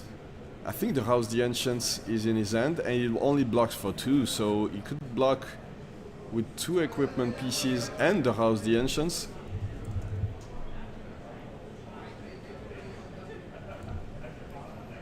Make use of that, of that 2 block. I think he'd rather keep it, right? Yeah, that's there is why. no way- there is no way. It was like, if there's no disruption, I'm very happy going. Can I give gauntlets, Yeah, civic how's steps, the and ancient the, into- yeah. and the shield? Oh yeah, right. I forgot about the shield. I totally forgot about it. But You can- just use all his equipment at that point. But You need to recover at some point. I mean, the opponent already used most of Yeah. his equipment. oh, there you go. okay, yeah, Rose is not not using the enough. civic steps, but yeah. I mean, giving. I mean, there's quicken- not. I mean, at this point, it's not really important to use the House the Ancients. We'd rather have it for the end of the game. And we saw that he pitched 1 for later, so there's 1 coming. Like, if the game goes long enough, there will be 1 coming back. And this one at this point in the game is pretty much useless. Your opponent is very happy taking 7 to the face, and there's already a Zealous Belting. So that's this is like Blast Yeah. from the past for oh, Guardians. yeah. But at the same time, It wasn't that long ago, actually. Zealous Belting is from Monarch, but both of Since these cards are forever from ago. Monarch. I mean, yeah. I started playing right before Monarch, so I remember these like it was yesterday. it I doesn't feel started like playing long with ago. Monarch, but it was mainly used by Guardians to clean Yeah. the dragons. As a way of having go again, Rose the Ancient, Zealous Belting, going kinda wide Yeah. as a Guardian. It was the only way of cleaning up like a big board of dragons. Okay. Yeah, and as we said, very happy to take everything. That's only No 9 disruption. damage. I mean- Only 9 damage, Yeah, but it's no disruption. No disruption, so yeah, Okay, it's just okay. I'm happy. I can do 19. It's fine. for sure. And now we can go pulping. Oh, And you that's see- the Blood Rush Bellow, yeah. And you see why you can do 19. Wow, this will be another strong turn. If he doesn't discard the Bear Fangs for 10 is devastating. Oh, losing the pulping has to be a bit annoying. Yeah. Yeah. I think there's a swing big. I didn't So see. I'm pretty sure it's the time to pop the sash now. You pop Savage Sash, and that's the best way to make full use of your hand there. Probably. It depends on what he has. I in haven't, hand, I didn't see. I haven't seen the exact composition of his hand. Maybe if he has a blue, he can afford just to keep it for later. But it looks like a nice moment to use it.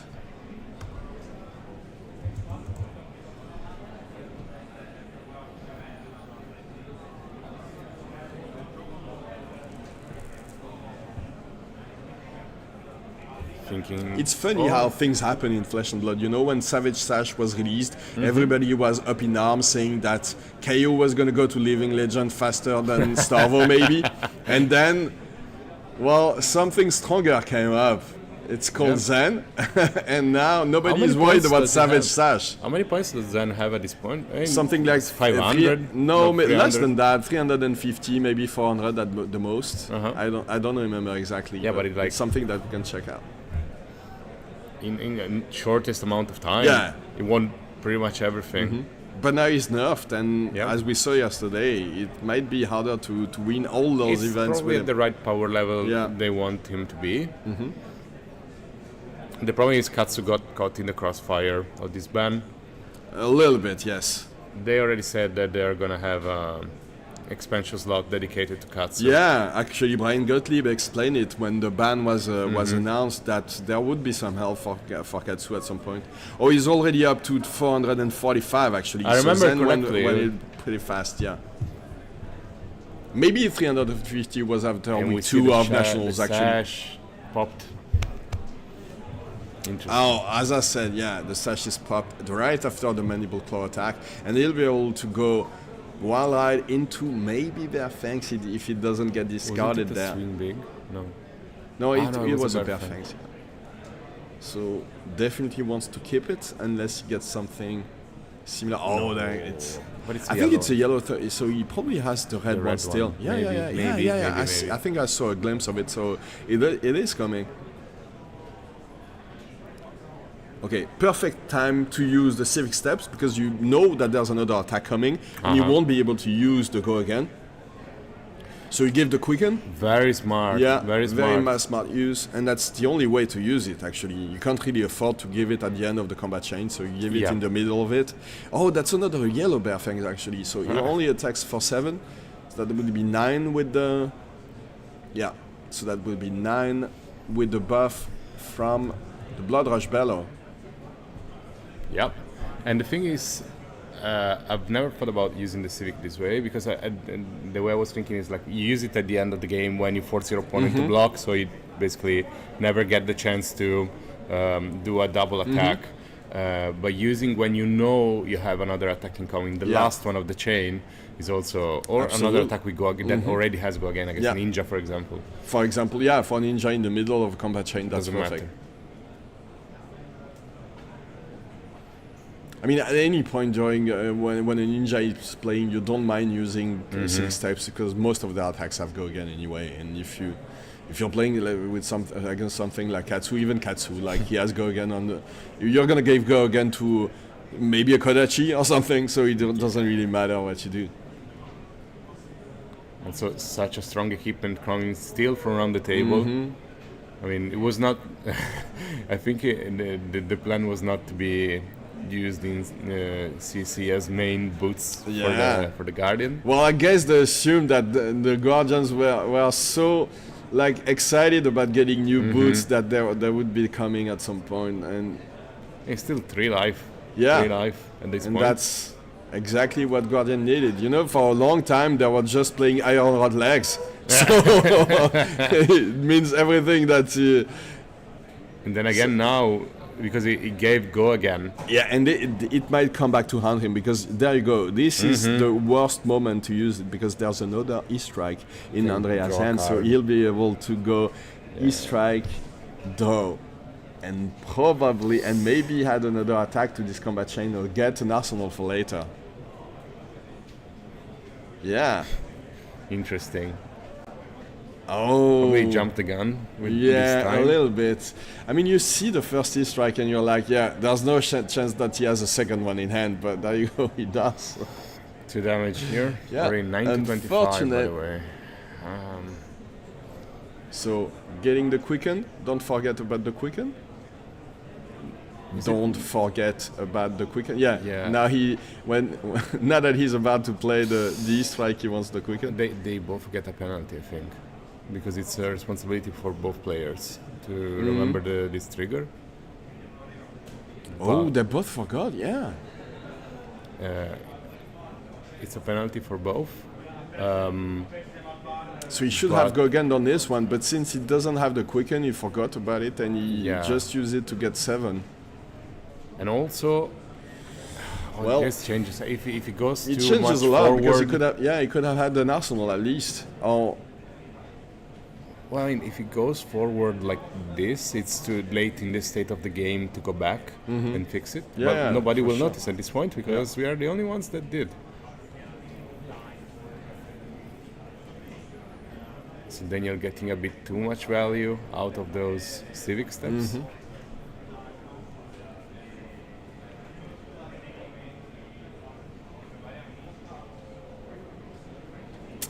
oh, Okay. the swing big. He had the double Into- swing big yeah, hand yeah. again, so that swing big will be used for later. It's a It can be casual kept 2 in for the 8. arsenal. Yeah. Casual. No big deal. And at this point in the game, there's not that many chances for Daniel from using the Quicken efficiently anyway, so... Yeah, and look at those 2 blocks in hand. He's very aggressive, as you said. I think there's another Zealous Belting. If he's playing 3 of the House the Ancients, that's already 6 cards that block only for 2. There's some number of pummels as well. We saw some of them. So that's lots of cards that don't really block well. In Well, you his don't deck. need to block. You just need to. I mean, pummel at the this point, opponent. when you're down to 7 and your opponent is cannot KO at leave, 24, you need to block. Interesting build, and also like Victor loves to, play the more defensive way. So I would be curious to hear what are the advantages, other than being probably more fun to play, to go in this direction. Only blocking for 4, so going down to 3. I think he's very... Blocking with the gauntlets again. Yeah.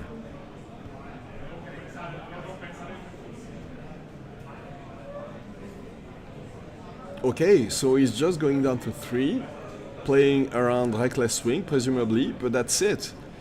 So he'll go... Is there Reckless... He's I out think of there's a range. Zealous Belting. Yeah, he's out of range of Reckless Swing, but Yeah, he's but- still very, very low.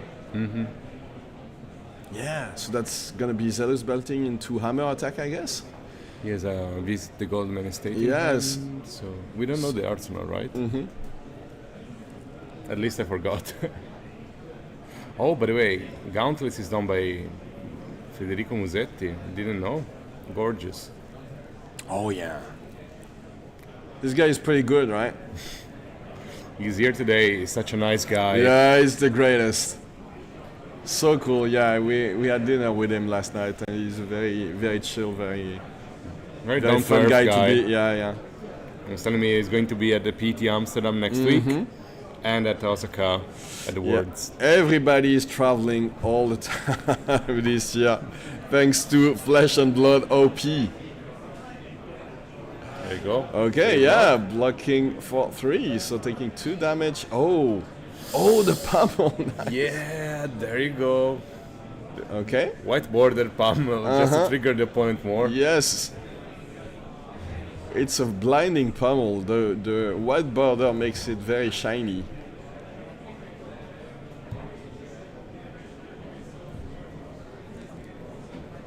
So taking 6 and losing a card from hand. Oh, you'll was be able to another- discard the... Wait, Yeah, you wait. can discard the beast with it.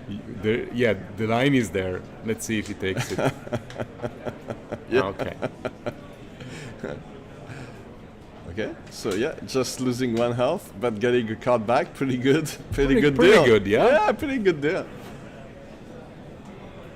And imagine Daniel's face. Oh, he's blocking with the beast with him. Yeah. That's perfect.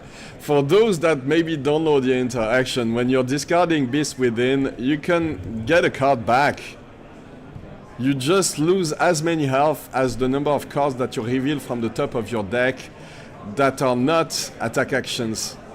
That are not 6 or more Yeah. power. So there you go. Usually in- maximum a couple of lives. Yeah. Like way worth it. The only cards in this deck that are not 6 or more power are the non-attacks. I don't think like this list play cast bones anymore? No, haven't probably seen- not. We haven't seen any yet from the previous game and Just from Blood this Rush one Bellow. either. Yeah, So basically, it's the Kayo Armory deck with with Blood just Rush the Blood Rush Bellow Bellows apparently. and Dream Bigs and a couple of upgrades, but like, I mean, you can get a pretty good value out of a 40 euros deck. Yeah, you It's can like- already get a very competitive deck. Yeah, absolutely.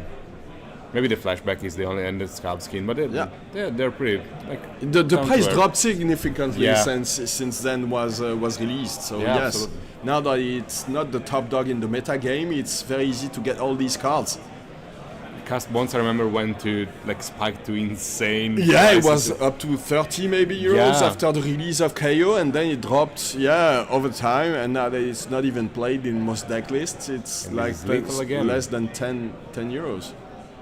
Double might, by the way. So Oh yeah, that's because he discarded a mighty wind-up, Mm-hmm. so that was one way to go over the top.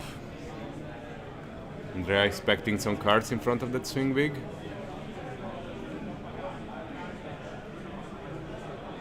Oh yeah. You forgot to put one counter on the Apex Boundbreaker, and you can. Yeah, maybe he doesn't want to use the Aegis for potential visit to Goldman Estates. But I think, But yes, if the game goes long enough, he might make full use of the counter on that tunic, maybe. and even the Goldman Estate at this point is too slow. Yeah. Even if you get to 3 tokens. Yeah, definitely.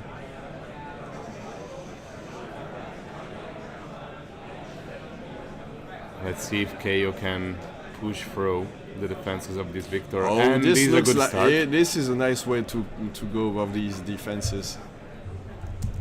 So now he has to be worried about drawing into one of these 2 block attacks, because any breakpoint there puts him that much closer to death. Discarding a CNC. Which would probably have been a nice follow-up to Oh, this yeah. wild ride. Blocking for 6. This is a clean block for 6. This is a nice signature by Idol for Navarro. There you go. Yeah, here today, signing E-Strikes, Heart of Yandals. All the cool cards. Yeah, Razor Reflex. Wounded Bull as well. Wounded Bull, yeah. Yeah, that's him. Yeah, that's true. Dawnblades, Young Bravos, Snapdragon. Snapdragon Scalers, yeah, all the best cards in Welcome to Rave, basically. Yeah, it was very busy this whole weekend signing cards. Oh, the pack hunt intimidating one card. So yeah, he's down to 1 now, and there's no way to play around Reckless Swing now. At this point, you cannot afford it. No, You just attack. we don't even know if it's in the list. Yeah, Maybe 1. I mean, 1 or 2 is probably the most common number of Reckless Swings that we see nowadays. It's often a dead card. Yeah, and if you draw 2 of them in the same hand, it's really bad. So can't really afford. Yeah. So once again, the Quicken pretty much useless in this matchup when you're Victor. I mean, at this point in the game, at least. We saw that he was playing cards like E-Strike, but there was no way to use them efficiently. At this point in the game, he's solo on half. Every breakpoint now is potentially lethal. Yeah, look at all the breakpoints that a card like Blood Rush Bellow can present. It will be. There's also a wall hide, I think. Oh, the Bear Fangs is discarded, but there's another one. Oh my god.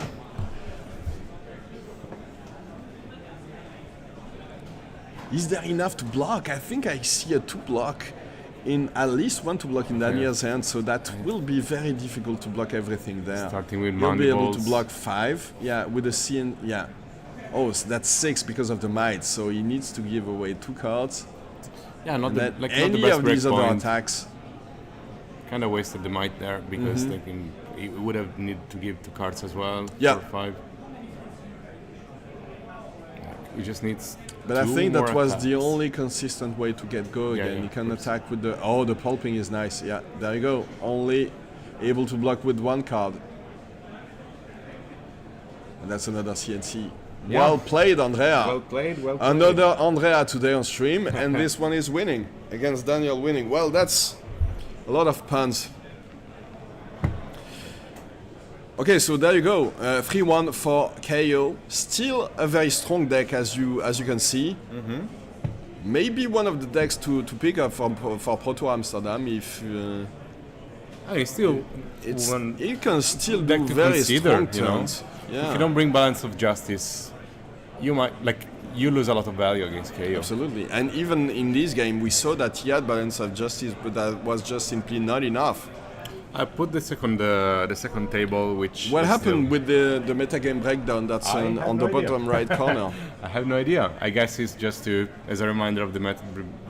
Yeah, it's meta very hard break, to but- look at, but if you need a reminder of the repetition of heroes for this game, you can still get it. We still have an interesting match against Riptide against New, Yeah. which is going on for quite some time. I see it already.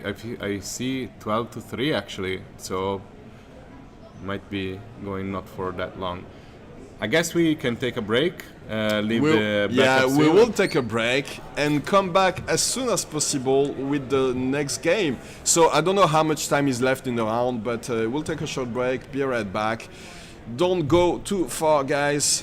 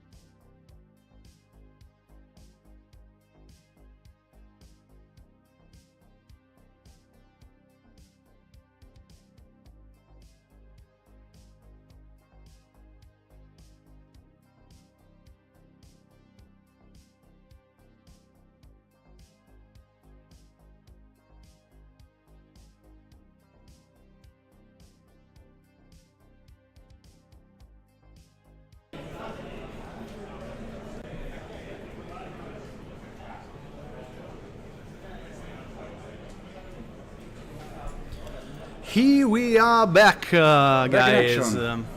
Here we are. So we have the pairings here in live, and we are going to see Aelia versus Levia Yes. today. Coffee break. Oh, Hi, thank signori, you. coffee break. As we said Thank- yesterday, espresso is What good for else? us. Ah no, non si può dire. I know. Lol. So we will drink this cup of espresso on streaming live with you. Italian espresso, guys.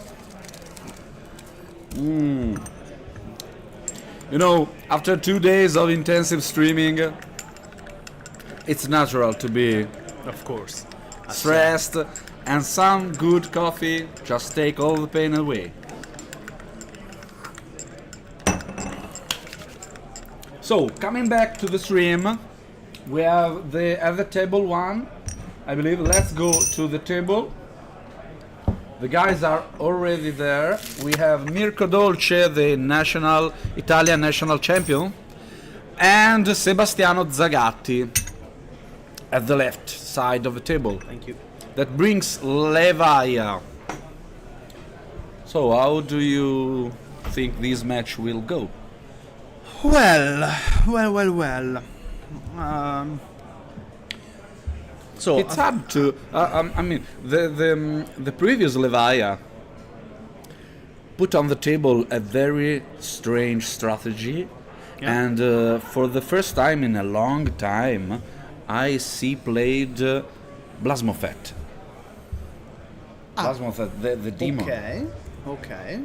That that actually made Yeah. him win. He can play Doomsday, so Yes. Okay, He incredible. He played Doomsday. yeah.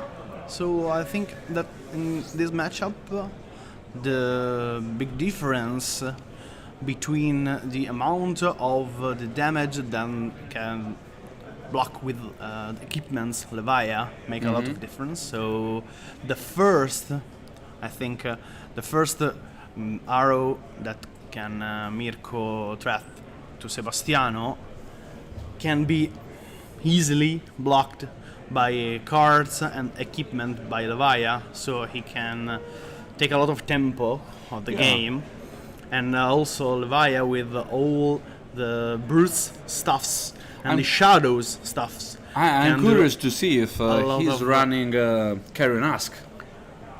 Or maybe he can use the sash. You're saying that? Yeah, the sash too. One moment, I Fix the camera, yeah. the camera on the But right side well, of the table. we will see. I think that blocking 6 is a lot of damage and a lot of prevention, but indeed, let's see if he's going to play the new Kayo set sesh in this matchup by Sebastiano, or I think that we have I've seen the Carrion. Maybe I think is more important for this turn to prevent 6 damage. And well, let's does he see. have Let's see the game and how this player are starting. I won. Oh, Kayo and Zen! Very nice. And Scowling Flashback. That is, for me, it is the game changer for Brute right now. That is a huge card, Yeah. because it shifts the tempo. See also the Levia choice to use the Balance of Justice instead of the Skull Bone because of the Bloodrush Bellow and the Art of War. I put on stream the golden one.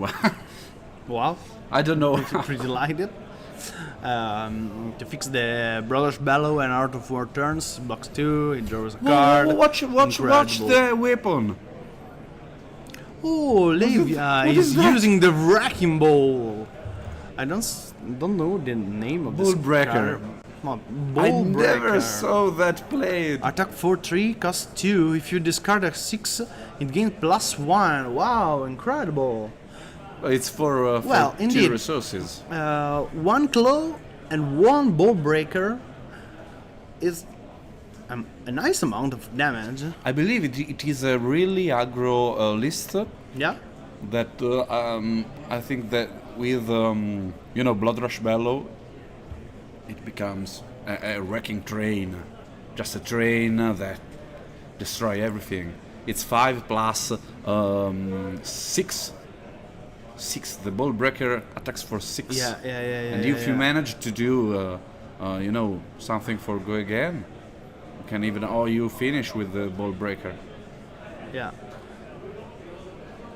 Or maybe is it just there because you can actually, when you break, maybe you just attack for 4. I don't know.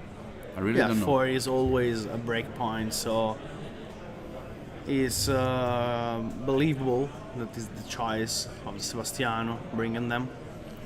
Here is another play by Mirko Dolce, the famous or infamous Tall Arrow by Aelia. We see an infecting shock for 11, and I believe not that dominated, but still 11 damage with an amount of and tokens by the way, and on it effect. And you cannot play defense reaction because he played release the tension before. Sebastiano gave him the entire end to prevent this turn by Mirko. Incredible. And also, he can bring a lance of Bloodrot in his arsenal. I've seen before.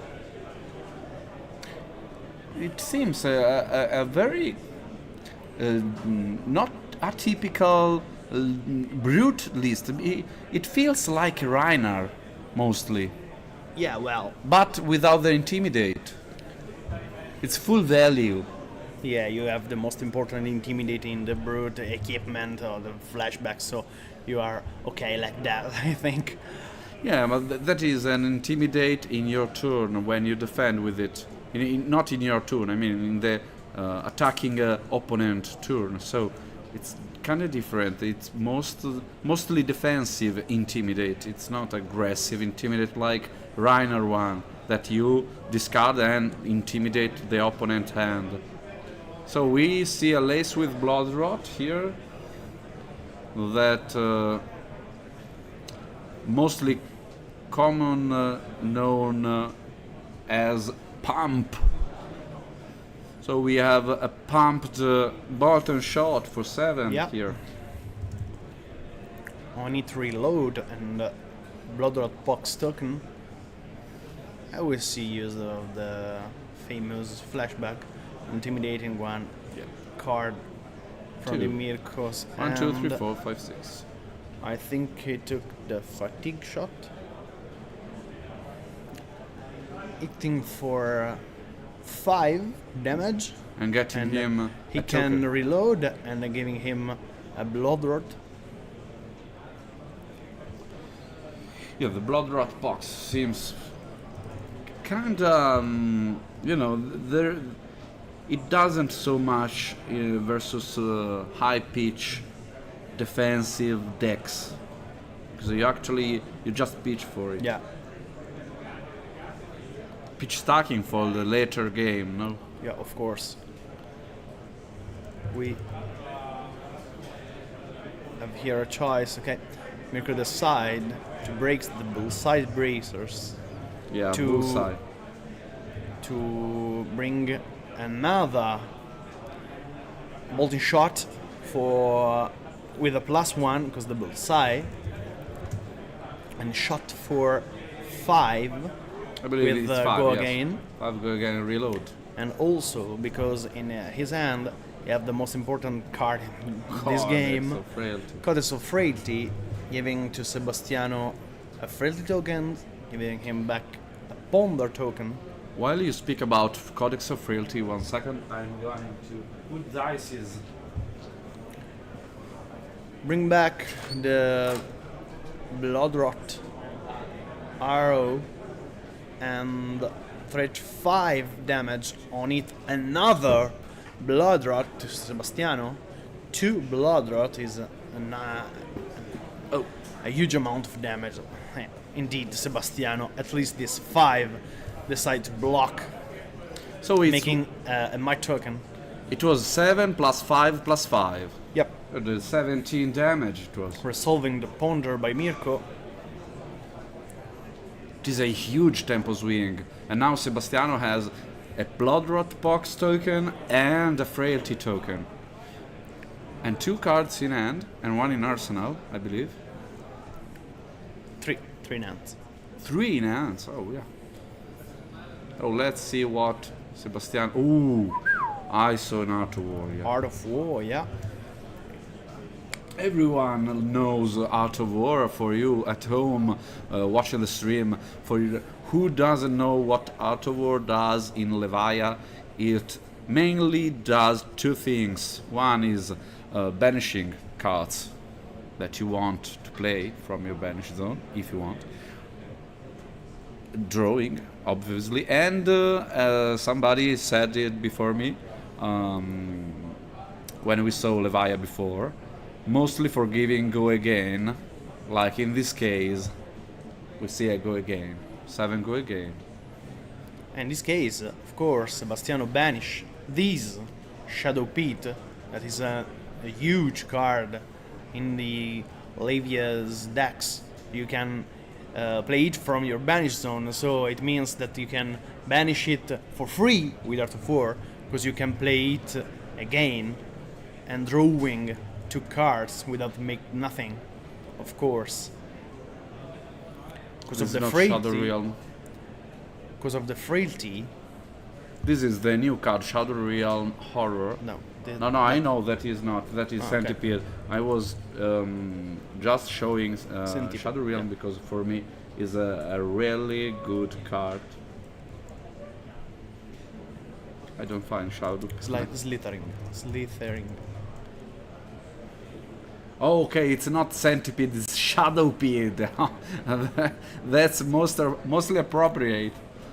It seems like a centipede, but with many more legs and But straight shadow. face.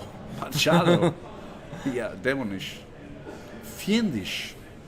Now, Well, we this see. Art of War turn is not that huge.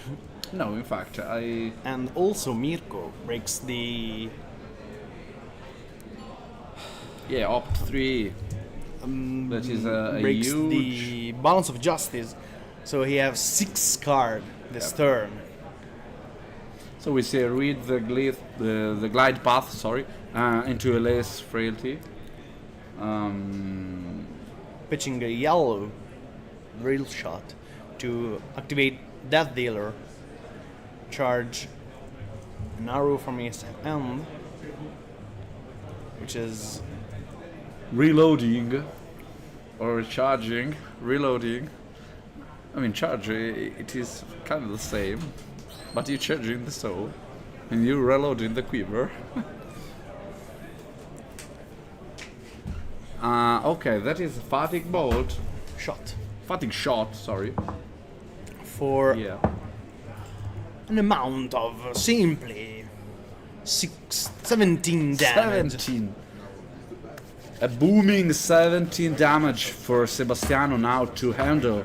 That is really, really big, a big With this- shot. With some on it effect, Yeah, you can. frailty, ponder, and also the They first are it. attack halved. By the way, he cannot play. He can't even play defense reaction from yeah, Arsenal. of course. Yeah. That is a huge attack by Mirko Here, Dolce. here Sebastiano block 8 with the 2 pieces of his equipment, banishing the husk. Yeah, actually, the Karen Ask makes you like a fridge. You never. Oh, yeah, of course. It's huge. You cannot defend for a lot of damage. That is, I believe, 17 shot. It is one of the higher shot I ever saw. Yeah. I'm like, With- I saw a 23 With still one time. a card left in hand. Yeah, that was crazy. Incredible. By the Ponder is really good effect. I believe it came in Outsider. Ponder, Yeah, I I think believe so. so. Yeah, Outsider. Yeah. It is a new mechanic from outsiders. We see a Blood Rush Bellow here. Blood Rush Bellow is a staple. I mean, it is played since I think the very first decks. set. Yes. So in Reiner it was very good because you discard a card, you intimidate, and you draw free, 2. yeah. So Yeah, of it's course. really strong. And with the Mandible Claws in Crucible, Reiner went totally destroyer. Yeah. Now, So it's a 4 because of the frailty, yeah. Frailty token is another one. Another token together with Bloodwrath Box and Inertia that came in Outsider, and I believe that is strong as We saw a roll a roll of the Scabskin 5. for 5, making 2 action points for Levia, and So also you can coming Wallbreaker with for a ball. Yeah, for 5. We come for 5, yeah. 6-1 again for the frailty as well. And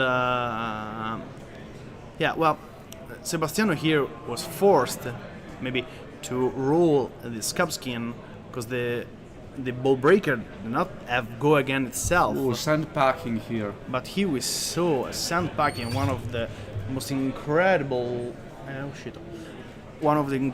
cards, the Brute.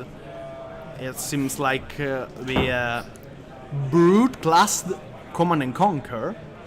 So when this attack, you banish the card of the opponent deck, and if it's it will come. The Arsenal one you banish.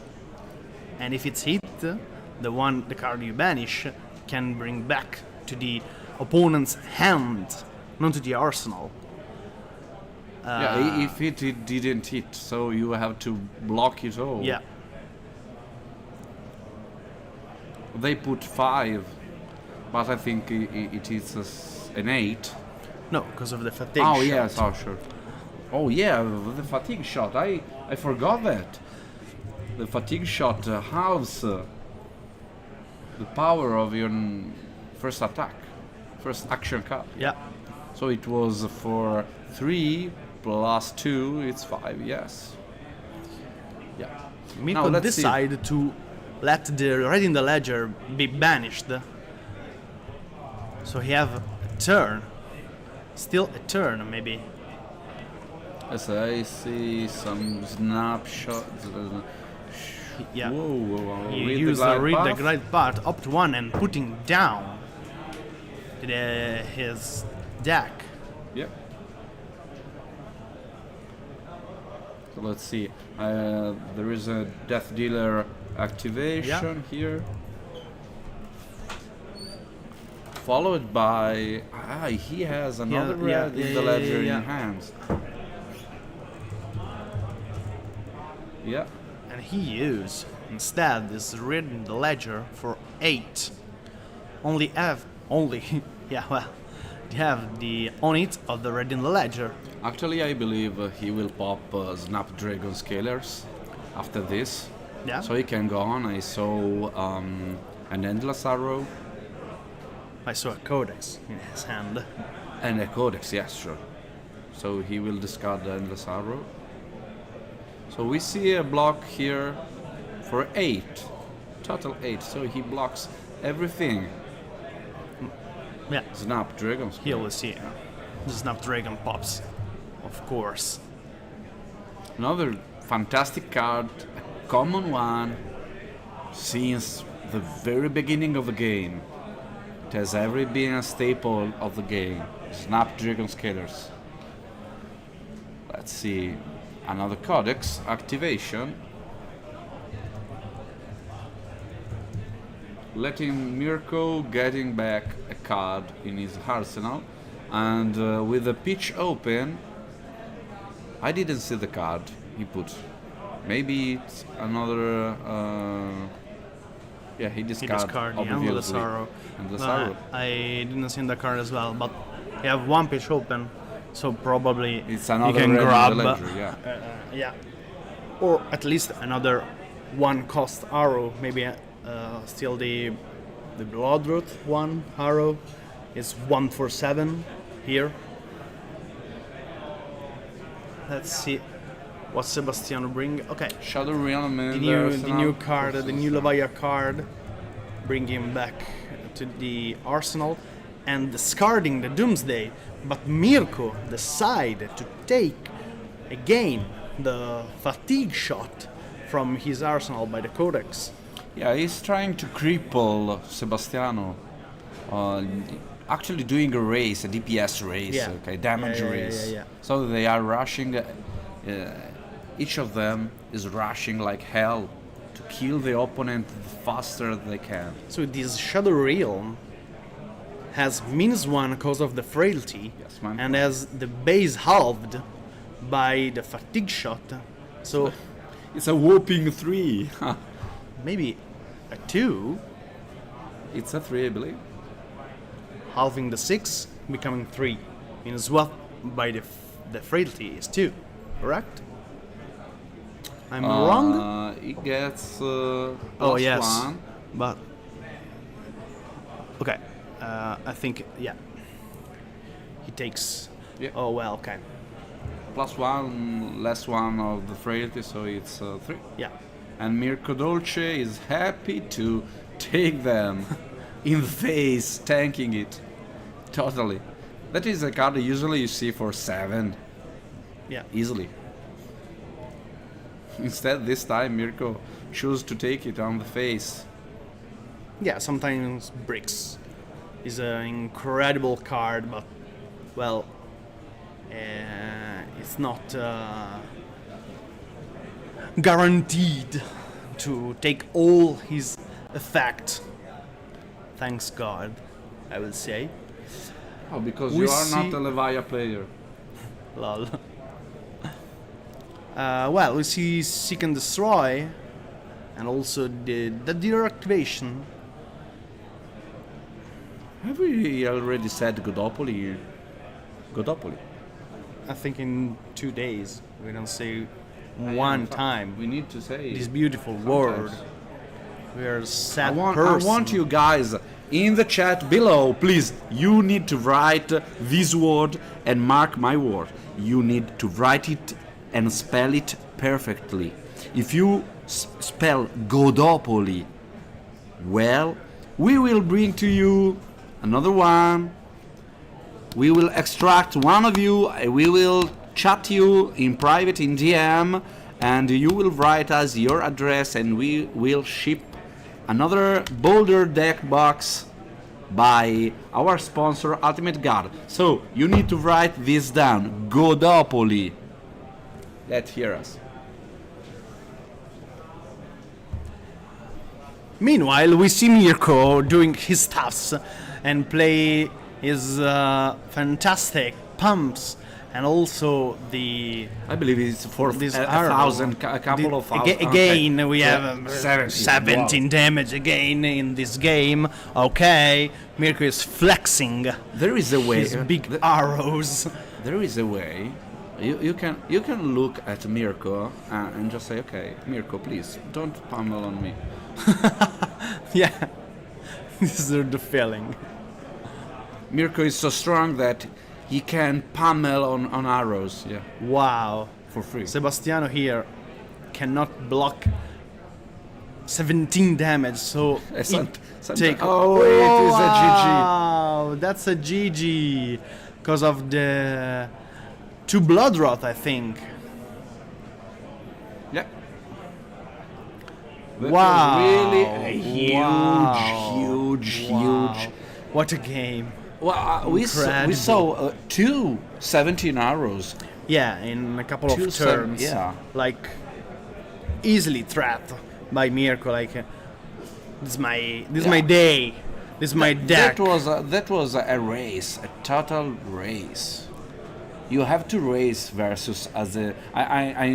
I believe that if you play Levia, you have to race versus Aelia. You have to race, and that's what they did. But Mirko dealt a lot of more disruption. So with Reading the Ledger and Fatigue Shot. Whoa. We have the yeah. He's showing my somebody. I love it with the Y. With the Y and the Y. Yeah. Okay. Claudio, for you is easier. Okay, it's unfair. It's super unfair. We will extract later, I believe, when Roman comes over. We will do a rough and we will extract the new proud owner of this fantastic deck box. I remember that this is the Return to Heart series, which is made by compostable Materials. Yep. Yeah, it's not plastic, and it's made from 97% renewable resources, and it's very, very nice. Made in Germany, by the way. Yeah, Germans, this kind of stuff, Germans do it better. Do it better. I'm Italian. Chapeau. I need to. Chapeau. Chapeau. So we are going to the second table. Let us see if what's is going on in the second table. We have a Boltin. We have a Boltin, by the way, versus another Riptide. So we saw a lot of Riptide in the streaming in these 2 days. True. Yeah, it is a nice switch from Aelia. Because you have this mechanic that you play something from your hand and reload freely. And Because of that's Riptide, yeah. really funny, to play. It's just fun. Aelia is fun. I tried Aelia. I am a Bolton player, so I needed to play something like Aelia to know what is to go against, that kind of hero. Sometimes you have to play another heroes just to understand their mechanics and their cards and everything. And I found Riptide much more difficult than Aelia, but much more funnier than Aelia. Yeah, it's a totally different play style, of course. Aelia is one more aggressive. Indeed, he has a lot of pumps and arrows. Riptide is the one who plays with a lot of straps. He managed to doing as well small chip damage with the traps, and as well a lot of pumps and arrows. But he has more control play style. Do you want to see a Lumina turn? Yeah, I love here Lumina we are. turns. I love Lumina Ascension turns. I mean, that is by far my favorite card in the game. Okay, now I'll say my top 3 cards in the game. So top 1 by far is Lumina Ascension. That is my favorite card in Absolute. Then my second and third card on equal position are Leave No Witnesses by Assassin and Illuminate, a light card that is similar to Leave No Witnesses. 4/0 each two. 4/0, and it defends for 3. It is a red. It is a light card. If it hits, it just go into the soul. It is not charged, because the charge mechanics is kind different. So we see because he's light. Yeah. Correct. It's not it warrior is light. It's It only is light. only light, so Yeah. also Prism can play it. Now we saw a soul shield that goes on in the soul, because it's a soul shield. Yeah. If it was, a kitchen shield, it went to the kitchen. Bye, guys. Have a nice day. Godopoli. Godopoli. Godopoli, blue cheese and blue determinant. Oi. Yeah, I learned how to spell it and how to pronounce Now it. you are French? Bleu déterminant. Wow.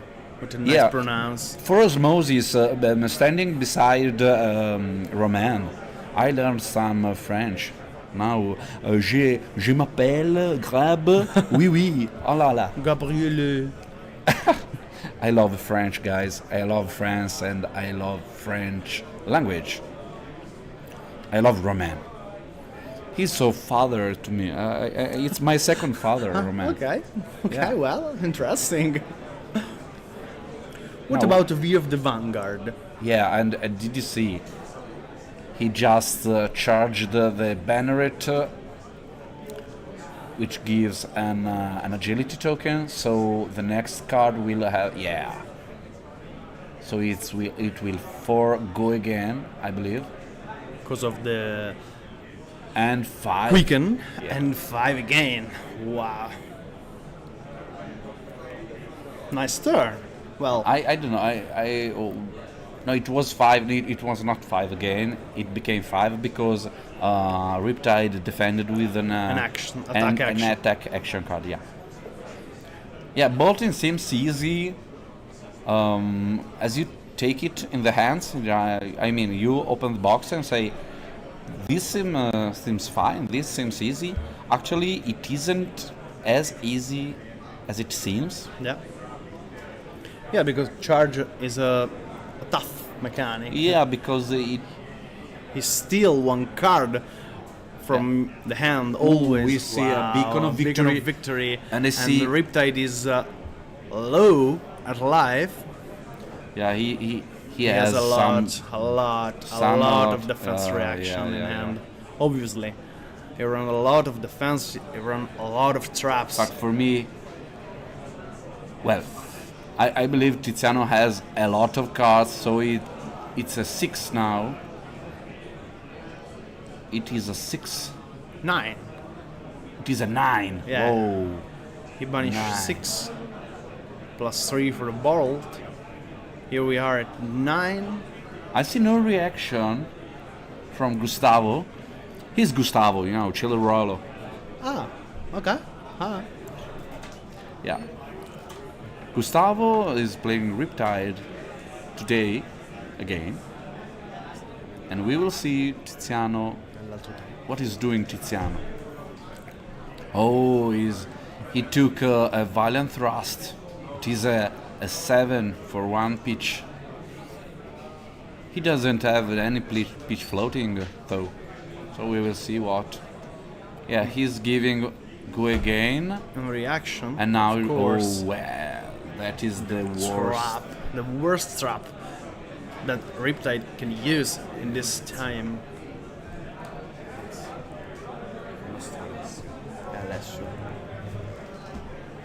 Oh, whoa.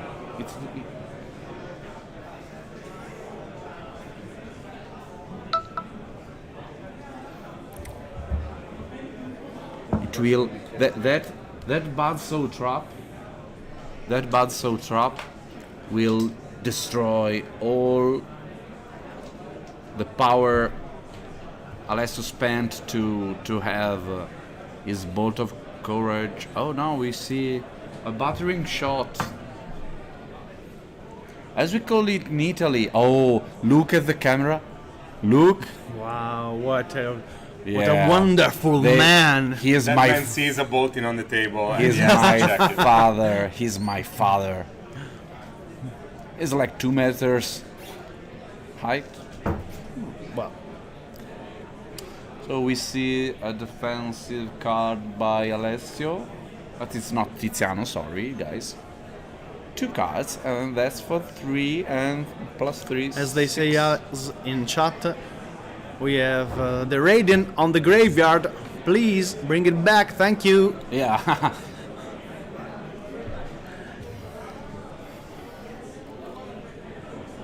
It is the backup table stream, so the guys are having fun on the table.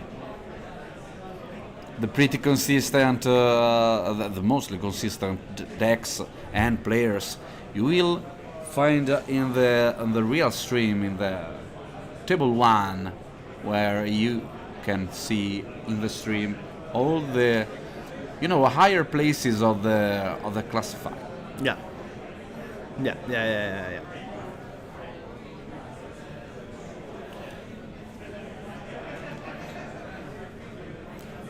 I believe the Riptide player Gustavo Sink.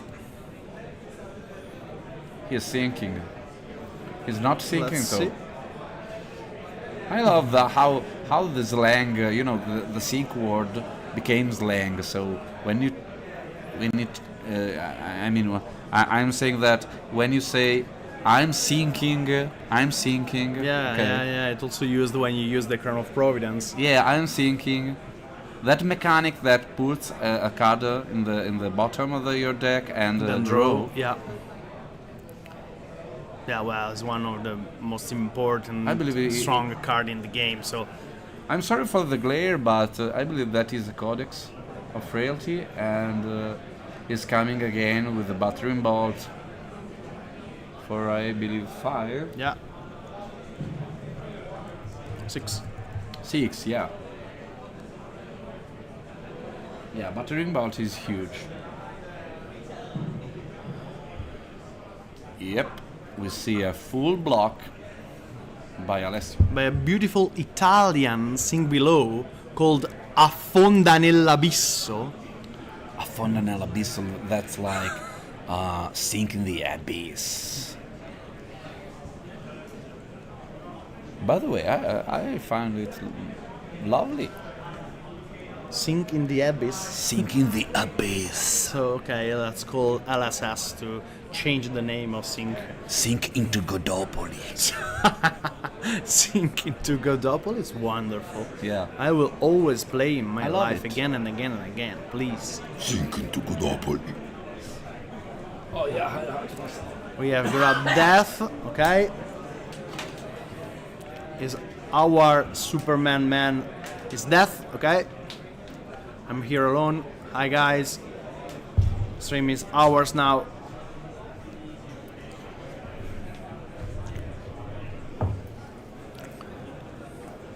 Uh, 3-9 is the life. Wow. No. Wow, wow, cannot wow, believe it. wow. Only 1 damage I think taken Alessio by Alessio. is the most unlucky bolting player ever. Sorry, Alessio, I love you. Actually, Alessio plays with us in our local game store. Yeah, of course. Yeah, we know it's a great guy. I see. I never saw him being toxic or No. never. We have a snatch, unluckily for 3 because of the frailty, Yeah, which is not a break point, but well, he's taking it. yeah, because So he's drawing. I'm putting the arsenal. Oh yeah, because he what has he an can, can do. I don't understand. Sorry. Why? I need Alessio to did change not the camera for draw? the second table. Okay. He drew. Okay. Yeah, I What remember the- you guys. Wow. Okay. He do not have any more deck. I remember you guys that. Prismatic ley line. How can you see that? It's full glare on it. I'm the best player in the Wow. world. Oh yeah, and what is that? Okay. What is that? Is my yeah. incredible. Yeah. Yeah.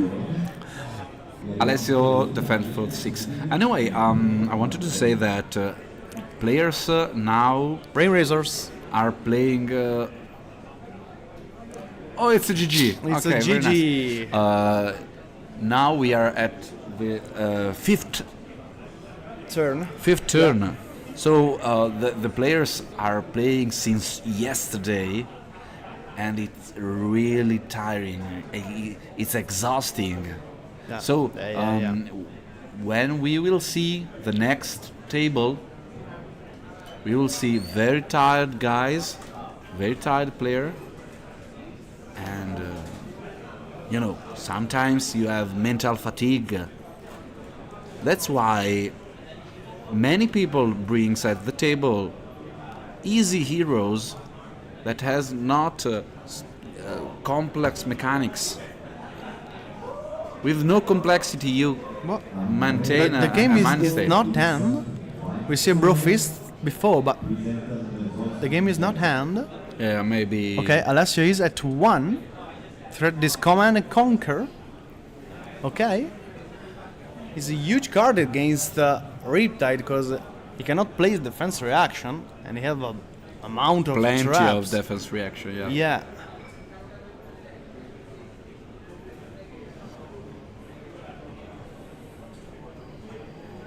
What Gustavo will choose now?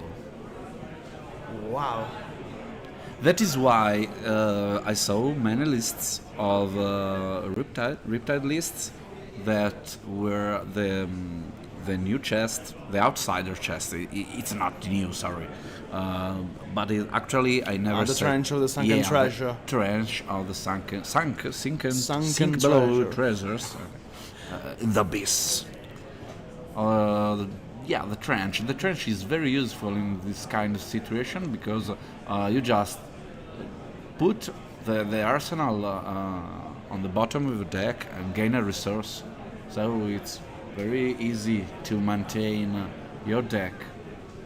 Here, Sorry, decide but- to broke the I Kiver. believe Riptide has no cards in the deck. He finished this deck. That is the only card it remains. Yeah. 4? Even Boltin. Okay. I cannot believe it. This is a draw. Raiden for 0. Oh yeah, he has. He has. Endless Arrow. Endless Throw. Arrow, and it's okay. a GG now. Okay.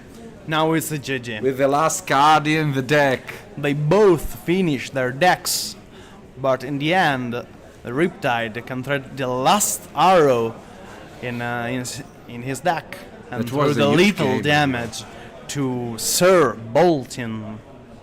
Wow. Incredible, interesting finish of this game. Yeah, actually, we are going in a break right Yeah. now. Yeah. So you can take your time, kiss your lover, hug your child, Sink in the abyss. sink in the abyss, and then See you later, guys. in Godopoli, eating blue cheese. I will. Do you like blue cheese? More than... No, I will say no. Bye, guys. I love blue cheese more than you. Sorry. Okay. Well, I love you, but I love more blue cheese. okay. Accept. I need to put, a firecracker, like a gun, in front of that camera. So when Gianluca show us his belly in front of the camera, everybody cheers at Gianluca. Gianluca. See you guy in a minute.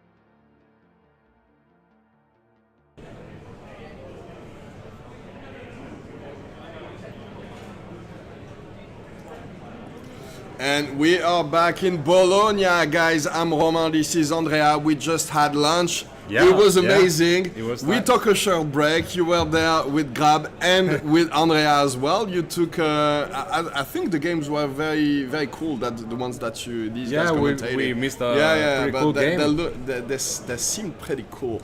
But we are back now in the booth for another one. So this is round 6 out of 7 before the top 8 of this ProQuest Plus. Once again on the line is a PTI and a black envelope which can contain either a common or majestic gold for cards. So that's something. That's alluring. That's pretty spicy. Oh yeah. I never got one, obviously. I'm of the idea that like you have to earn your gold foils. Definitely. I would never buy one. I mean, I understand why people want to finish their collections or maybe trade one of the ones they have for another one. No, that's different. That's but different, just buying them, it's something that I'm not. Trading one for one, even if you compensate the amount, it's totally fine. Absolutely. But like at least the amount of gold foils you have has to be earned, I think. Yeah, I think so as well. Okay, so I think we're ready to transition to the table, and we have a pretty interesting match now. Interesting. Oh yeah. Let's go to the table. This will be Kano versus Enigma. Marvel Kano versus Enigma. So this is not Mirko. Mirko was last game, and this is not Gelo either. Oh. So yeah, that's Felipe Lima. He's from Brazil, right? I think he's a Brazilian player. I think so too. Yeah, and he's a very skilled player as well. We saw him at the Pro Tour in Los Angeles live, I think. I seem to remember his face I think so too, yeah. I don't remember if he was playing Kano at the time, but yeah, I think so as well. And you know Kano players, they're very dedicated to their hero, so there's a chance that he's playing Kano. Which version of the which language is that Marvel Kano, by the way? It's impossible to tell from here. No. I mean, maybe what today I it's know. Italian. In French, it's very easy to How is it in see French? because it's spelled with a C. They decided to translate it as Kano with a C. No way. They went back afterwards. But the first, the first iteration of the localization had a C. That's a lot different. Yeah. It's a bit different. So that's Kano Drakai Deseter, I guess. But it looks like there's a K, so it might not be the. It's a bit longer. Yeah. I think. I don't remember how's the Italian. We can take a look, actually. Yeah. Maybe Ragab will take a look. In Italian, it would be Drakai del Lettere, and the length, I think, might resemble. It just said it was Italian, I think. Italiano? Kano. No, Kano, la Marvel. La Marvel di Kano. Oh, he wasn't talking about it at all, apparently. He has to look at the card to remember.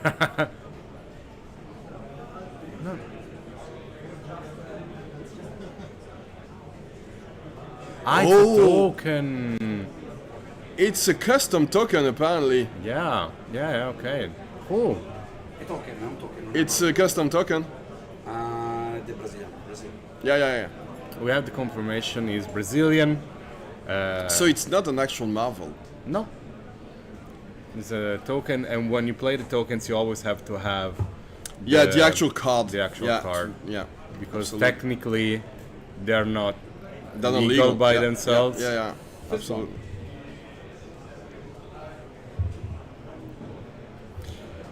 So Alpaca Siatic says it's Drakai Deretere. I don't know if I pronounce it the right way, but I'm trying very hard. I imagine that was the only possible translation. Yeah. We see AB3 on Julio's side. Oh, and he's playing Iris. Yeah, he's playing Iris. Yeah, very cool. He's a local player of mine, so he always tried Iris with all the illusions possible. He has an Iris Prism. So there's a new hero to try Iris with. Yeah, exactly. So That's how he did he- approaches it. Did he play the weird Droma Iris build? Because He I played know Droma that. Iris. Yeah. Yeah, he Droma played Iris. it. He played it. Wow. And so everybody hated it. Okay, It so was actually Everard very yeah. effective, actually. Felipe, yeah, Felipe has some fans in the chat. Let's go. So this is another dart for 1 plus another arc Yeah, for 1. playing the Wax Inspector. Is it a blue one? I think so. It's no, it's a red one. It's a red one. Why would we play the blue Waxing Spectre? No idea. It's an Iris build. We don't know. Yeah, what we are don't the even cards. know what's worth in this build. Yeah, you're right. I mean, Then, there's one now counter. he needs to decide whether he wants to protect it. Yeah, he needs to prevent 1 damage, and there's a Waxing Spectre. Oh, yeah. He can't afford to let it stay on the board, so he definitely wants to get rid of it. So the other Quickening coming in for 4, I think? There you Yeah, go. so now it's gone. Okay. I mean, the only way Kano Yeah, has so a chance is cleaning every every turn. single aura until you can assemble your strongest combo possible Yeah. with the time you have. See a lot of reds Yeah. on Julia's side, which is not ideal what you want, I think. But this is it, right? Also, Oh, he's yeah, playing Waning Moon. Yeah, Yeah. interesting. So he's not... I think he wants to clean as many auras as possible, so you definitely have to play the Waning Moon as often as you can to get rid of some of them. E-Strike for... Well, they're not think using 5 the go dice, again. but probably 5, yeah. 5 would go again. And what do you think? Well, obviously, this is not a matchup that we're used to casting and to commentate on. But what do you think is the way to go when you're playing as Julio with this Iris Enigma? Do you? You try. Oh well, it looks like he's going all red. Yeah. Yeah, exactly. This is the way. This is not red liner, but it's just big red attacks. I think it's just because Julia didn't find any decent auras to develop at the moment. Yeah, he's very fine with just attacking E-Strike into Mirage Metamorph. That's still, pretty strong turn for just an illusionist. These attacks are not illusions at all. And you see, until he finds the proper auras or the chi to pitch and transcend, he's just gonna attack and keep all the blues to block. Absolutely. In case Felipe decides to go for the combo. So two damage from that Sculling Rain. But the combo potentially is less because he's not playing the Kano stuff. Just the So Waning Moon. yeah, not even playing the Sculling Rain apparently. Which is, like, to be honest, makes sense to play the Waning Moon. Because you present more instances of damage, Absolutely. and it's harder Yes. for Julia to block them. So second lesson Lava used to block. I don't know how much he values it in this matchup, Probably if not he much. really needs it to combo off. And the Shimmers of Silver, so we've seen it earlier, the Iris of Reality coupled with the Shimmers of Silver can be huge. Huge, obviously. The Shimmer of Silver, there's no real way to get rid of it Yeah. for Felipe. He can't attack into it, so the Spectra will stay on the board for a very long time, and anytime it attacks, it will attack for +1. So first attack will be for 6, then 7. It's... And if you pair it with Miragai, you have a growing ward Oh yeah. and a growing attack, of course. You just need to defend basically one aura at that point, and you'll be fine. Yeah. Oh, already. Oh, finding- Blazing Ether? There's a blind. Okay. There's a blind Kano, by the way. But you don't want to see probably that. Like, Probably not the right moment to do this, yeah. Okay. A rollback on the tunic apparently. I think they both Maybe they both forgot, yeah. think they And he both said, forgot, "No, yeah. I won't let you have it because you didn't let me have it." Maybe, I don't know. I think Julia forgot and didn't say anything, and Yeah. then now that Felipe forgot, it was like, hey, you know, I Yeah, forgot yeah. as well. So playing the Blazing Ether for nothing? Looks That's like it. unfortunate. Yeah. And then activating the Waning Moon for 2. It was during Eastern. Yes. Yeah, it's not exactly going out according to plan for Felipe, I guess. Yeah. Still no auras on Julia's side, but 20 to 42. What do you mean? Shimmers of Silver is 20 on to aura. 40. No Yeah, ward. no ward auras, Yeah. yes. Well, look at this. Julio is still So at this 40. is an attack for 6. Go again. For the 5, cheap I think. price of 3 resources. 5 go again. Only +1 Oh yeah. from the Yeah, Shimmers for and 4 plus base. 1. Yeah, my bad. It's the other Iris that does. Yeah, 5 that's base. Reality Refractor. Yeah. Yeah. It's But it's only one attack for Yeah. 5. Yeah. It doesn't have Gogan. yeah, this yes. is the one. Yeah. Interesting card, by Which the I way. love as well. And this card looks amazing. Oh yeah, absolutely. Oh, did you notice that Julio is also playing the alternate Iris version?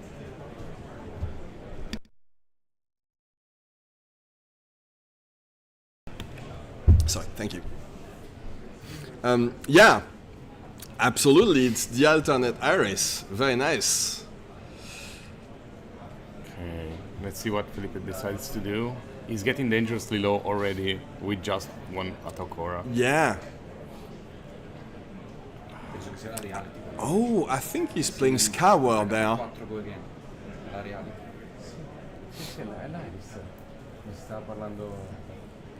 I think he has Scour in hand, which can help with getting rid of annoying auras.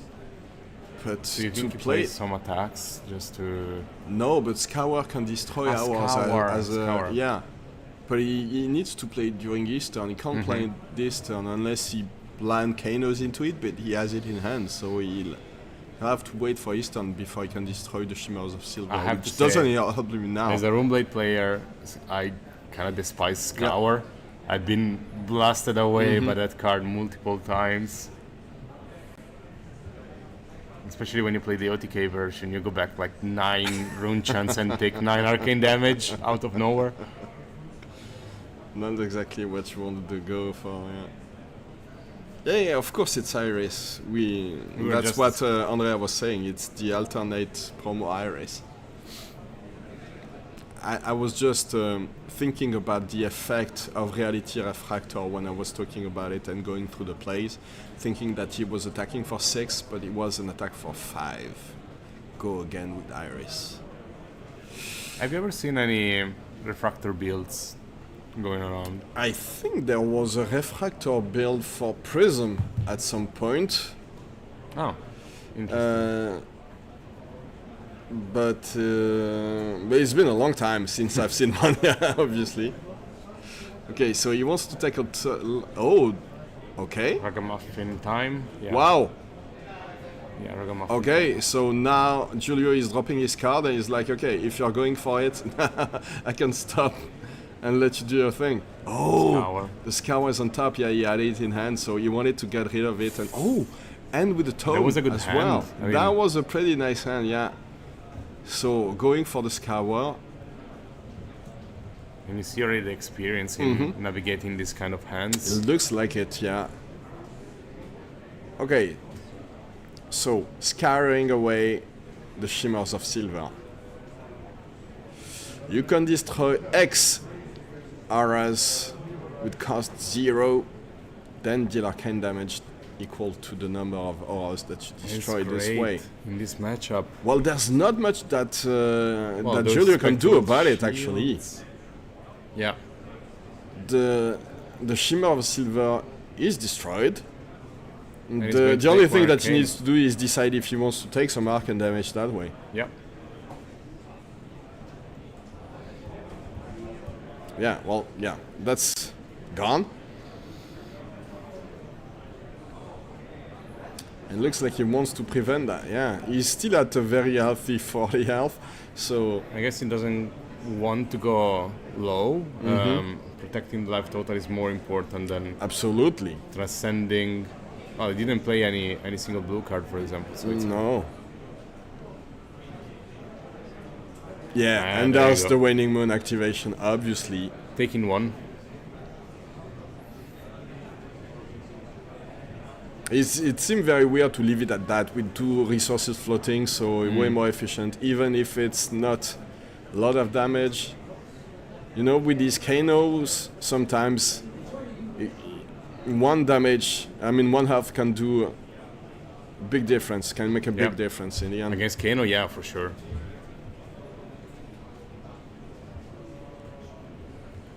Now we see the cleanup from Felipe. Is there any chance that he can pitch stack the combo? It doesn't look like it because he has had I to don't think block. so. And with Kindle these days, you don't even need to wait for the. Usually, game when you have workload the is long, I when you think. get Kindle, you're good to go. But he's already lost one of the crucial pieces in that Ragamuffins hat who can help you put together the combo on the spot if you draw into it and if you don't see it on top of your deck. So. Yeah, pretty crucial. Heather Spindle is very important. We were talking about knowing the top of your deck, and this helps a lot. So coming in for 4 damage, he can't use the Crucible of Heather Weave to buff it, and that's really important in these matchups sometimes. Just one more damage can help you see one more card from the top of your deck, and that can be very, very important. Also, we are seeing Felipe playing a lot in his turn. He could have played this same line in Giulio's turn, but he decided to wait his turn just to strip Giulio of resources. I think he realizes he needs to play in both turns, as Giulio can play at distance speed as well with the auras. Now we see the waning moon.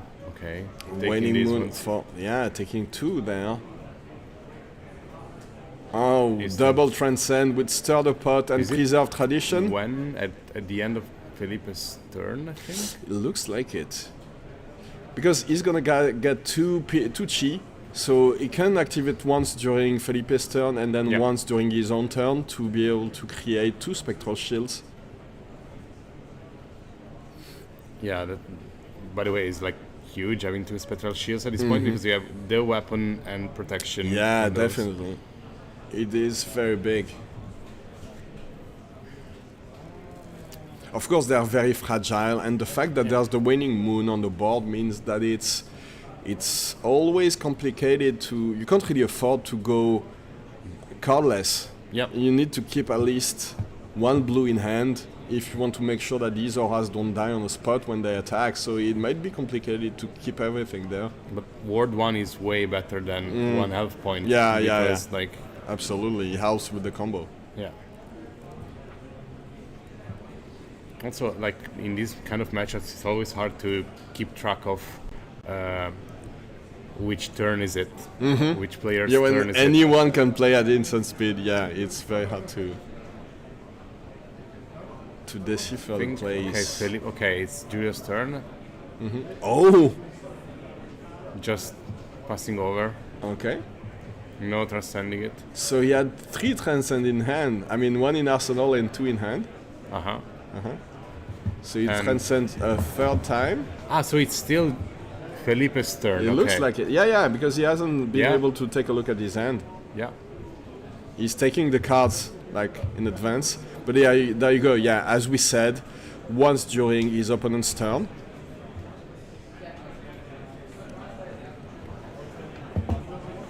I guess you have to explain to your opponent the lines at instant speed I all need the to time. do it. Yeah, once during my turn and once during your turn and once during mine. Exactly.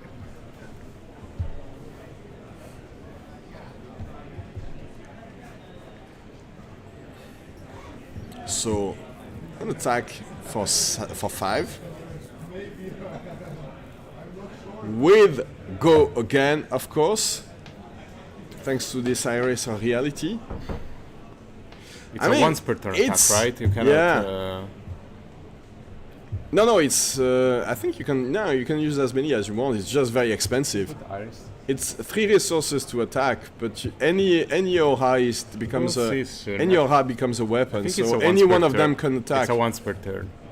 Yeah, but each aura is a different weapon Yeah, with yeah, once per turn. absolutely. So you No, can only I was attack with wondering if- yeah. You could chain the same one. Oh yeah, no, obviously not with the same one, but Still a strong this. 5 into 7 Oh yeah, with pretty good. just one card. 2 cards. Wait, did he pay for the Mirage Metamorph? I think Tunic, but he didn't remove the counter. I'm confused. Yeah, Unless the because pitch is 2 cards on top of each other exactly. yeah, but there would be a couple of resources floating then, if he used the second chi, because we knew that he had 3 chi in hand. The first attack with the Spectral Shield cost 1 less. So he had, he had to pay only 2 to attack Yeah. with the Iris. Yeah. Interesting. It is actually a Spectral Shield attack, so it costs 1 less because of Enigma's power. Very interesting. This Iris build is proving Yeah, to be yeah. quite interesting indeed. Especially because all the Phantasm attack for 1, all the attacks for 1 have a different value at this point. It's like when you try to, chain together the same attacks and non-attacks in 3 pitch. So you basically have 3 card lands. And look, I know that we said that he took lots of damage, but he's still at 20. And when you leave that many turns to Kano player, usually it means that I can assemble a turn that is impossible to beat. So I would have to say that Felipe is not in such a bad spot right now. Not too many auras on the board. Just 1 ward from the Spectral Shield. And he can do it because And the now last one there's was a second created one. in Felipe's Yeah. turn. But that's only 2 ward on the board. It's not it's not only because in a Blazing Gather turn. Oh, Okay. Oh, the second scour. yeah. But this is tough because, he like, took he 5 destroys. damage, though. Yeah, but he destroys 2 Spectral Shields. He deals 2 damage. But we see on the board there's a Waxing Spectre or Waning Vengeance. He has Dissolve Reality. He has so many ways to. Also, if To you do eat, it in come response back to the and attack, disrupt. you Yeah. lose the turn because you don't have go again. I don't know why he decided to wait till till the opponent has a full hand, but probably for what I was saying before, that you have to try to strip resources from the Yeah. opponent after he drew the 4 cards.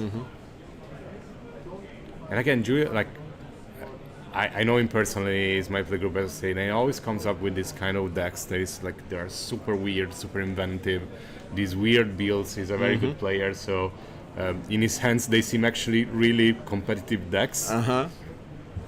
And I think it's the only Iris player I've ever seen A dedicated Iris player. not to the hero or to the class, Just but to to the the weapon, yeah. Just the weapon, yeah. A weapon specialist. So it is a spectral apparition? Edrarch. And Eder, yeah. I mean, he KO'd into lots of blues. I think it is more of a blue build. This one, Kano builds are like can be like they can be. I'm not a Kano expert at all, but like from what I know, there is a big discrepancy in if you want to play more reds to hit more reds or more blues to have more hits. Of course, like the staples are the same, but Yeah, but the base, the foundations core- of the combo are the core is same. yeah.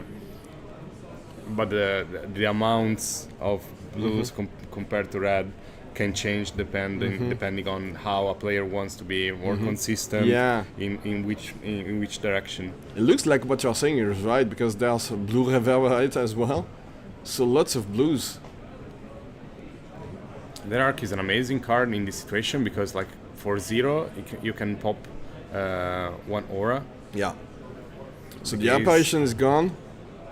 Gaze the Ages. And Gaze the Ages played after the other arc, so it will go back to his hand. He can take a look at the top 2 cards with that up 2. Very strong card indeed. It's been around for a long time now. It was released in Crucible of War. Yeah, one of the It was power very cards. hard to get it at some point during the life of the game. I don't know if you were playing the game at that time, but it was very difficult to get. Until Crucible of War Unlimited was released, it was almost impossible to get the first edition version. So these cards were very, very hard to get. And you felt very lucky when you managed to get your hands on some boosters for Crucible of War first. Well, even now, Gaze the Ages is... It's still a pretty expensive pretty card. expensive, Yeah. For a card that's very niche, of course, because you basically only play it in Kano. Well, in Kano, and now probably you play it in Blaze, I guess. Yeah, in Blaze it's an insane card, Yeah. absolutely. But I was thinking more for Rosetta to the other two. Oh, I mean, yeah. it's a blue block 3, and there is almost no Always reason- some room for yeah. And also with I was thinking with how's it called, the Lightning Wizard that is coming, Auxilio. Auxilio. If you have a way of giving go again to your cards, Gaze the Ages allow you to play an attack in your turn and then taking it back to the hand. Yeah. It's We're seeing the huge. Auxilio's not signature weapon, but related to the Oh, those are the lightning rod. Yeah, this Yeah. will be Auxilio's weapon actually. yeah. Yeah. So the fact It's that in the the deja vu. apparition was gone means that he could play an aura at instant speed. Is that it? Is that the actual text on Yeah. the card? It looks like The that's how he vengeful- managed to put the haze bending on the board.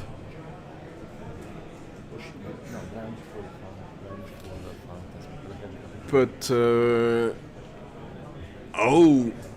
another Kano activation, and it's a Tome of Etherwind. Perfect. I mean, I'm not sure 100% that's what he wanted to see from the top of his deck, but at least he has 3 cards now. Kanoing again. Kanoing with Gaze the Ages. Ether Quickening. Kano, look at this. Oh, look Yeah. at all the blues. Does he even play Wildfire? I don't think so. No, we've seen a couple of Wildfires, but Yeah? he pitched them. He pitched. So he's actually. So he pitch might stack. be trying to pitch stack this one. Yeah.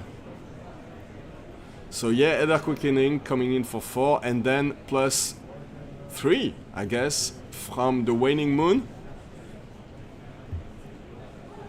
Only 2? Oh, that was during Eastern. Mm-hmm. Yeah. You lose track of. It was very, yeah, of course that was during Eastern, because the haze bending was played with the Yeah, with apparition. instant speed. Yeah.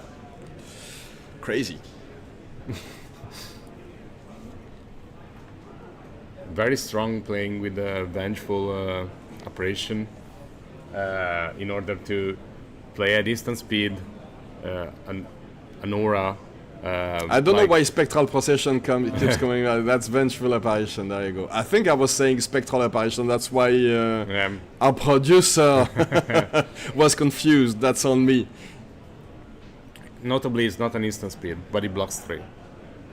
It's not an instant, so you cannot instant ward and then play the other at instant speed. So you have to leave it there, and next turn, when it gets popped at least, you play the haze bending or shimmers. This deck is so cool. I mean, still, Vengeful Apparition looks very threatening. it's not. Is that a pirate or something? I don't I know think what it's a the, samurai. Has Samurai, to be a samurai, yeah. yeah. with the theme of the I know lots bit of out people of theme. expect to see The pirates. pirates at some point. Still with waiting we're- for the necromancer. Oh, yeah. It's in the original list. I'm of waiting for the classes. cleric or for the priest, but I understand what you alchemist as mean. well. The alchemist. Lots of classes that we haven't seen yet. Like necromancer will be my ruin. Like I would put everything into it, like collecting pretty much everything. Hopefully, it will be interesting to play. If you ever get released at this point.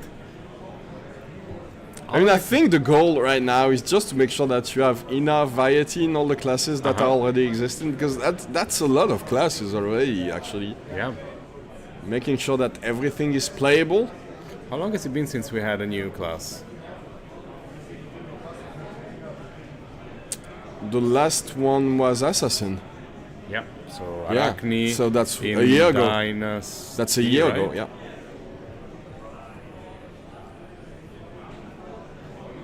Since then we had three. We are at 3 now. 3 assassins. Yeah. And the latest one is a strong one, so maybe stop releasing assassins. Maybe give some help to. Please Well, repeat I was codex. about to say to the light warriors, but we just had a great armory deck, so I can't really Yeah. complain, right? I'm not allowed to complain at this point. We had 3 great pieces of equipment, one of the best defense reactions in the game. Probably okay. You're eating good, yeah. Yeah, with yeah. this deck. I know that visceral players are waiting for some help to get. Yeah, the next specialization that does basically nothing. Yeah. Yeah, we'll see. I mean, maybe the next armory deck will be a Viserai deck. Oh. And you get like Can you imagine? yeah, nerfed Skeletor. Look at this Big Quest, the vast beyond. I mean, the card looks amazing, right? Yes, I have. The card looks crazy. I have the playset foil. Yeah. You But- never know. But the effect right now is very hard to To justify at profit least. from. Yeah. I Also- mean, On top of that is a red that blocks 2. yeah. You know. Now we see the oh, potion, yeah. so yeah, he's not doing anything, just wants the energy potion, and he's starting to get pretty well set up for the combo turn, actually. He has the potion of déjà vu, the déjà vu, déjà vu. In French, it's Yeah. potion de déjà vu, obviously. I mean, you are the proper person to pronounce it correctly. It's actually my language, yeah, so I know how to pronounce it. So it's potion de déjà vu, merci. Merci beaucoup, au revoir. I don't want to hear any complaint about my accent when I'm talking about the potion of déjà vu. But this, look at this haste bending, 5, attacking go for again. 5 once again, yes. And the Phantasmaclasm. Oh, huge. Yeah. Show me I the mean- hand. Yeah, especially because in this end, it just means that if there's a combo piece, you won't see it, it will go back to the bottom of the Absolutely, deck. And yeah. there's not a single chance that you'll draw into a popper, so that's Yeah, fine. yeah. I'm very happy putting one of your best cards on the bottom of your deck. Yeah, no problem. You'll never see it before the end of the game. You're at 9. Oh, there was an yeah, energy potion in second there. one. So if he gets Do rid you of... Kano with everything at this point? No, you cannot because you're Oh, at 9. You I can. think he wants to count the cards left. Yeah, he wants to see if he's reached his pitch stack yet. He might be in his mind palace at this point, counting Tillman how many He hands doesn't he seem needs. too happy about it. Yeah, probably can't go off right now. He needs a couple of turns, I think. And you cannot Kano. Yeah. Because you need But- to block this. It's lethal. Uh-huh. Ah, okay. It's So Showing. Phantasmaclasm. He will draw one card, so that puts him one card closer to his pitch stack. But maybe it makes it a bit harder to navigate it now. yeah, because it shifts by 1. Yeah, You have to redo all that's the why he rules. wanted to count. Yeah, he needs to count everything. Oh, he has to block with the Blazing Heather actually. So that's 2 Two gone. gone. Yeah. All the 3 lessons in Lava Gun. Well, but he doesn't care because Yeah. he doesn't want to shuffle his deck, I guess. Okay. So yeah, that's Okay. only This is a good turn for Felipe, I think. The best he yeah, could hope for. probably yeah, given the circumstances.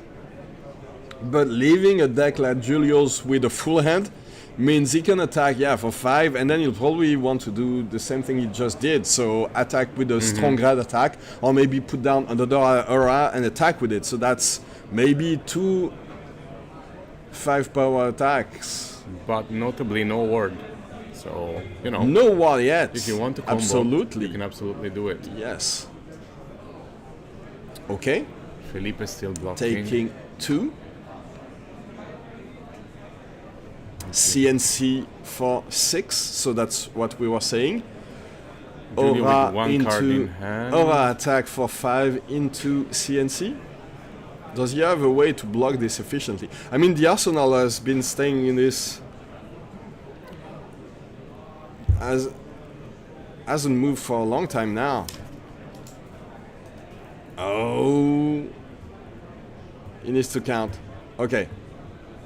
I think Are we gonna he's see going some for it. I think explosions he's in the going sky for it. now? Yeah.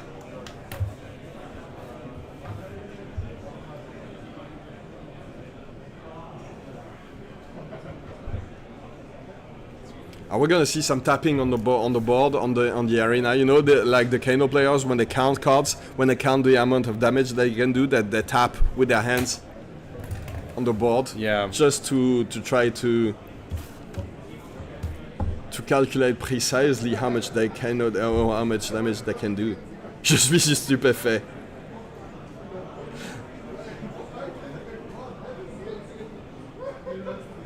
Je peux parler français s'il faut, c'est possible. Si on me demande gentiment. Is there any way that he can't block this? Or maybe he needs the card in his hand to combo off? Ah, this is tough. I think he has to go for it. I think we've seen 2 tomes, so Yeah. there's not a lot of resources left in his deck to combo off, but he at least has 2 energy potions. Maybe he's playing... I think we saw him pitch a couple of tomes of Yandel early in the game, so he might try to reach these as early as possible, but can he do it? Probably. I mean, we've seen him. He's a kind of Oh! Okay, blocking everything there. Why is he With blocking? the Wait, why is he actually very blocking for good 9? deck. No idea. into cycle. Cycle, yeah. The only thing I can guess. think, so I guess. going forward Unless with he the was peach stack. afraid of maybe Blue Pummel? Is this deck playing Nah, Blue I don't Pummel? think so. I mean, we've seen some Enigma decks running Blue Pummels. Yeah? I mean, Yeah. Actually, Michael Feng was playing a build that was using Blue Pummels, so there's always that consideration, but it might be one of the reasons he couldn't afford to block with only 2 cards. Maybe he's Yeah, but in this the third situation- Aelia Wildfire is in his arsenal and he doesn't want to lose it, I guess. True. But in this situation, either you... I don't know. Okay, so... Does Felipe... Yeah, Felipe is not even looking at the cards. He knows what's on top. Mm-hmm. So we got to the point... Look at this. Wildfire into Tome. Oh! He knows perfectly. He knows everything that's We got- coming. we Okay. got it. We Yeah, got when is Man Palace now? So how much damage can you do and how much is preventable from Giulio's side? Well, word 0. He wants to do it before the homage to ancestors is Yeah. actually Resolving. resolving, yeah. So one less less pitch card. Wow. Look at this stack of cards. So now he wants to activate the Tome of Yandel. Insane. 2 cards more, yeah, popping off, exactly. Felipe is popping off hard Yeah. with the last Blazing Gather. 2 energy potion on the field.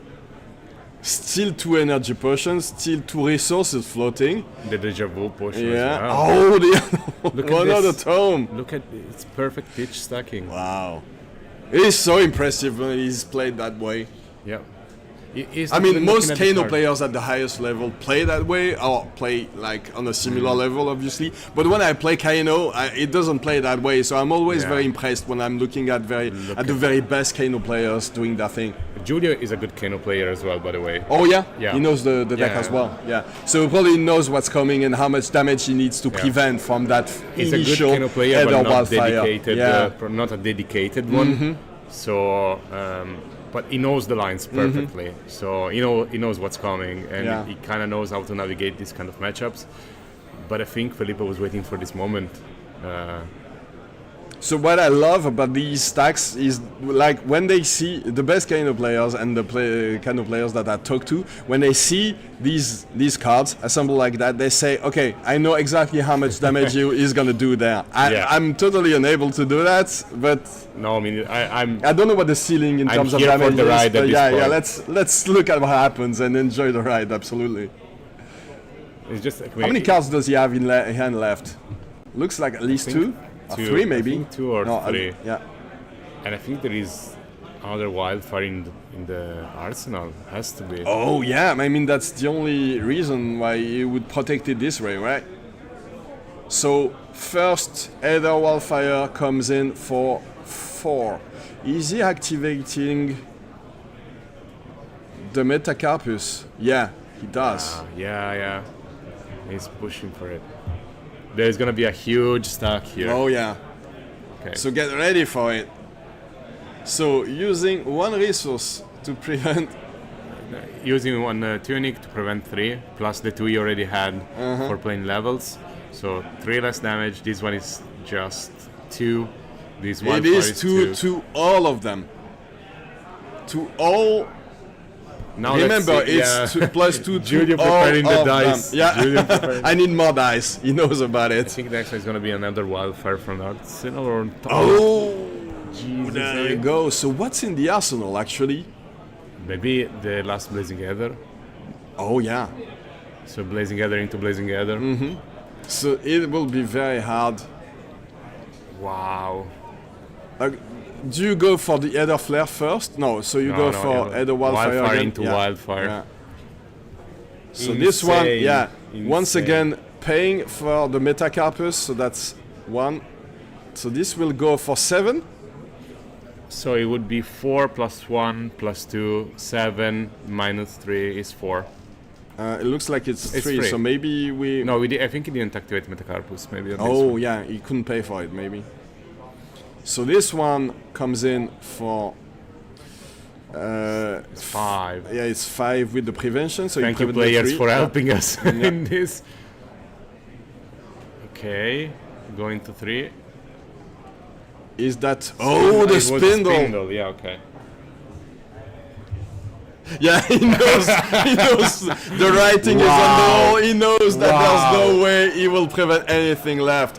Very impressive display of Kano's power by Felipe Lima from Brazil. Masterfully done. I mean, I don't want to say it's not an event that you travel all the way from Brazil for, but I'm pretty sure that Felipe came for Pro Tour Amsterdam, I guess, and he decided to come and to play the Battle Hardened during the trip, Absolutely. right? Yeah.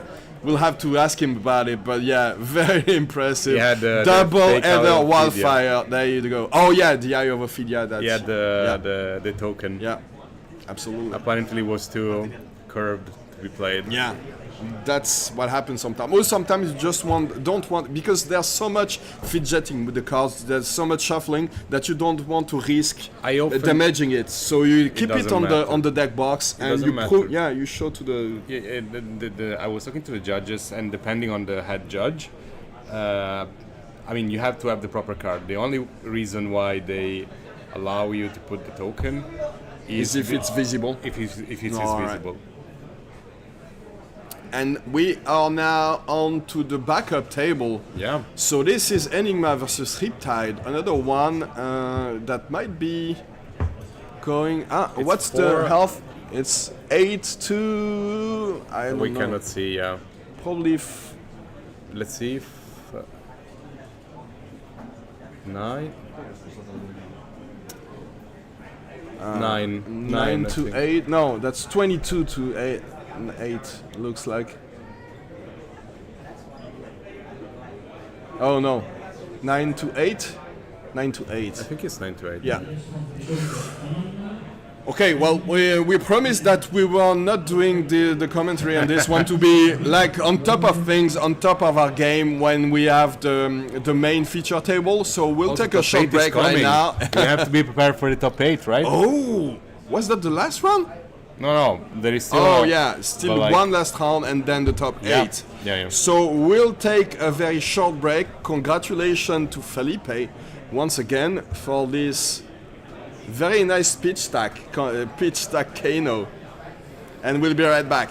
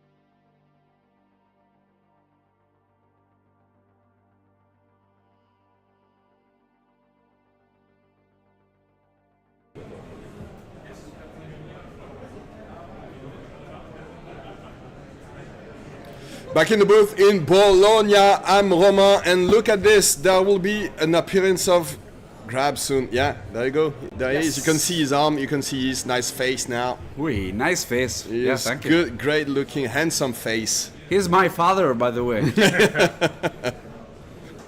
You know what? We are. I wanted to give an anecdote about the way I look today, because I got this shitty looking shirt, but it's my lucky shirt. Yes, I put it on this morning because all of my other shirts, the one that we had yesterday was dirty, and I didn't have another one with the flesh and blood on it. So I took this one, and it's my lucky shirt, and it might be older than all of you guys. This shirt is 30 years old. 30 years old. Yeah, how old are you? Yeah. I'm 39. Actually, Okay, so it's younger than you. It's probably older than most of you guys. Yeah, in chat. Andrea, I believe it's. He is. Maybe the other Andrea. Yeah. Oh, so yeah. Actually, it's pretty But cool. it's so. I mean, it's destroyed. It has holes all over the I place. love But the style, yeah. I mean, it's my lucky shirt, so it will die with me, I guess. So we are going to the table. Table one. Let's go. Let's go to the table. We already have the players on the table. We will And have. this will be. Oh, it looks like Finlay. a Federico Musetti fan. Yeah. I mean, who isn't a fan of Musetti? Everyone Right? is a fan of we Musetti. all love this guy. Yeah. And they have. Also the Briola one is Musetti. Oh yeah, right. Pulverized. Actually, that's by pulverized. Musetti, yeah. And Vincent by Musetti, yes. And we see Finlay Fryer that I believe is coming from Scotland. Oh.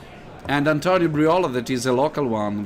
He's I believe he belongs to Arezzo, yes, to Tuscany community of Flesh and Blood. All right. So So Antonio we- Briola on Victor versus Finlay Fryer. I don't know if I pronounce it the right way, but that's Finlay Fryer playing Kayo. Nice. So that's the second time we see this matchup today, but I assume that Finlay is winning in. If he wins this one, there's a pretty good chance that he will be in the top 8, and if he loses, he might be out. Antonio, on the other hand, is probably in regardless of what happens this game, so it's a winning in for Finlay. Not that many UK players actually that came to this event. I thought that we would see way more players. I thought that Team Sigil was gonna be able to come in first, but it looks like some of them were grounded in the UK before they left. Yeah. And they are a lot of today. There are a lot of players for Scotland. They came with Mox in the Hole, maybe I don't know. the Scottish community, because one of the vendors is the great Scottish store Mox in the Hole. Yeah. If you ever go to Edinburgh in Scotland, go visit this awesome store. I went to Edinburgh like 5 or 6 years ago, and I went to Mox in the Hole because that was one of the best stores in the area, and I didn't know at the time that they would be involved in Flesh and Blood, and it will be one of the most important stores in the region for the game. It was before Flesh and Blood was released actually, so Scotland is a very nice country. yeah, it's amazing. Yeah. I hope sometimes we get to have a huge Event in the yeah. yeah, that would be amazing. Yeah, that's a message for Mox in the Hole. Please organize a big event in Scotland. And while we are waiting for the first table, I'll show you the second table. We have Enigma versus Victor. Victor. Well, it looks like lots of Victors Yeah. at the top tables today. At It the wasn't the left case side. yesterday. Yeah. at the left side we have another one of the Emperor. Oh yeah, the emperors from Rome, from the Rome community. Another huge community of Flesh and Blood in Italy, Yeah. as we said before. So Okay. handshake. Nice sportsmanship. And we saw the exact same setup when Victor was playing versus Kayo earlier today. Oh, not at all. I was mistaken because it looks like it's a royal Victor. Yeah. Likes to start with the gold token apparently, which makes the visits to Goldman Estate that much more fruitful. So yeah, and the Crater Fest. So I don't know if it's because Maybe he doesn't have access to the gauntlet of Iron Well. Oh, interesting. Cranial Crush to start the game. Cranial Crush for 8. Yep. And I think that this will be a very nice game, a very nice match. Since I know Antonio because I met him in the Italian Nationals 2 weeks ago, and he made in top 8. Oh, nice. He's a really good player. Looks like Finlay to 2 damage, so I don't know if he had 2 cards that he really wanted to keep or if he couldn't block with them because it's, well, non-blocks that you sometimes you can have them in. Oh, there you go. The first card roll, yeah, for 6. So that's 3 action points. Very well played. We say we see the player sleuthing. Yeah. So that's a Bear Fang. A Bear Fangs for 8. Gonna put up the cards by myself. And the second Bear Fangs is discarded, which means I think I've seen what looks like a sand packing. I'm not talking very loud because I want to avoid at all costs Antonio hearing that there's a sand packing coming. Actually, I don't believe that he will need the third action point. Yeah, there's no way. I mean, you don't have enough resources and there's no way you'll pop the sash for that. But that would have been perfect, actually. Wow, look at that playmat, the pulverize is yeah. amazing. Watch It has to be frightening. Do you think this version of Victor can play Pulverize, actually? Yes. Pulverize with all these might tokens to spoil the yes, beans? But I saw Antonio. The playmat is just the concept of the deck. I mean, you will find that in this deck, he will try to play as much Pulverize as he can. Well, so another Bear Fang. And so Antonio doesn't care about this. It just says, okay. And a claw. Yeah, I'm not blocking this. Okay, so this is blocked by the choke slam. Yeah. What's the name? So what's the name? What's choke slam in Italian? Because in French, I really don't know. In French, it has a very funny translation. What's that? It's étouffe claque. Oh, what? Claque, étouffe claque. It actually means choke slam, like okay. choke and it's slam and clack, clack, choke, clack. So yeah. So we are seeing a Spinal Crush for 9. Spinal Crush for 9, and that's the reason why he wanted to keep his hand. He needed at least 2 cards. And 2 blues to be able to play the Spinal Crush. Is the best disruption that a Guardian can put on Kayo.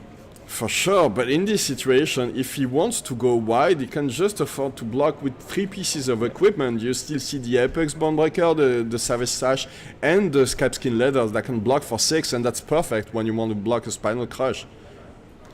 Yeah. Oh, it looks like he wants to... Yeah. Make the second he wants might. to... Yeah. He wants to have a second might. And now with the Sash and new equipment, I believe the Brute is becoming a fridge like I mean, it's probably the best blocking equipment in the game. When you consider that Sculling Flashback can have like upwards of 5, 6, 7 values, when it's sandpacking for 8 is very nice. Yeah. Oh, that was a sigil. That was a sigil, so the sandpacking doesn't matter in this situation. Interesting. The first one I saw playing that bait arsenal, the sigil as bait in the arsenal was, I think, Pablo Pintor. Oh, yeah. Back in 2022. And when I saw Pablo Pintor playing a sigil of Solace from Arsenal, I was like, wow, that is a fantastic bait. Yeah. Okay, that's so the perfect bait. Yeah, for absolutely. For and now we see the good old Titan's hammer. Fist for 4. So wait, Mox in the Hole, are you trying to put together a big event in Scotland? Is that what you're saying? Are you way back to the last conversation that we had at the beginning of the game? That would be amazing, by the way. Yep. Do you remember? I'm going to show you a card while Finlay is playing an Enlightened An Strike. strike for I'm 5. going to show you a card. Tell me if you remember it and if you miss it. Oh, in a swing big. Oh, yeah, Do you this is a remember this big card? turn. Winter's Well, yeah, I remember it perfectly. So before I became a Bolton main, I used to play Hold'em all the time because that's my favorite way to play games. I usually like grindy games and control games. But I mean, in terms of lore and of the aesthetics of the deck and of the hero, Bolton is by far my favorite hero. So I dedicated myself to only playing Bolton. But Hold'em is definitely my favorite way to play the game. Yeah, I gotta say, Winter's Whale gave me PTSD, you know. It did the same thing for lots of people. I mean, as a Bolton player, it was crazy to try to. This is a to face pivotal this. card. Visit the Gold Main Estate. Uh-huh. This is a nice new card for Victor. Yeah, because he had 3 might. gold tokens, so he got 3 might out of it. Yep. This is only a 3 power attack there. Okay, so Mox in the hole, you can count on us apparently. I'll bring Grab and you can count on us to come to your event in Scotland. He drew the Golden Song. Oh. Ooh, a Blood Rush Bellow. Well, there was a mishap on top of the deck. One. This is and okay. discard that. Blood Rush Bellow triggers. Blood Rush Bellow triggers. That's 2 more cards. Still hasn't blocked with the sash yet, so he probably won't use it now. But look at Antonio is already pretty low, and he hasn't seen much disruption yet. So he needs to do something to prevent Finlay to to gain the table. roll over him. Yeah. Ooh, I see a Wild Ride. I believe. Yeah, that will be a wild ride for 9. Wild Ride. Oh no, he didn't have a might, so that's only for 8. I mean, only for 8. You get what I mean? Yeah, it is still an 8. Still an 8, go again, yeah. Yeah, these 2 decks come perfectly from the set Heavy Hitters. Yeah. Heavy Hitters. Hitting very heavily indeed. Well, so you... Oh, so blocking, blocking for 5 only. But you see the pummel, that's exactly what happened last time. Last time we saw this matchup is that it's very inefficient to block with these pummels. When you're on the offensive and when the tempo is on your side, it does so much damage, and you can definitely switch the power in your favor. But when you have to block with them, it's very bad. Yep. We are going to see Oh, a huge hammer. It is a huge hammer, but it's probably not what he had in mind for that attack. The +3 is decent. Yeah, It's still just an attack for 7, yeah. And Finlay has a full hand here. and a lot of equipment to spare. Yeah. Actually, using the equipment for pairing for defending vanilla damage is not Probably not the worth best it. idea. Yeah, absolutely. Oh, we might see the first clash of this game. I see a test of strength. And there you go. That would have been perfect. Like if he had managed to keep the CNC, a CNC for 9 would have been very nice. Oh, but no, maybe not, because there's no arsenal on Finlay's side. I think he's just managed to have very efficient turns without even needing an arsenal since the beginning of this game. Yeah, he's just going full nuts. Yeah, full speed. Yeah. Not even looking to the left or to the right, straight to the face of your opponent. Ooh, that will be an offset, an off turn. Yeah, looks like it. But discarding creating the an beast within me agility, means, yeah. He's creating an agility. What is that? But no, it's not buttering. It's like create an agility. Create an agility. I don't recall the assault and battery Assault and battery. for 6, because there is a might and there is an And agility, he so beats it has go again. chest. Well, you don't see that. See a test of strength Yeah. by Victor. Oh, what did he reveal? Oh, it was a clash Yeah. of might. And we don't see what's on top of Chaos deck, but it looks like he lost it because he's considering clashing. Yeah, clashing again by destroying a gold. This is 7. So now he wins.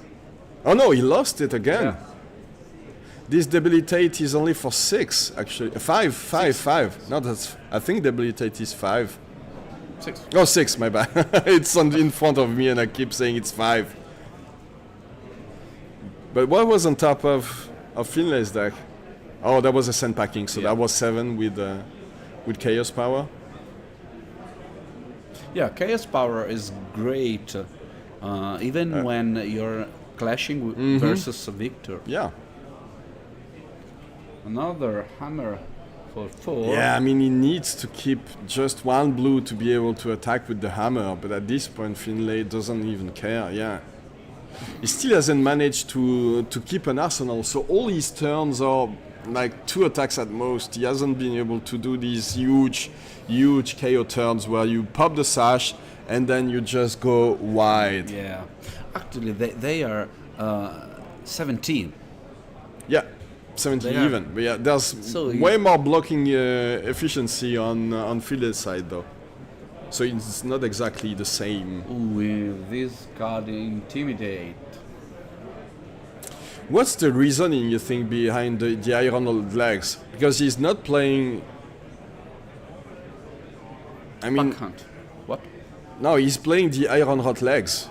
Yes. Antonio is playing the Iron I Hot Legs. believe because he doesn't want to give a quicken token.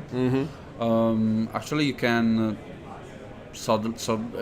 you can use them versus KO, because KO, It has go again all the Has time go again all the anyway, time, so it's so- better to use Civic Steps, I think, Yeah. in this matchup. I mean, maybe he this, doesn't want to the have 2 it. block from the first block, I mean, the first block is 2 and the second one is 1, so that's so much.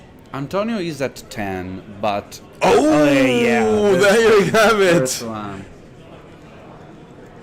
Yeah, and I gotta say, this isn't the regular one. This is the full art The extended out one, yeah, very nice pulverize. Yeah, I think he's very proud about himself. Look at this, Yes. yeah, pulverize for 14, and well, usually it hits, and when it hits, it means that the first attack during your opponent's next turn has -4. So even if he manages to block it all, which means he probably has to use All the hand. a lot of his equipment and hand, he won't have much left to attack with. You just lose a turn. Yeah, you want to basically defend. you lose Yeah. a turn, yeah. Yeah. Most of the time you just block with your hand and say, okay, I'm giving you tempo back. Yeah. That is So, huge. This is everything believe- is huge about this card. The artwork is amazing, the power on it is amazing, the effect is Oh, amazing he's as getting well. all. He's just defending Wow. with 2. So that means only 1 attack will be -4, but we'll then see he probably Antonio. has, I mean, he Is must have unused. something like a Blood Rush Bellow or something. There's no yeah. way that he can, I think we see it in the front there. Yep. Yeah. And I like to think that Antonio just want to play pulverize. he just plays Federation Board for Yeah, for fun. throwing Just to- pulverizes at his enemies. I love it. So, a new Blood Rush Bellow. I mean, we all find the fun in this game where we want and where we can. So if your thing is just throwing the biggest attack that you can in your opponent's face, there you go. You can play pulverize. You can play these guardian heroes. Very cool guy, Antonio. Yeah, knew him- and once again, he's already locked for Oh, top double 8, I block think. rush. Oh! So, the first attack won't benefit from the effect of the double Blood Rush Bellow, but the second one will be huge. The first one will just be a normal attack. If He needs to pops pop the sash. Yeah, that's the turn where you pop the sash, and that's the reason why he blocked. Yeah. That could be huge, and now Antonio must defend with everything. Yeah. And he got the royal crown, so he cannot defend with the helm. Yeah. Very I mean, difficult. it chose to forgo so much blocking value by playing with the Crown of Dominion and the Iron Lord legs. I'm very surprised, I have to be honest. But still, he went 5-1 so far, so it means that this deck works. Mandible close for 7. No, not 7, because that's -4 because of pulverize effect. So it's 3. So it will be just a basic Mandible Claw. What? This is way more frightening. Oh no, this is not a brute attack, by the way, Yeah. so it wouldn't benefit One from go the again. +4. Yeah, so it's only one go again. That's the tiniest, E-strike E-strike ever. Yeah, Wow. in the history of competitive Flesh and Blood. E-strike for 1. What do you say to that? So now there is Oh Mandible Claw no, for 7. no sash popped apparently. No. For now. Yeah, because he only had one Count. brute attack to.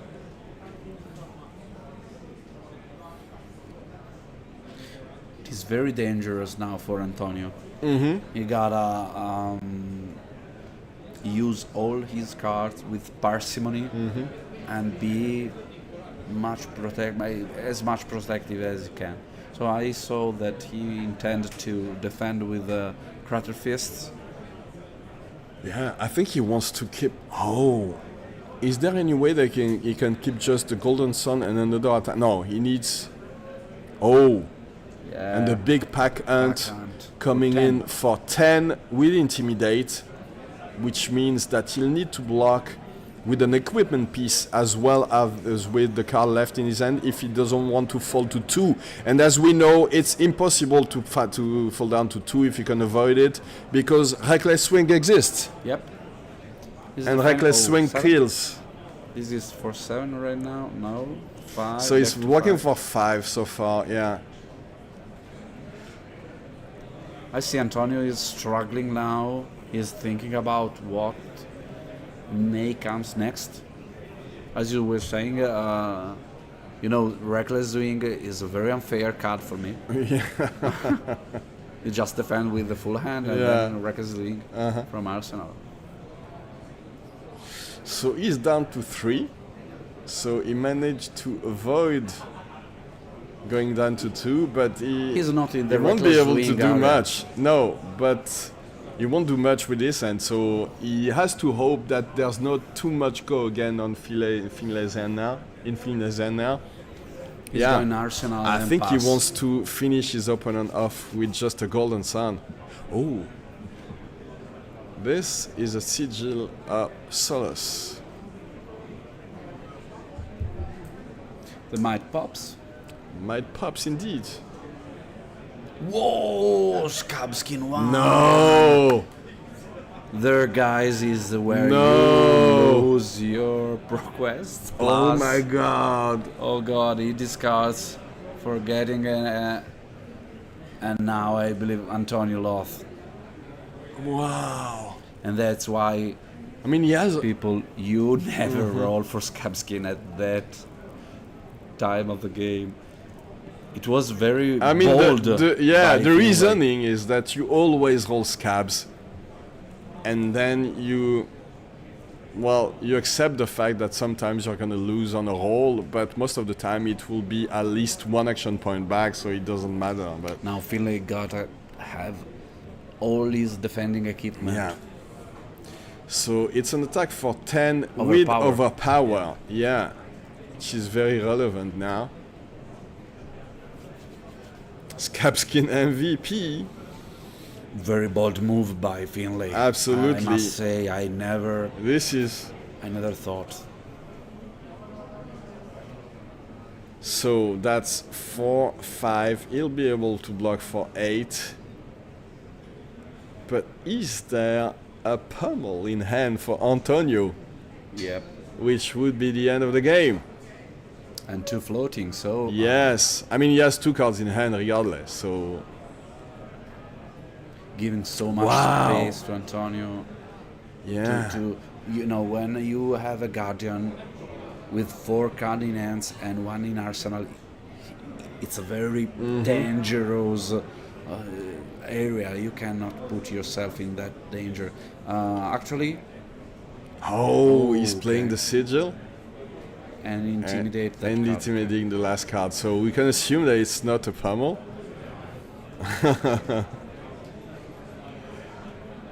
So only taking 2. That is Still why, down to 3. That is why Scalding Flashbag is a game changer. Scalding Flashbag really, has a huge potential in tempo swings. Absolutely. If that card was a pummel, it prevented to actually die.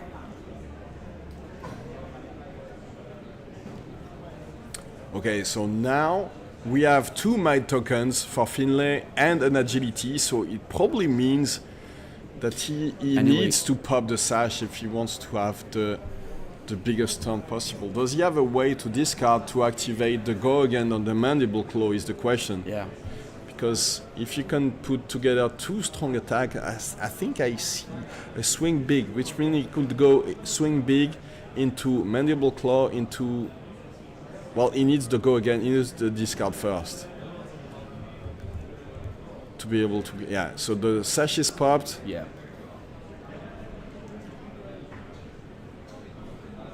Oh, nice! Oh. So that means that he'll be able to do what we talked about. So that's bare fangs for 10. Oh, that's a bit. The swing big would have been amazing. Lucky move. So that's 10 on the Poor bare Finlay fangs. is getting punched Yeah. by the luck. Oh, look at that! The Rouse the Ancients. That only blocks for 2. So Getting yeah, 2 he- damage. Yeah, down to 4. There will be. Oh, he's popping the gold that Antonio gave to him earlier. He wants He's another searching. card. He wants to see another card. Yeah. Yeah. Searching his deck for the good cards.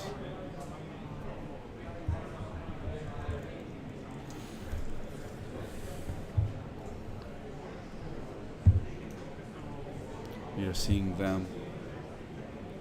Okay, so now as we were talking about, mandible claw attack for 3. Yep. 3 go again. And what yeah. did he find? I mean, that swing build would have been perfect, but unfortunately discarded by the Bear Fangs. In exchange for 2 attack from the Bear Fangs. Now Antonio must be really careful. Who is blocking for 2? He's blocking for 3 3 with all with the the shield. equipment, yeah. And now he's almost naked, only wearing a tunic. Oh, down to 3. Taking 1. He can even use the shield for the second time because Finlay broke the gold. Yeah. And he still has 6 blocking value in hand. Oh yeah, that's unfortunate because, well, if it intimidates the test of strength, you have to block. Yeah, oh, he kept it. Perfect. That is really lucky. So does he want to block with the tunic? The tunic was about to give him 1 resource, so that's a bit sad losing it Yeah. that way, but sometimes you have to do it, right? Actually, It's either death or losing the tunic. you are already in the reckless swing area, so even if you block, okay, now it's you need to defend with.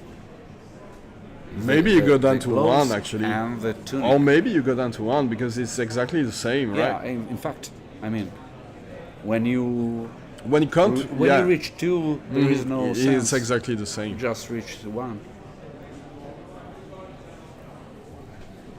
Yeah, recklessing. I saw so many games, so many matches ended by this card. So many times. That is the perfect closure. Wow. And once again, he won't be able to do much on the swing back. He'll only be able to attack with the Titan's Fist at the end of this one. Yeah, so he's going down to 1. Losing the clash once again. Breaking the shield. Yeah, it was still on the combat chain too, so he could do it. It wasn't destroyed. And he still loses it. It's the disable. That is really unlucky. Yeah.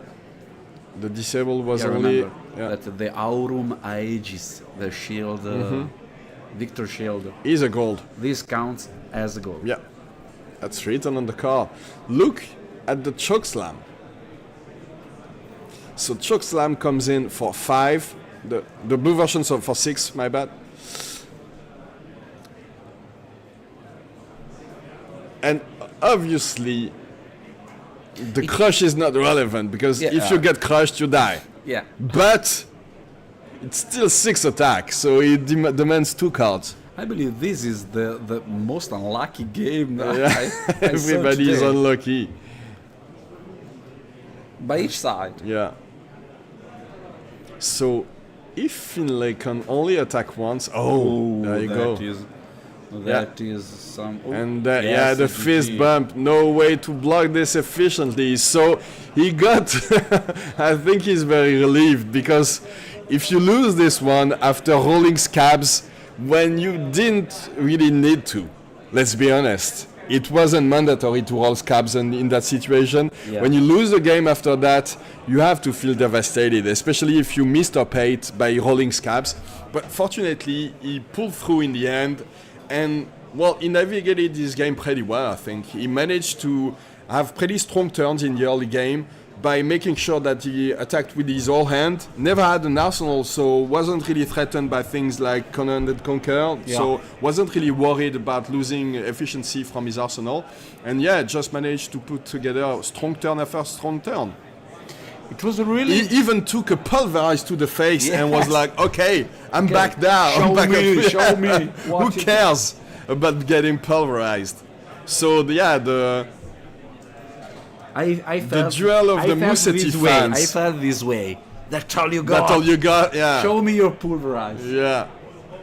Now we are going to the second table. Yeah, we'll take a short break and come back with the top 8 announcement, right? Yeah. So as soon as we have a top 8, we'll be right back. We'll let you know everything about the competitors that we will follow until the end of the day. So that was the last round of Swiss, and we'll come back with the top 8 for ProQuest Bologna. Stay with us.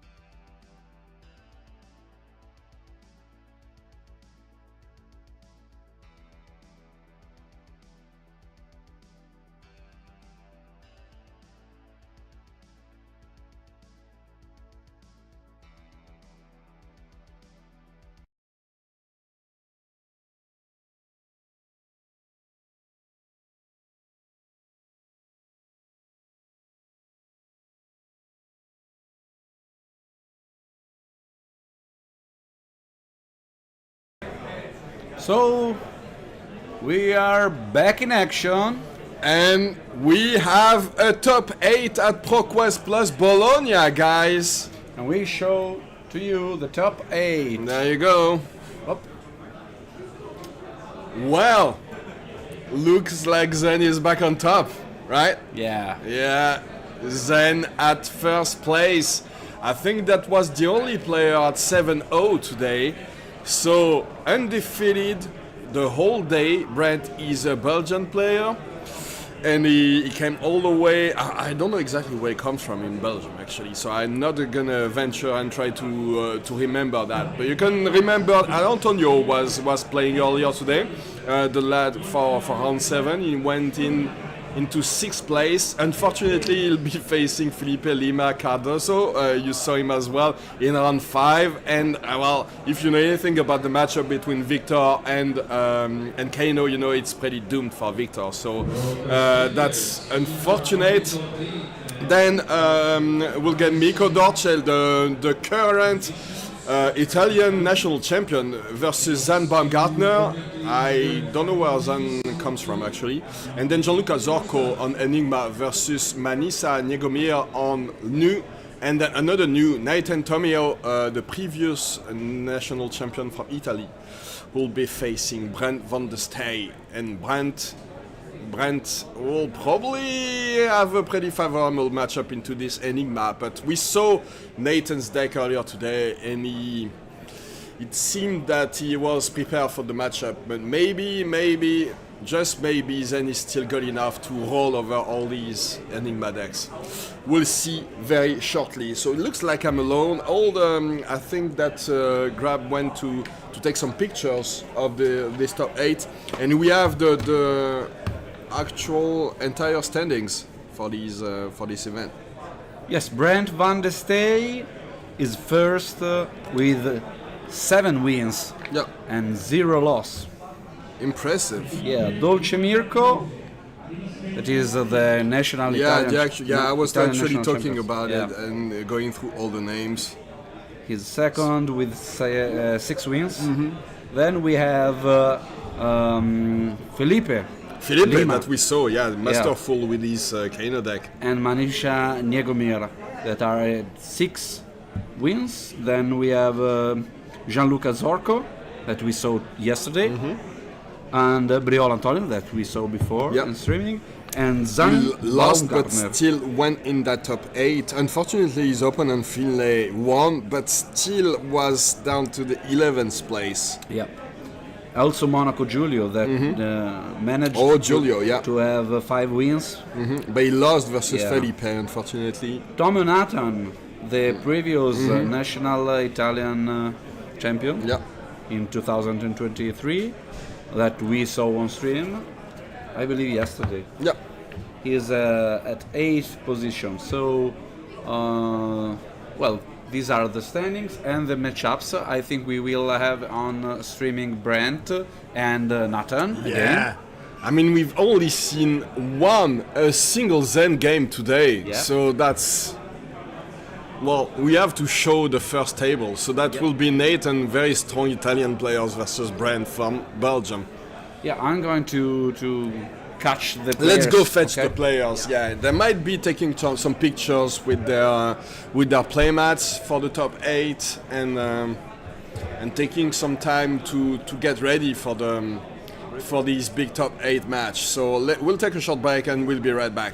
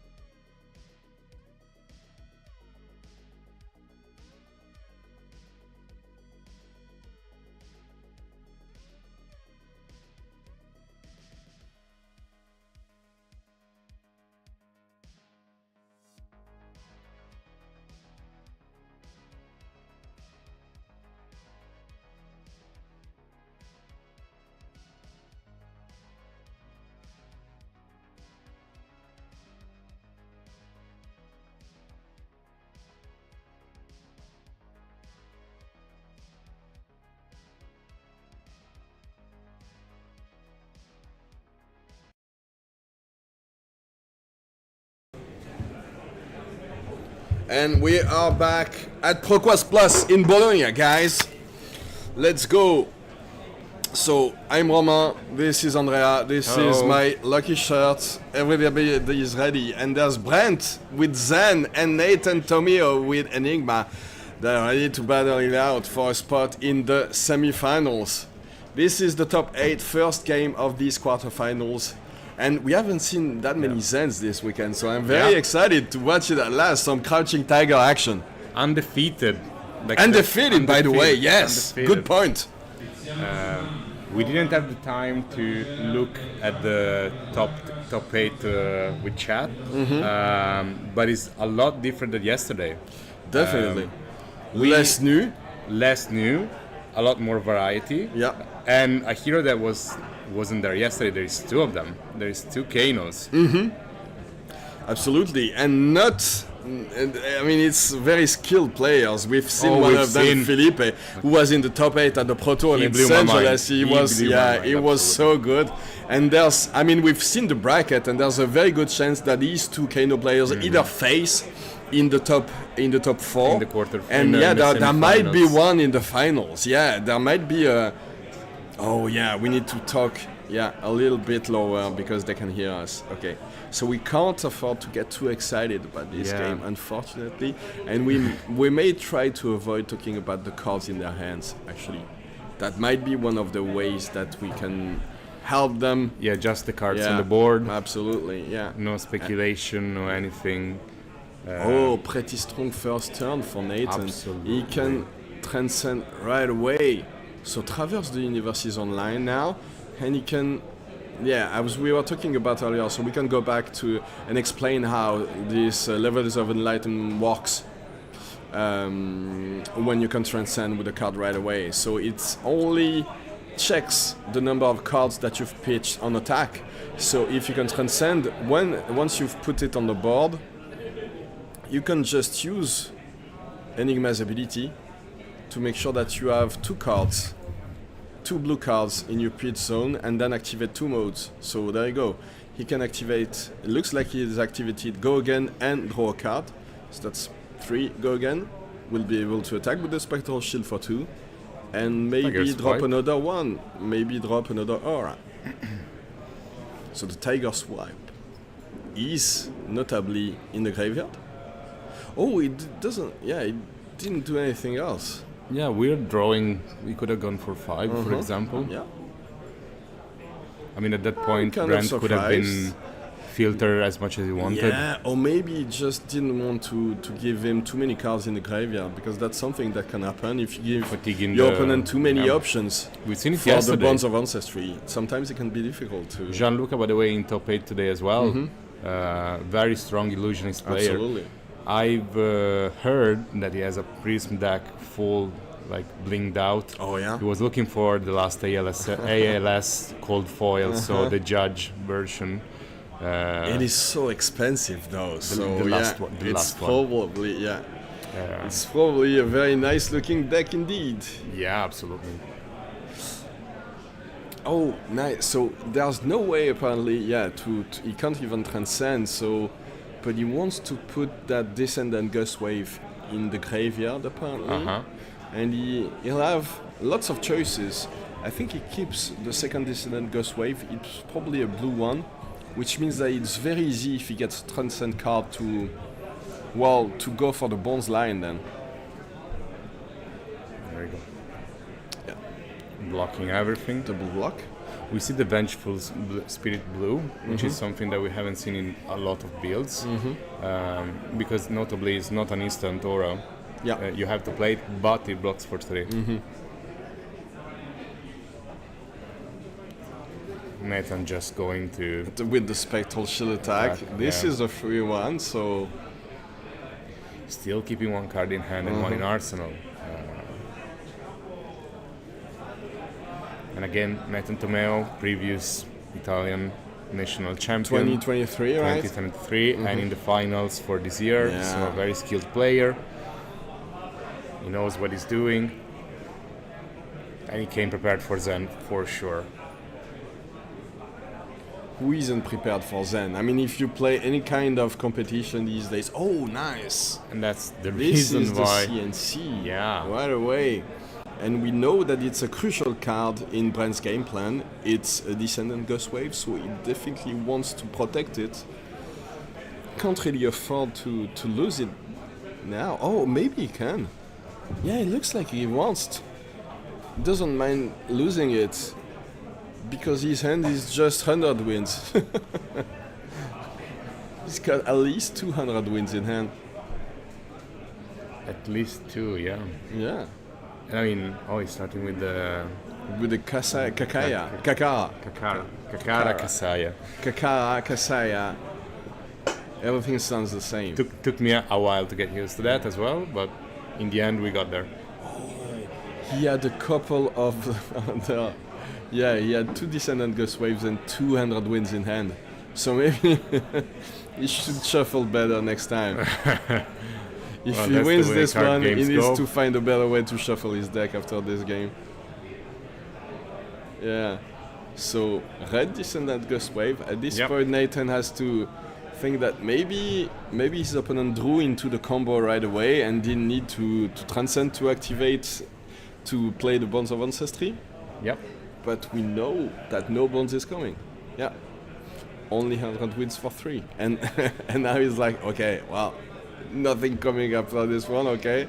Why is the Spectral Shield still there? No, it blocked the first damage, 1 damage from the he put it Kakara. there. Yeah. Okay, yeah, it makes sense. Yeah. Right. Used it as an equipment piece. That's Okay. it's still on the board just because the combat chain hasn't resolved yet. I guess it hasn't closed. Okay. Oh, yeah. Okay. Yeah. Now it makes sense. A bug in Nathan's programming, I guess.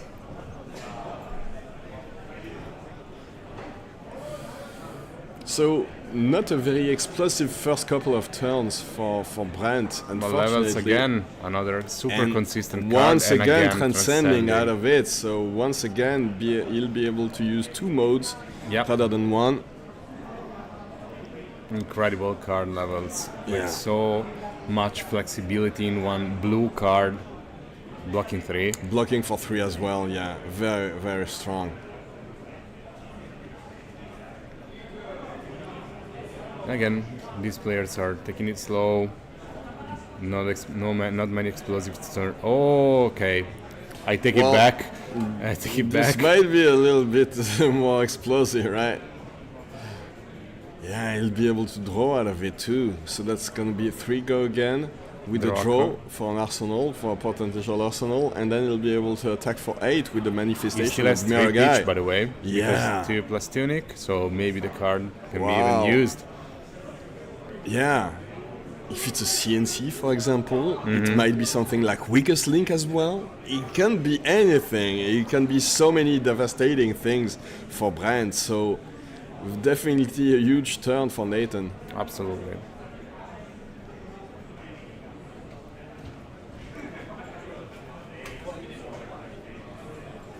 So you probably see. take the 3. I think. Right. I think you I mean- do. I think you do at this point. Yeah. And then you try to come back and clean the ward with everything you have, and you take this 8 in the face. Well, the strongest thing at this point is probably the Shuko, right? If you can activate the Shuko at the end of a long combat chain, sometimes it destroys everything because the damage can be prevented. But now, first he needs to decide what he wants to do with the 8 attack from the... Oh, well, didn't take too long to decide what he wants to do with But it the was 8 damage on the manifestation. level. Wow! Ooh. Wow, 5 so draw that's ca- 5 draw draw card card. for an Arsenal, right. Crazy. Insane. What a turn. So who's the aggressor now? Yeah. Who's the aggro, right? That's something that you need to, But I mean, to on decide the other on. side, there is Zen. You can always Now come back it's from Zen, this. A very skilled one. I mean, it's 7-0. Yeah, but he still hasn't transcended, so no way to get the chi instantly with the Traverse the Universe. I don't think I've seen an Art of War, so no way to pop the Strides of Reprisal and get the... Maybe we'll see an Art of War there 10. you go. So this Deja vu turn. is, yeah, I mean, you get your levels, I'm getting my levels, and look at these levels of enlightenment. It's the extended out version. Looks amazing. Yeah, it's incredible. The foiling on this card is crazy. Oh yeah, absolutely. The foiling on this one is crazy, guys. If you ever get a chance to open one of these, like I got, so I got a box. Oh, you opened one. I opened one. I opened the box, and inside, the first thing I opened was a Stonewall Gauntlet, the Coldfall version, and then I had 3 levels of enlightenment: a normal one, a Rainbow Fall one, and the EA Rainbow Fall one as well in the same box. It was insane. I was going crazy. I was alone in my hotel room. It was right after the nationals in Belgium. We had a box opening duel with my co-caster Jimmy Nguyen, we opened 3 boxes, all the both of us for the duel, and then when I came back to my hotel room on the same night, I opened the 4th box from the case, and this was in it. Wow, I was going insane. I was alone but I was like, I need to share this with someone, so I sent pictures with my friends, but this would have been awesome to open on stream, you know? Right? No, but I mean, they had to believe it. They were in front of me. So you did it in front of them? Like... No, I took the pictures, okay, but I were in my... So I never had to buy any of these levels of enlightenment, obviously. I got them all from my boxes. Saving. And while we were talking about my luck, looks like Brent had a tiger in his deck. Wow, okay. That's huge. What is it? Is it a warning? Maybe an IP2. Oh, that would be devastating. Yeah. Is it possible? Isn't there a deck check before top 8 for all decks from all players? If the deck was checked during the before, they during don't have rounds, to do it. They don't have to do it. Oh my god. Yeah, I think So it's I an don't know the IP2. exact procedure, but it might be an IP2 indeed. It's not a game loss, of course. It just has to be an IP2, which is devastating at this point. He needs to get back into the game, and he's just gonna have... So do you lose the cards right away? Or at the end of the turn? I think your intellect becomes 2. So For one turn. For one But turn. after this one. No, So IP2? Yeah, it's 1 turn.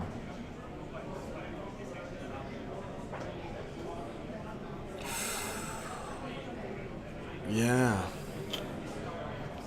This is a lesson for you guys in chat. Always double, triple check your deck.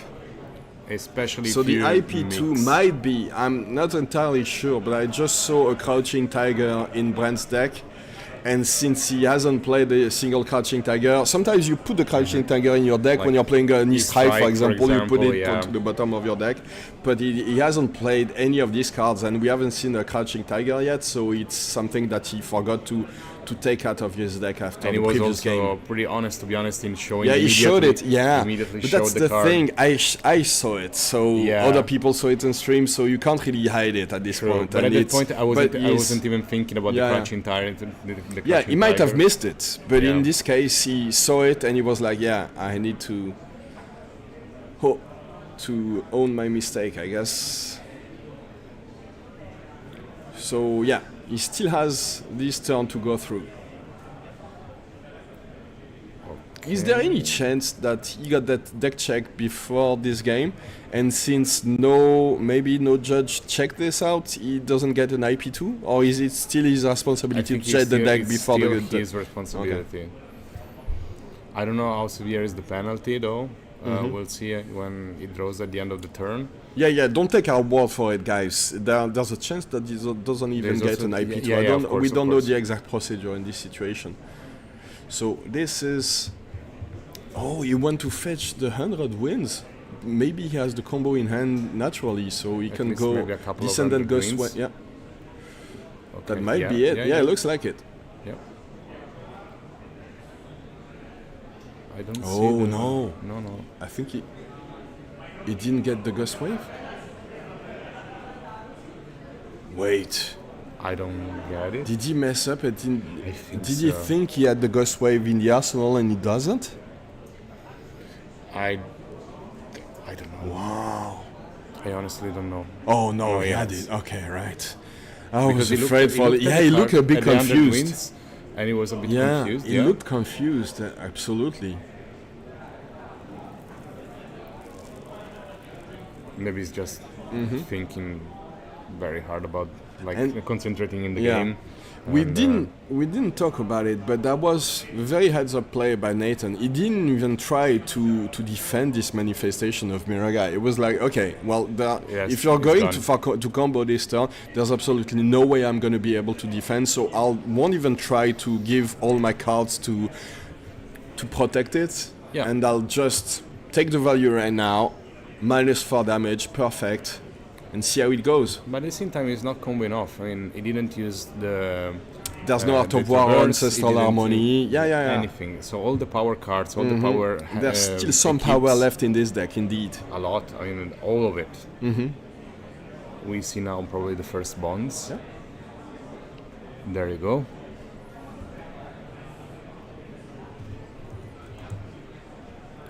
But is that... I mean, it's not that much power, because you can get one tiger out of it, so the first tiger will attack for one. Did he do tiger swipe? I was changing No, the he card. took tiger swipe, so that's one tiger swipe, and potential another tiger for one, but that's it. Yeah, it doesn't look The- that great, to be honest. It doesn't look very big, but I haven't seen that many chase the tails in these decks. Also, Like the first deck that Yeah. we saw today, there was not a single chase the tail. There's no chase the tail in this deck either, it looks like. So it's a bit puzzling, to be honest.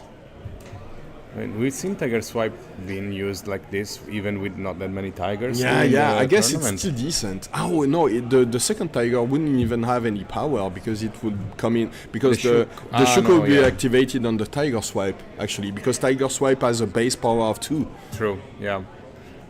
So it would be tiger for 1 and tiger swipe for 5. And then if the tiger is created, it just attacks for 0. Yeah. So that's 5. Yeah. And I mean- so the health totals are very close now, but still not 3 that cards impressive. in Yeah. Nathan's Just an hand. attack for 0. Yeah, that's what they're saying. I think the card left in his arsenal is another Transcend card, maybe a Passover or something. So, or maybe a Path Well Traveled. I didn't notice. Yeah, I was about to say it's a card that's very blue, We but have all to of be them are blue. careful So talking about cards in hands.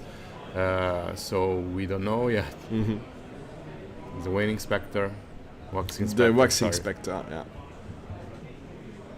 coming in for 4. it's coming in for 4. Nice value. And look at that! Before of that huge turn from Nathan, the last turn, Brent is already down to 16, so he can't really afford to take that many Waxing Spectre attacks to the face. I mean, yeah, you probably can afford to take this one. Yeah. Let's you can see. take a couple, but Yeah. because Oh. like, yeah, goodbye Arsenal. You got Yeah. a Ponder, of course, but This is some of the stuff disruption that Enigma can have at our disposal, and this, in some situations, is insane. In this one, I don't think it's that devastating. Yeah, because he can just play it like that. He'll be able to double transcend, that's and he'll get the pounder out of it. So he gets 2 chi, which he won't. Unfortunately, he won't be able to use the resources created by Kasaya, true.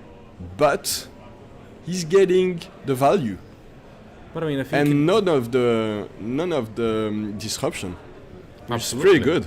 But I think the value from the Kasaya is marginal compared Yeah, at to this point, yeah. When you have six resources in hand, it doesn't just really matter, doesn't right? matter much. Yeah. Not losing the arsenal, it's a lot, and getting sure. a portal token for free, it's huge. You can use the whole hand and not worry about the arsenal, and you know. Oh, and by the way, we didn't talk about it, but no IP2. Yeah, no IP2. I think the judge just realized that it's an honest mistake, and he immediately saw it. Talked and about it, yeah, and I mean, it wasn't something that could have. Oh, there's a metamorph attack right away. This Interesting. This is huge though. Yeah, it is a big one. When you're down to 12, taking 7 to the face is very big. And at this point, Nathan knows that 2 of the cards that Brent has are non-blocking cards. Also, I don't think Brent plays many poppers. We've seen CNC. No. Yeah. So maybe just 3 maximum. And we've seen 1, maybe 2 gone at this point. So he will use these. 3 G. Yeah, he's still taking 4, so going down to 8. Yes. So that's a lot of resources, but he has no. to have it. But I don't think he does. That's it. That's my point. I don't think he has it. And that's why he wasn't happy about having to do it. But I mean, would you use the Traverse instead of the Kasaya then in front of this card? It is a consideration, absolutely. I mean, you want to block for value. Yeah. And I think Traverse for later turns give you more value in the long run compared to the Kasaya.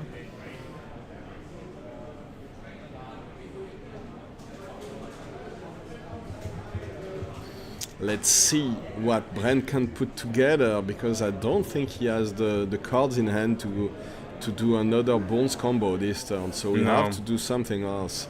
The good thing is he has a Ponder token, so he can throw away his whole hand to try to do as much damage as possible.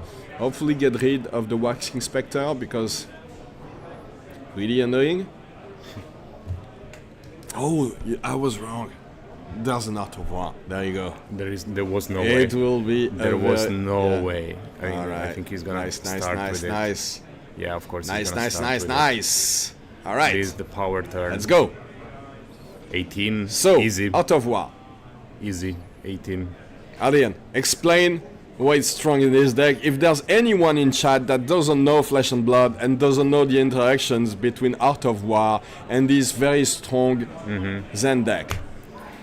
Okay, where to start? First of all, Tigers by themselves do nothing. So by giving all of them +1, you basically value them and a lot more. And the boots allow you to pitch an attack action for free. So drawing 2 with no penalty. And paired with all the cards that create Tiger or all the go wide attack, it's a massive value for one of the best cards in the game since almost its inception. Yeah. We've seen in multiple decks, Phi, Chain. It's a most ninja decks actually. Most ninja decks, of course. Any deck when that you wants see to go in wide. Fine, Katsu, yeah, we saw it in the beginning in Blitz with Ira as well. I mean, if it's been around for a long time and it's been in many decks, but mostly aggressive decks. But you haven't seen the value until you banish a card with Blood Depth in Chain and draw 2 cards. And then attack with it. Yeah. Yeah. In Levia as well you can do it. In Levia as well, yeah, absolutely. Not to play with it, but to at least draw 2, turn off Blood Depth, get that go again that you really want. This is why people are so nostalgic of the good old Chain days, right? There's no hero like Chain. Yeah, the people that are value. nostalgic didn't play against it much, probably. Also because it was a coin toss, you know. Yeah. Either you banish the Blood Depth cards from the top or you don't. Yeah. And it's frustrating when you banish all the non-attack actions that you actually want to play. But still, one of the best hero abilities in the whole game ever printed. Had to be nerfed and still went to Living Legend, you know. Seeds of Agony were nerfed. And of course. Yeah. Yeah. That was Well, free now it's damage legal, as by the well. way. Yeah, it's legal, yeah. So it's the value is legal legal. in You can play Living in Legend and in Blitz. In CC is still banned or was it suspended? It might be legal, but I there's think no it's shot. Yeah. Oh, there is Vincent. Yeah, you can play them in Vincent if you feel like it. I don't remember if it was suspended till Chain went to Living Legend or it was properly banned. I know you can play it in Blitz. I play it in UPF. Yeah. And in Commoner as well. Which, yeah, you can play them in Commoner, true. actually. Yeah. Well, I don't know if you know my good friend Pedro, was one of the hosts of Ludophilia with me. So Pedro Canali, one of the best players in France actually, and previous Pro Tour champion for Magic, and he was a big chain player in the beginning. We started at the same time. I was playing Bolting, he was playing chain. So obviously, when we started that together, we kept playing against each other and I tried to win against chain, but it was impossible. But yeah, I still won some games. Yeah, that's a story for later. And then as soon as we had our first Commoner event, I obviously chose to play with chain, and I beat him with chain with these awful Seeds of Agony. And I was like, now you see what it does, you see what happens when you get Seeds of Agony in your face. And it's crazy. The agony. Yeah, it's crazy in Blitz because like if you go too deep with the chains, you get like decking like almost no turns. But here we are back with Art of War turn. Oh, look at this! So this is a very big level of enlightenment. So because he had 3 blue cards in his speed zone, so all the modes. So that's 6. Go again, draw a card. 6. Yeah. Unfortunately, he didn't find what he needed, I think, because that's an homage to ancestors. So, I mean, getting 1 health when you're at Tate is pretty nice, but that's not exactly what you want. You already have so many resources. I think it's the next arsenal target. Yeah, probably. There is a spinning wheel here. Yeah, I mean, he can do basically anything he wants this turn, but it's... Yeah. Okay, so that's going to be 100 wins for 2. Into 100 wins for... I think there's another one, yeah. It's a red one, probably, so it will be 100 wins for 4. It's a pretty nice turn, but it's nothing compared to what would have happened if he had a Descendant Ghost Wave into Bonds of Ancestry, obviously. I think it's homage, yeah. Yeah, the judge making sure that cards everything leaves the board when it's supposed to, yes.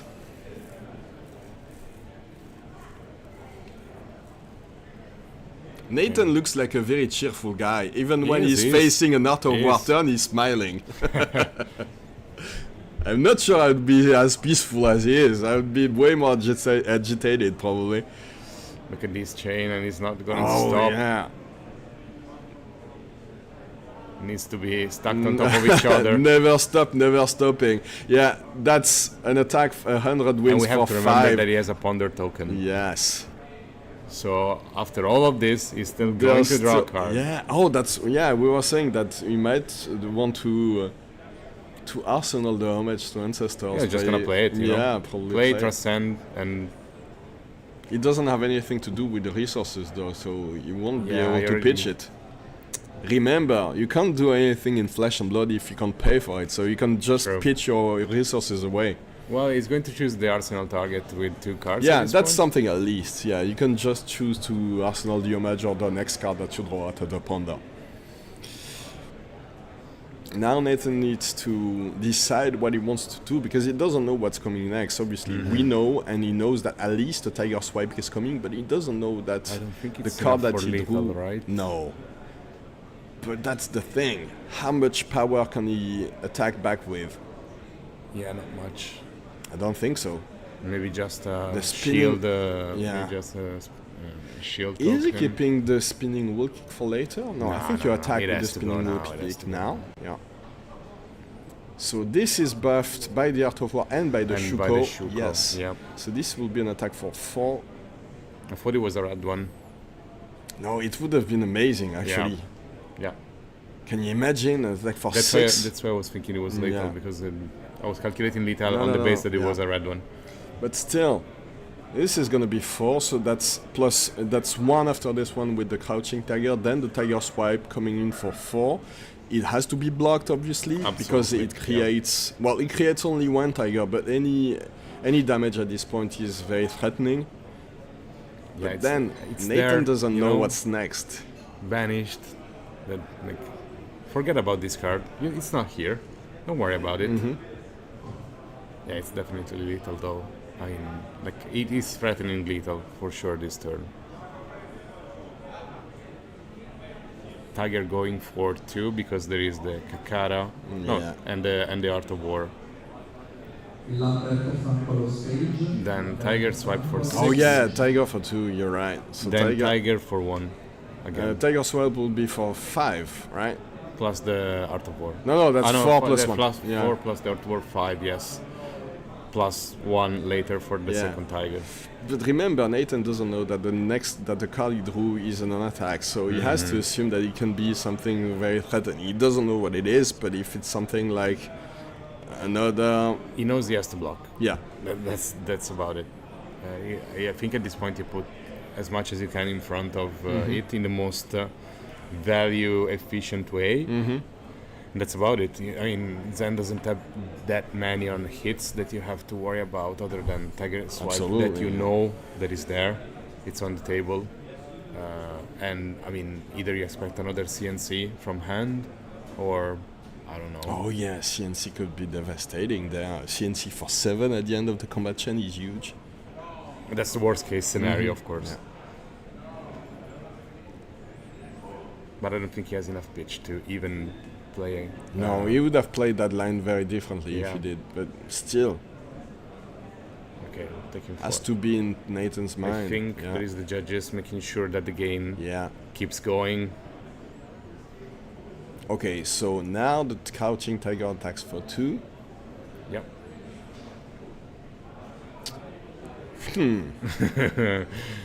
Thinking about traversing. Is it the right time to go on a long trip across the universe? I mean, probably. Yeah, You probably. can get a pitch, you can get a shield token with Yeah. that pitch, and He's keeping his cards very close to his chest, so we don't even know if he has something No. like a manifestation of Miragai. The first one did a big job, and if he had another one, it could be huge, but how many cards can he afford to keep in his hands? yeah. Well, it looks like he intends to keep as many as possible. I think he just wants to block this tiger Block, swipe yeah. because he knows. So he knows that he has to block. He can block 2 with the traverse and then 3 with whatever card he has left in There his you hand. go. Yeah. Plus probably 3 from hand. I mean, He's Probably trying to the convince himself Meridian that it's pathway? the best thing to do. can you just like? I mean, he if needs to has- pitch a chi to be Yeah. able to do that. So he could You, he you could can do it. in the next Yeah. for the next. Attack, I mean, he yes. could do it now. He can do it for the hero power with the True, pitch yeah. he just got, and You then don't need it to would put the- it would get the 3 ward You need to that put the way. equipment in front. You just have ward 3. Yeah. So yeah, it could be blocked by the Meridian pathway. Let's see how Nathan decides to play it. Yeah, it looks like that's what he's doing. Yeah. It's the most efficient line. Yeah. Blocking 4. The thing is, like now, it's kind of weird because you blocked 2, and the Meridian. Yeah, no, the Meridian No, is that's fine. That's Yeah, it's 5, Yeah, yeah, and it's you 5. get a spectral shield out of it. So Yeah. a spectral shield that you can even attack with. Yeah. And Brandy is like, yeah, oh yeah, might as well use it. So plus It's 1. gonna go 1 to Yeah. 9. Pitching. Wants the chi.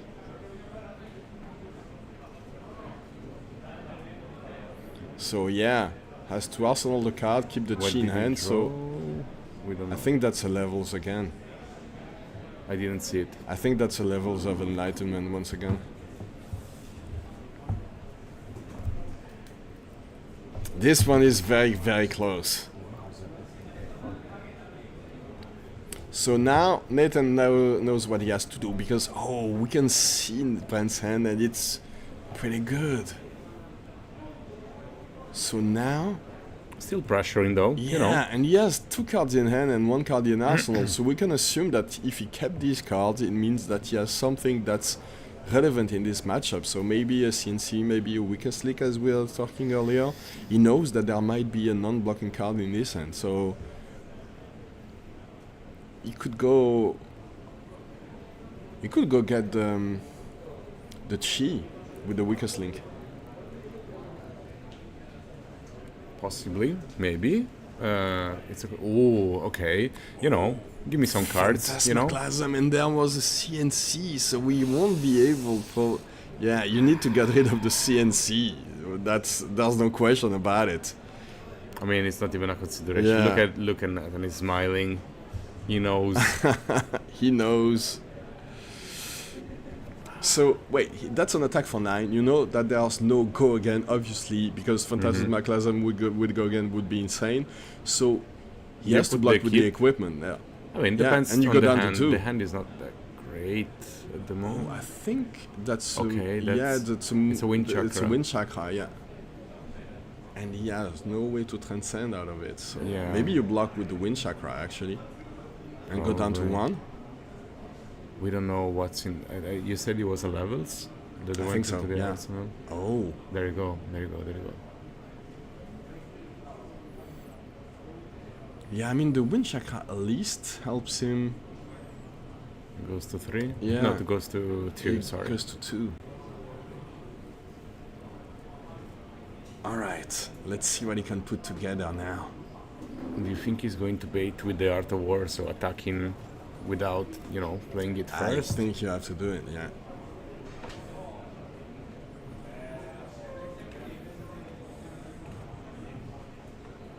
So he can pay.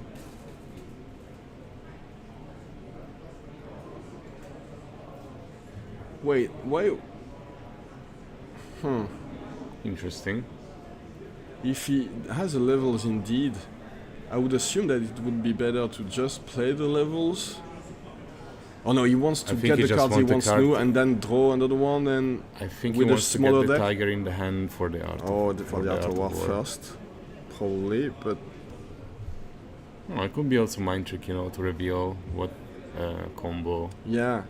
Because then the trick with the Art of War is a bit more obvious, right? If you do it Probably. this way. Especially What's- if you go get something like a tiger swipe. But I don't think there's a tiger swipe left in the deck though. Maybe one. Because We've seen no, two, he played one. He blocked with one on turn 0. Then he went to get the second one with the Yes, with the Bonds of bonds. Ancestry, and then he played the am. third one because he last went turn. to fetch it. Yeah, with the hero power. So yeah, he has to get the spinning Spinning. will kit with will kick, which isn't great, but it's still an Yes, attack for 4 go again.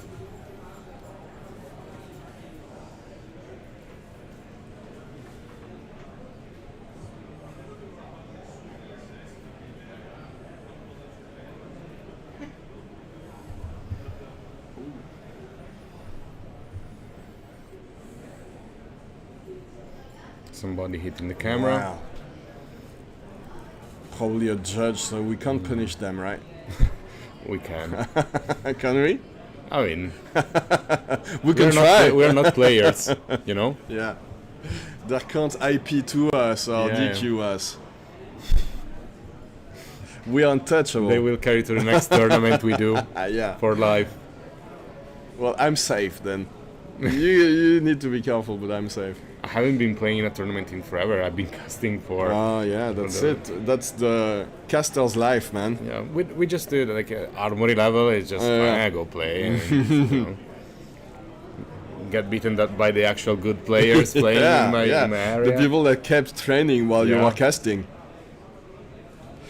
So Levels of Enlightenment drew a card and it's a preserved tradition, so it's not exactly what you wanted this turn. You need to get some more attack actions because this Art of War is, well, it's better with more attacks. Yeah, Let's put it absolutely. quite simply. But And it's not very good when you have that many Transcend cards in hand. Also, look at the volume of blues in Brand's deck. Yeah. There is quite a lot. Mm-hmm. So it means also that the power cards are not that many as one would think. It would be interesting to see the list. Oh, already Tunic? Maybe not. Is there a Tunic block? Maybe he's considering blocking with the Tunic and with another card to try to preserve that that Spectral Shield. But I mean, yeah. By the way, we still didn't get the hands revealed by Enigma. Well, I mean, there is not much suspense in what it is, but it's still Ward 1 Yeah. at will. Oh, there's a Chase the Tail there. So it will be a very big turn. He has Chase the Tail. He also has Tiger into the Chase the tiger, Tail. yeah, the aspect of Tiger body. So it will be a very, very big turn. Might be the final one. Yeah, and the spinning will kick will be huge as well, coming in for 5. He has enough resources because enough resources for everything. The only cards that cost anything are the spinning wheel kick and the chase the tail. Coming for 6 or 5. 5, yeah. 5 would go again. The effect isn't big. Doesn't matter because there's no spinning wheel kick and or a twin twisters. Another card that is reminiscent of Outsiders Limited, by the way, twin twisters. Twin twisters. Yeah, well, like look at it, hold the line, blocking it. Wow, perfect timing for that card. But still, will it be enough? So that's an attack for 4, another breakpoint, creating a tiger because it was played after a red card. Oh, and there's 100 wins as well. It will be very big. Oh, he only has 1 tiger though. Wait, yeah. Tiger ball. So Chase the Tail does nothing actually. I forgot he had to banish it for the Art of War actually. Ah, yeah, true. Yeah. But I mean, if you place Chase the Tail now, does it activate? No, it doesn't activate the rest of the cards. No. Yeah. Yeah, So so only the he's first preserving part. tradition. Yeah. So it will only be a Kakara attack, I guess, into Tiger. Into, well, you need to play the Chase the Tail regardless because it's Yeah, of still course. 5 attack. Yeah, of course. And then the 100 wins, which won't do too much damage, but still. Look at that, going for the Kakara. Wow, so yeah, he had so many resources available this game, but not that many attacks during these Art of War turns. Can you imagine with just another attack, any of these turns would have been insane? Yeah, absolutely. We just start the war, like they get like game breaking for the opponent. Under wins for 2 now, almost lethal. And then you know there is a Tyrant coming at least for 2. It's there. Yeah. Plus another unknown card. 2 resources. Okay, now the tunic has to be given. Getting 1. Tiger is going to be lethal. So Tiger coming in for 2. And then the Chase the Tail for 5. Move the dice, please.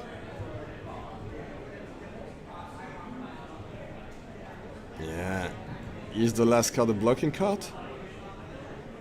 Oh, this has to be lethal. That's it. Remember, guys, I know I've checked the chat, and remember that there is a judge at the table. So if anything is supposed to happen, it's not for us to intervene. That's not our job. What happened? So they're saying that he should have 0 pitch floating, and I noticed that at some point during the turn. But since he has so many resources, it doesn't ultimately matter. He had enough resources to 1, play 2, everything. 3, He didn't need 4, those resources. 5. So I agree, but that's not something that we can do ourselves. So something. But I think he has enough to do anything in any case. Maybe maybe the difference I mean, is ultimately, between. it doesn't really matter. But I understand what you're saying. Yeah. I mean, yes. No, I mean, counting it, he would have spent 6 resources plus 3 for Zen's ability. He's still 9. He has 9 pitch. And remember, even if that happened, the role of the judges at these events is to make sure that the game state is like doesn't change anything, and it didn't matter ultimately. Yeah. And I'm pretty sure that Nathan would agree with that. You know, this turn was just a winning turn. I'm just curious. Yeah, absolutely. I'm just curious about the tiger thing in the deck, how it got sorted out. Yeah. That's something that we might ask I'll the ask the judges judge. to let us know about. Maybe we can ask a judge to come and explain to us the actual procedure in this situation. Yeah. I think there is not a specific procedure. It depends on a lot of factors. The fact that he immediately realized and immediately said it out loud makes it so he didn't get any penalties, or at least harsh penalties. Yeah. I think he just got a warning. Like, because Yeah, if I it assume that's what happened because we didn't notice anything on stream, so it must have been something like. In these kind of situations, if you get a warning, it means it's not intentional. If you have multiple warning for the same reason, is an IP2 or a DQ, I think, or a game loss. But it was the first infraction, so probably nothing happened. Well, Okay, I think we can congratulations to Brent. He's now 8-0 on the day. Hasn't dropped a single game with Zen, so maybe, well, maybe yesterday wasn't representative of the current power of the deck, right? It can still top 8 and and get very strong results. Yeah, maybe against- we're a bit too fast Yeah, yesterday yeah, in yeah, we'll see. discussing it. Yeah, I because think like we can- what happens is if he gets to the finals and if what we envision ends up happening, which is there might be a Kano in the finals. Yeah. Like Zen Look at into this. Kano is pretty confident usually in Yeah. this. Look at this top Yeah. 8. I mean, even the standings are favorable for a Kano final. Look, I don't want I don't want to spoil it for anybody, but there are some specific matchups that are pretty favorable. Let's put it that way. Yes. Yeah. But I I think think like for on the other quarterfinals, usually Gianluca will be pretty favored into Nu. Then well, anything can happen in Aelia versus Kano game. Yeah. But the final one, yeah, and it's the final tough for one, Victor. it's almost impossible for Victor. Yeah. I know that some Victors come packing with some techs. Yeah. Against Kanos, and we know that Antonio has a pretty aggressive build, so maybe you can true. put something together. And with the big pummels, sometimes you can try to race your opponent, but it's very hard. Yeah, you just have to try and race it, but at the same time, you don't pack enough a punch to pressure the opponent enough, and all the crushes don't matter to Kano at all. So yeah, we'll have to see. We've seen Felipe also is a pretty skilled, incredibly skilled Kano player, so he came prepared as well. Yeah. So we'll take a short break and then come back with the other semi-finals. With the next semi-finals. So hopefully we'll see some more. Well, I think we'll come back for the semi-finals. we'll come back for the semi-finals. Maybe give you some more information about who won in these Yeah, I'm other going games to ask. before that. But yeah, prior to that, and then come back with the semi-finals. Do you want to see more Zen, guys? Tell us in chat what you want to see. If you want to see some more Zen, if you want to Do you want a Kano final? a Kano finals, do you want to see some more Kano action? Okay, well, let's take a short break and we'll be right back.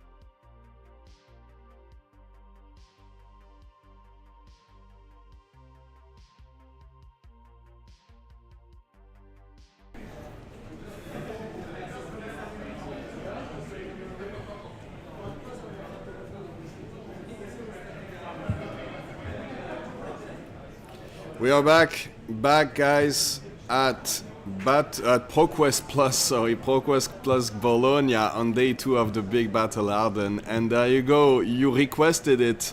You have it, the semi-finals between Felipe and Mirko. This will be Kayo versus Aelia.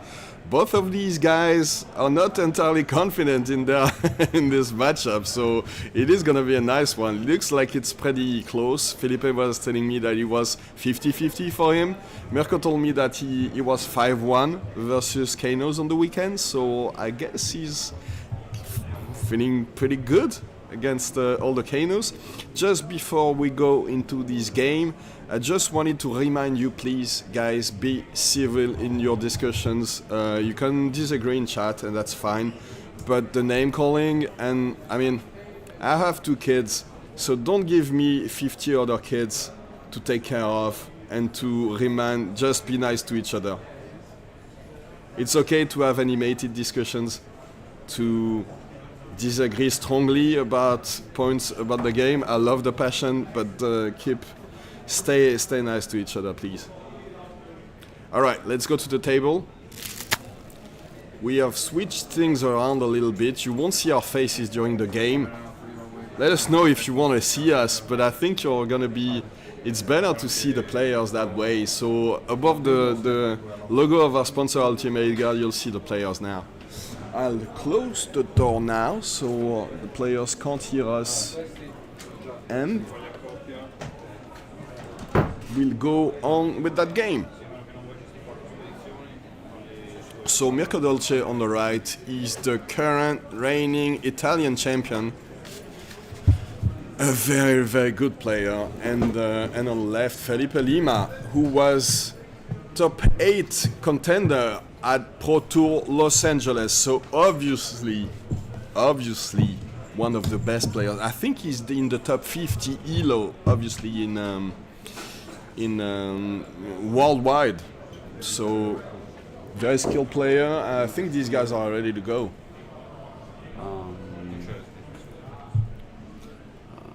Are we good?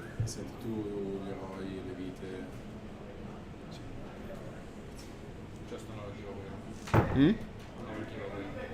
Oh, do we have another giveaway? Wow, look at this. Oh, you can see us. There you go, you can see us. Look at that, that's a giveaway.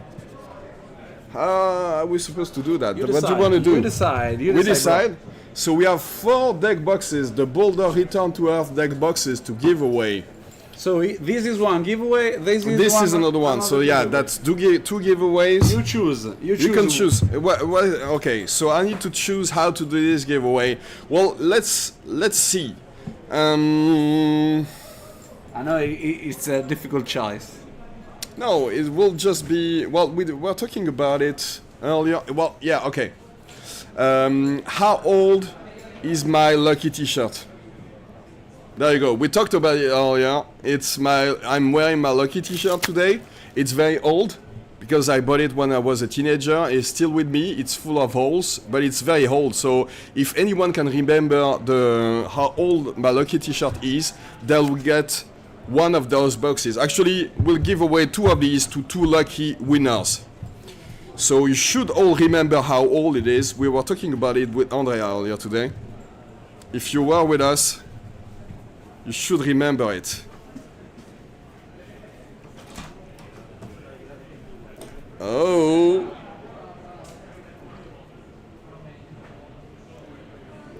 Oh, I love it. I love to see it. There you go. So the game has started, so we can take a look. So yeah, I'll check out the results and your answers later. But I know that some of you remember. Some of you know my T-shirt pretty intimately, apparently. Oh yeah. Come on, Scott. So what we are seeing? So yeah, okay. Let's focus on the game, guys. We'll look at this later. But I know that some people, already won. I can tell you that. So we have winners. We have our winners. We just need to draw them randomly. That's it. So we are seeing an activation of Aelia. Yeah, first Aelia activation with a frailty on top. So the frailty obviously not very relevant in this matchup, but at least that's some free damage on top of it. Yeah.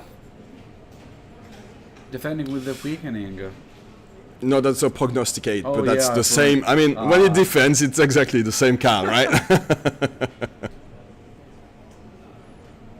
Yeah. Yeah. So defending for. Oh no, that's a Kano activation actually. So I believe it's Head of Flare, Another flare, yeah, blue blue Head Head of of Flare, yeah. And in this matchup, he's still playing the Crucible of Vader with. Obviously, he was playing the Waning Moon versus Enigma, as we saw earlier. But in this matchup, you see the more usual setup. Only the Threadbare Tunic apparently is different. I think It's interesting Yeah, seeing this- the Tunic in this situation. this match will be really fast. Yeah, I mean, sometimes, as we were saying yesterday, sometimes these kind of games, they tend to be long, but it's not a big number, a big amount of turns. It's just that these turns can take very long to navigate for the Kano players. Tom of Okay, that's a pretty nice hit on turn 1 rather. So activation for the Tome of Fiendal, draw 2. I'm seeing Mirko very tense right now.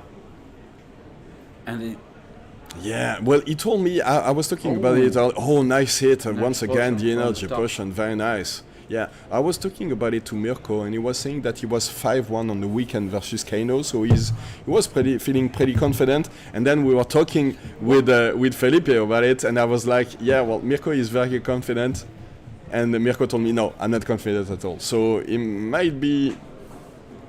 What? yeah, in fact, Another I was tome. saying- and there is wildfire. With the and wildfire, stuff. yeah. But this is his turn, so wildfire on your turn doesn't do anything, right? Nope. I mean, it's just damage, but it's not exactly what you want to see during your turn, Yep. right? Yeah. So I believe this is a wildfire for Mm-hmm. 4. That's still 4 damage, but it's not exactly how you want to defend it. What's good about Aelia is that without changing her setup entirely, she still has access to 2 Arcane Barrier and 1 Spell Void from the Spellfray Cloak. So that's pretty good. She still has access to a very strong card in that Bullseye Bracers, and she still keeps the Course Wrap because it has Arcane Barrier as well. Now the goal of Felipe for me is bringing Mirko down, so he can So you can more easily combo him off. Yeah. and chew him Yeah. slowly. Mhm. And from Mirko's side, instead he gotta win the tempo. Yeah, I mean, you have to get an arrow with Dominate and put something like an Inertia token on it, an Inertia. Yeah, I think I see a lace with Inertia in his hand, so that's already something that's already what he wants to see. This is a remorseless, very good card. Yeah. But this Remorseless remorse. on its own, yeah, sans remorse. But on its own, this Remorseless doesn't have Dominate, so he needs another arrow from the top. Oh, Yeah, there you and go. Bolter shot. Red Bolter Bolton shot. shot is an arrow, but it's not exactly the best one. Oh, it's still an attack for 0. It's still attacks for 0. You can put as many buffs as you want on it, Yep. especially the lace with Inertia, of course. And it will hit because it has dominated. It will definitely hit, and it will hit hard because that's a lace with Inertia and release the tension as well. Yeah, 3 pounds so it for- will be 13 with 13, Dominate. right. Yeah, 13 dominate. 13 Dominate That with is a lace lot. with Inertia on top. Pretty good, right? This is the second time we see Aelia using 2 dice. But this is exactly how you do it. Yeah. You do it turn after turn, and that's how you win versus Kano. If you can do it and they don't have the combo at the right time, you're golden. But sometimes they find the combo on top, and there's nothing you can do about it. That's why Mirko was saying that it's, and Felipe as well, were saying that it's a 50-50 matchup. I think Felipe is thinking about taking over. Yeah, I guess. You take 50 and you try to play as many cards as possible on your turn. Yeah, that might be a consideration, actually. There's nothing you can do about it anyway. Yeah, you can just defend for 3 and take in 10, but 10 is a number. As somebody told me yesterday, Yeah, 10 it is a number, is a yeah. number. So, first An activation, yeah. Add a dart. Not a lot of damage, but that's one way to make sure this turn is not completely lost.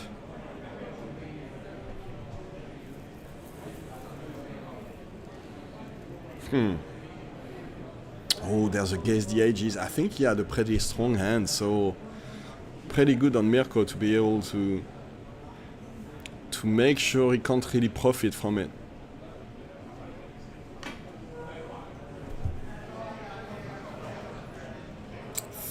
Dominate.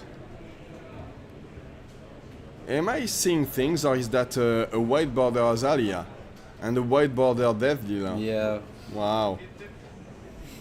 I asked Mirko why he's running white borders. Actually, he glistened. He never answered me. Oh yeah? Yeah. Wait. There is a So Ragamuffin Mirko activation. doesn't have any resources left, so maybe looks like Felipe wants to go for it. Well, 36 is a big number. Yeah. And there's very one big spell void, but since there are no resources, maybe it's the time to do it. Is the last card in his hand? Mirko? Yeah, the last card is in his hand, so that there might be at least a couple of Arcane Barrier that can go through. So Ragamuffin First at can activation. yeah. Oh, Oh, very nice. Tome on top. Yes, why not? Always frightening. Let me draw 2 cards. Yes, thank you. And now.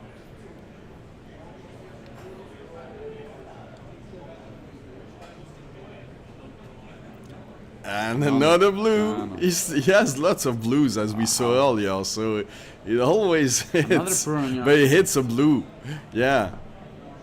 Okay, not very happy about it. Hey. Not exactly what we want to see, a prognosticate on top, so that's either that for 1, prognosticate for 3. For 1, sorry. That's the blue one, so that's not exactly the dream, right? Yeah. They're not. I think Felipe is. Oh yeah, he nods. He nods like, okay, I'm in this spot right now. What should I do?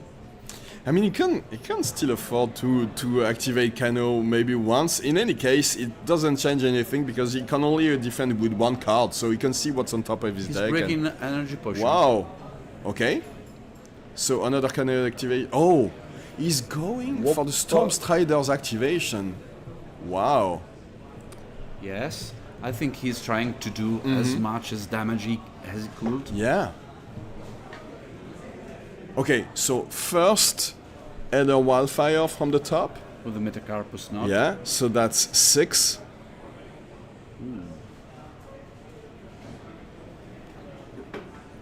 It will be 6 plus 7 plus 7. So that's lots of damage already. Maybe he's baiting into breaking the spell void. Mm-hmm. Should be a possibility. Definitely. And he has, yeah, that's 20 damage. Right? I mean, if there's no damage prevention, obviously, but that's... If Mirko doesn't use anything, it's 20 damage. He's gonna be down to 17? 16. 16? No, If there's no damage Felipe prevention. will be... Oh, yeah, it will be at 17, 17. Yeah, it will be 16 to 17. Yeah. So he All of a sudden, yeah, the game will be almost over. It's just still the beginning. As we said earlier, it's still turn 1 for Mirko, but the turn has been very long already.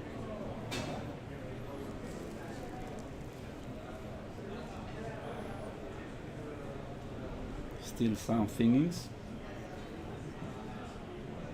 It is Because right if it's an arrow, I- if it's an arrow for 0, maybe Mirko wants to take it all to the face and attack once again, but he would be getting so low.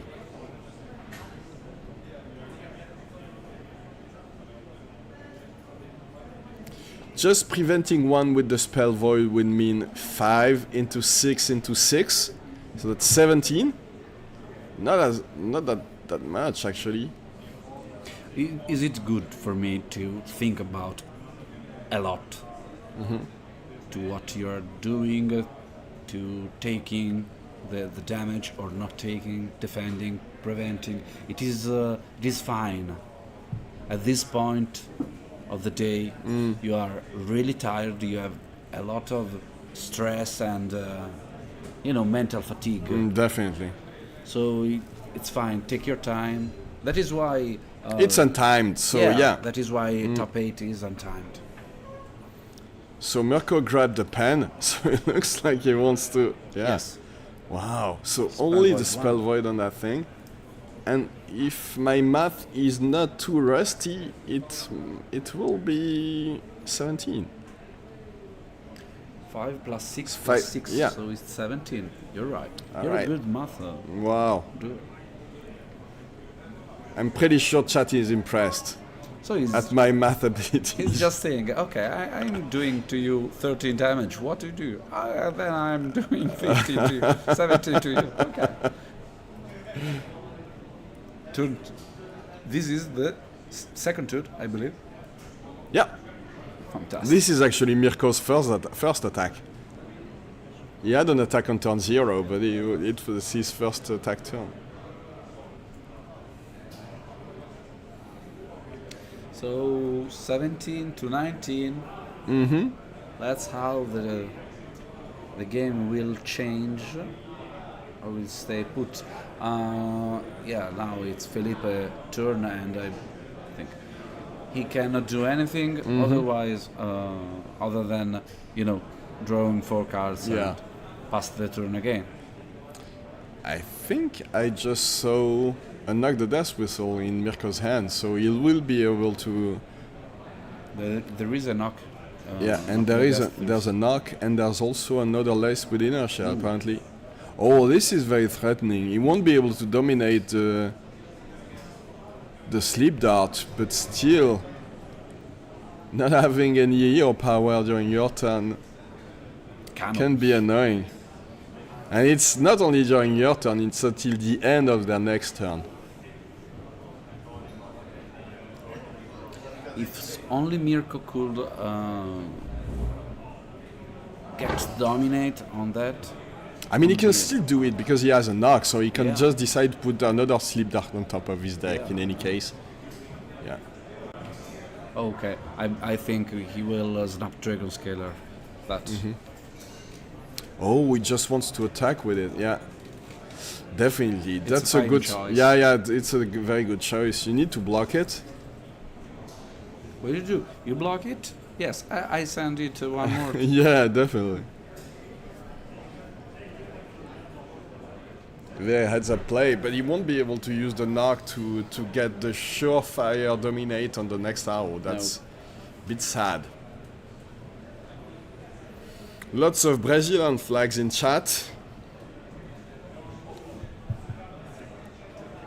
Probably, I haven't checked the rankings, but I'm pretty sure that Felipe is the highest ranked Brazilian player right now. Felipe is Brazilian. I love Yeah, he's Brazilian. I love yeah. Brazil. I need to go into Brazil sometimes. And the community in Brazil has been growing tremendously in the past few months. It's really great to see. Lots of very strong players. I hope we'll see lots of Brazilian players in Pro Tour Amsterdam, by the way. Is anyone coming? Chat. I know that Felipe came from Pro Tour Amsterdam, but he decided to make a detour in Bologna first, which is pretty good. Sure, welcome to Brazil. Grab wants to come. I would love to have some time off to come to Brazil as well. Second ranking player. Second rank. Who's the first then? Pedro Pedro Ujoni. Okay, interesting.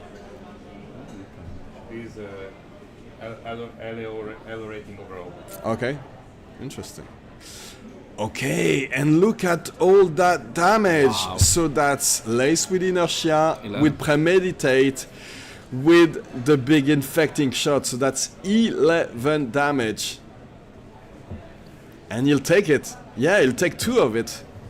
So that's 2 Plus- damage with the Inertia. Well, I mean, there's nothing in his hand in any case. So Plus a that's... small rod It will, box. yeah, the So blood good. rod packs, which you won't be able to pay. I mean, it doesn't really matter at this point. You just take 2 additional damage and go on with your life, right? This is big. This is real big. And this was the second Elder Wildfire, by the way. A very important card. I think. But the- Mirko is down to 19, so maybe he can combo off without the Wildfire. There's a good chance that he can do it. yeah, Felipe should put something in his arsenal, I believe. Oh, Pedro is actually coming to the Pro Tour. Nice. So there's at least the second the 2 highest ranked Elo players in Brazil are going to be at the Pro Tour. Nice. Oh, very cool.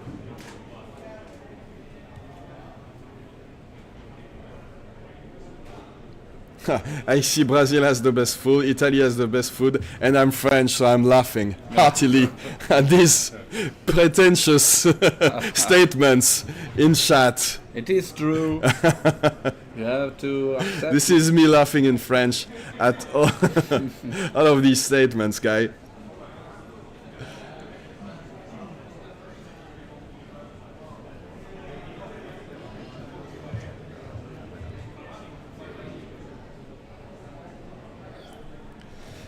This has to be reassuring when you have the Eye of Ophelia in hand.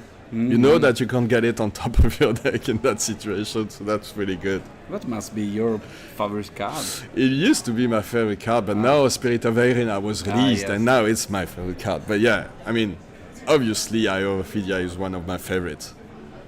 So will you? Do you know change- why we chose that name, Eye of Ophelia, for why? our channel? Yeah, Well, it was suggested by one of the members of the French community actually, but the main reason is that when we were starting the game with my friend Pedro, whom I created the channel with him and Aurélie, it was one of the cards that he wanted to buy from me, and I didn't want to sell it to him because I love it so much, but it was always something that was between us, and when we had the opportunity to name it, it was like, yeah, well, there's this Eye of Ophelia in our history together.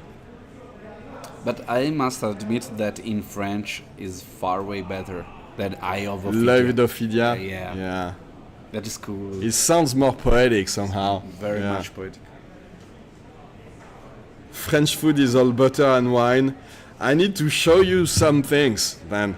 I mean, this probably comes from someone who hasn't ever eaten food in France.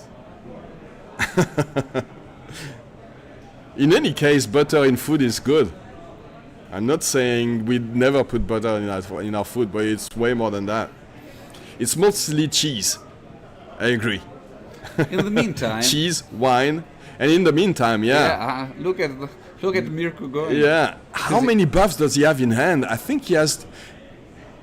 Yeah, and I think he has the Memorial Ground, so it means that he'll be able to dominate that next tower, and that next tower will be huge. It will be enormous. Yes. So, which one is he picking? It has to be a 0 cost, right? Yeah. It looks like he wants that bolt and shot. So Memorial Grounds puts it back on top. Then you can activate Aelia 0 power. Now Felipe And has to that do it will be, a miracle for survive this. Surviving. And the good thing the is shot that, will well, Kano is probably the best hero to pull off these miracles. So if any hero can do it, and if any player can do it, it's Felipe Lima.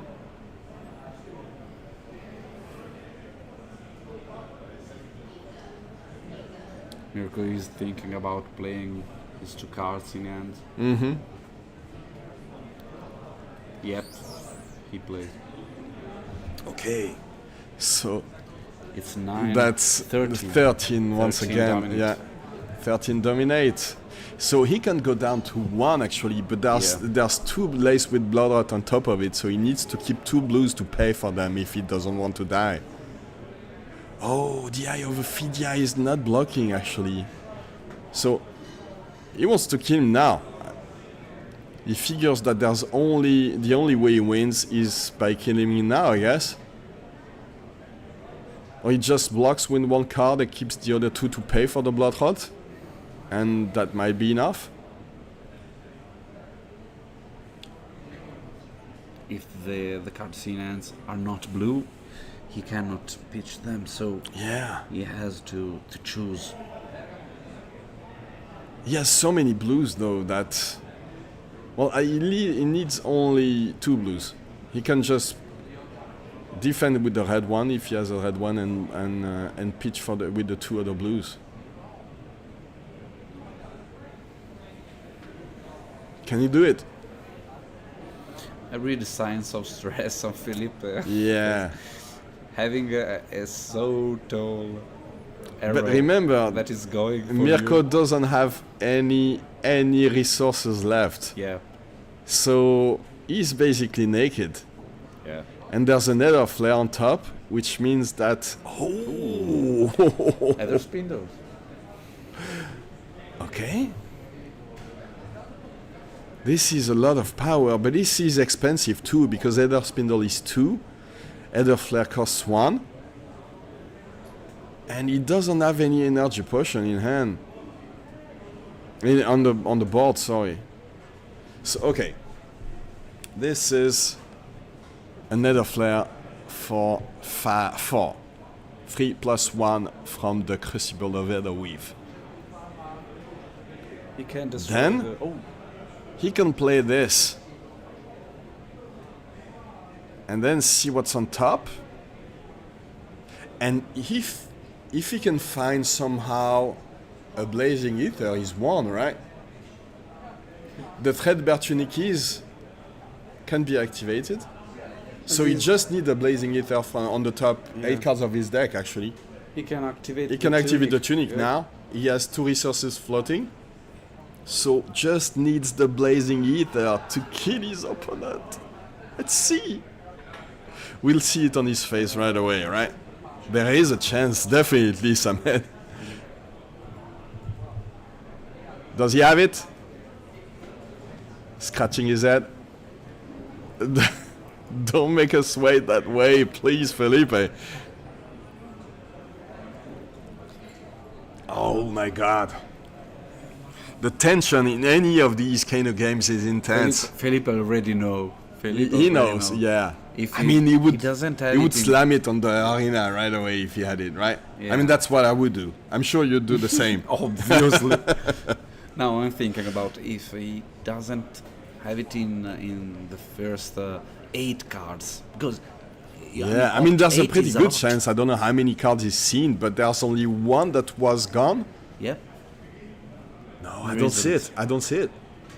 So he can just No. put them all in the bottom and And hope go for that the it last goes, one. yeah, that the last one top is it. Okay, let's see. Oh! Oh! Oh my god! That was... Whoa! Well done! Oh! incredible. Well, I'm very sad for Meko, but it was incredible. It was crazy. That was crazy. Oh my god. I'm shaking. I mean, I'm it was shaking. likely that there was a Blazing Ether coming, so if it wasn't in the first 8, in the first 9, there you go, there you have it. Yeah. That was you win, I win. That is Crazy cannot things fake happen it. in Flesh and Blood, you guys. cannot fake it. Yeah. I mean, remember the sigil in the finals of Pro Tour Los Angeles with Arthur Trey pulling the sigil at the last moment. And there you go. That's on that level. This actually was. It's not the same scale. It's not the same stage. Obviously, it's not a Pro Tour. But this is huge. Congratulations to Felipe Lima. So Only he's the on brave. to the finals now with Kano Drakai of Ether. Brave Felipe. Incredible Well, game. very well played. So we are going for a break now. Are we going for a break? Yeah. Yeah, I need a break after all this excitement. It was a very, it was 2 turns, but it still took something like 30 minutes, right? Crazy game. Let's go.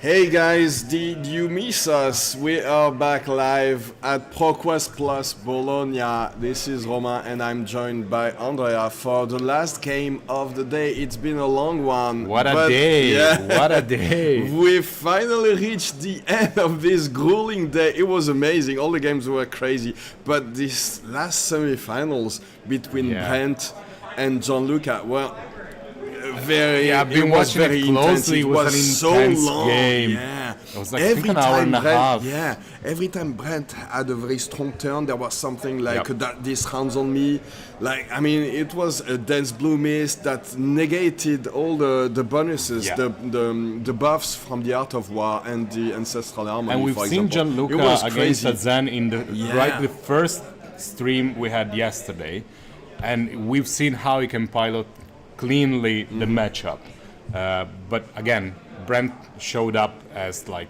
one probably of the best Zen players we had around. He showed up as like undefeated today, and so far he hasn't lost. Yes, indeed. So very, very excited to watch this last match. If any hero can take a hero like Kano by speed, it's definitely Zen. You know? And I was talking. I think we need to. And I was talking with Brent before, and it was like, oh yeah, Zen is still the best deck, hands down. Even after the ban, nothing changed. It was like adamant was like, that is absolutely. And he showed it. Yeah. Actually, the only loss of Felipe was in the Swiss against Brent. Oh, so it is like kind of a rematch. Felipe probably has a chip on his shoulder. He wants to prove that Kano can do wonders against these very aggressive Zen decks. So let's see what happened in this one. Well, he showed to be an incredible Kano player 2 times in a row in the stream. So let's see if he can show like the power of Kano in the finals as well. I'm curious to see what Brent's setup is in this matchup. So probably an Arcane Lantern, probably the Tide Flippers to get access to Arcane Barrier 2 at least. Maybe an additional one with the Arcane. Maybe no AB, just go. Maybe just go straight to the face. Yeah, that's an option as well, I guess. If your opponent doesn't have any shot. Which spots do you have for AB? I mean, basically, you don't even know the head is useless because there's no way that you'll be able to use Traverse the Universe ever. So might as well put something else in spot. The arms can be useful because sometimes you have the +1 from the Shuko, so that's always decent. And you can always use the Kasaya in some instances to prevent 1 damage if you have with the ability. So sometimes when you destroy it with the Zen state, so that's always something. And I guess the boots are pretty much useless when you can't defend any attack action from your opponent. So true, but the boots are still like an on-demand attack that you can pitch to Art of War. Yeah, I guess they're still the most important piece of equipment that. But there's no way that you'll ever have it.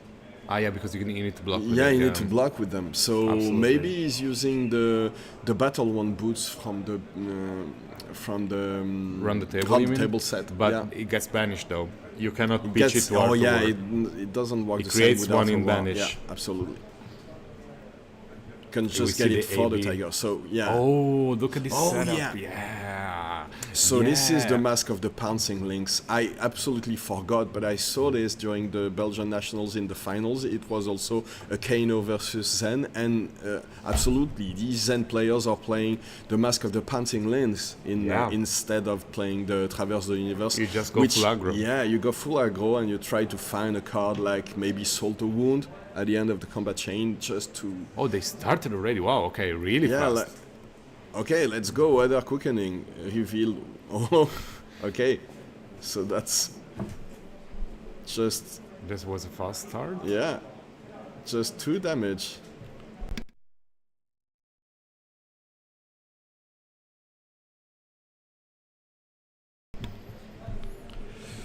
Let's still close the door. Okay. And then the door is open again. Well, strong start from Kano, to be honest, like with a potion already. This is exactly what you want to see on your first turn. Not even bothering trying to push some damage, just, Zephyr Needle is gone, right? Zephyr Needle... already gone. Well, it's done its job, I guess. You think? Yeah. I mean, that's interesting though, because of course, like you don't have many options to use. Like this match is not You going use to it last. and your opponent lost a card, so that's what it's made for, you know.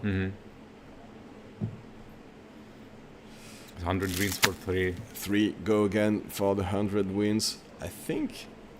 Yeah.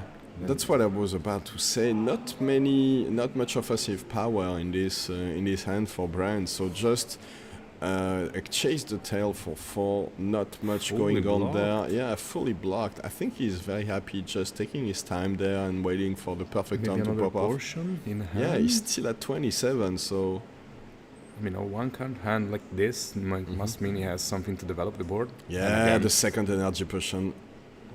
Perfect read by Andrea, guys. Maybe you're a Kano player. You just ignore. You just don't know it yet.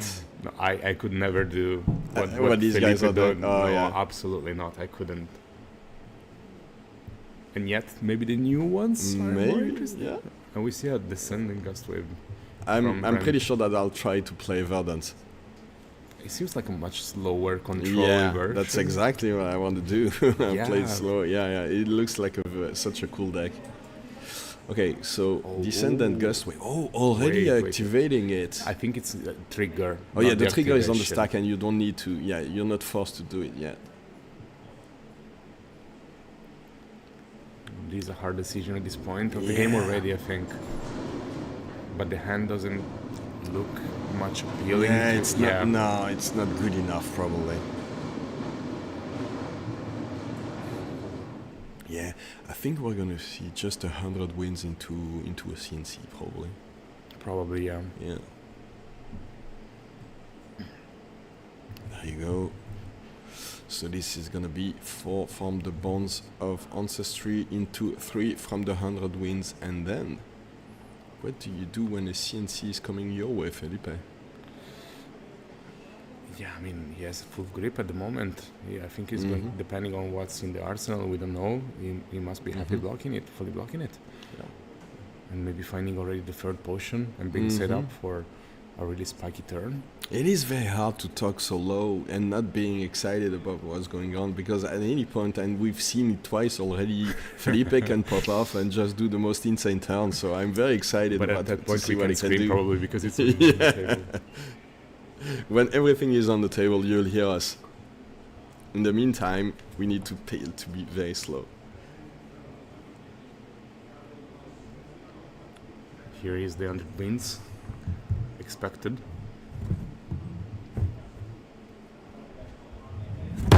Oh.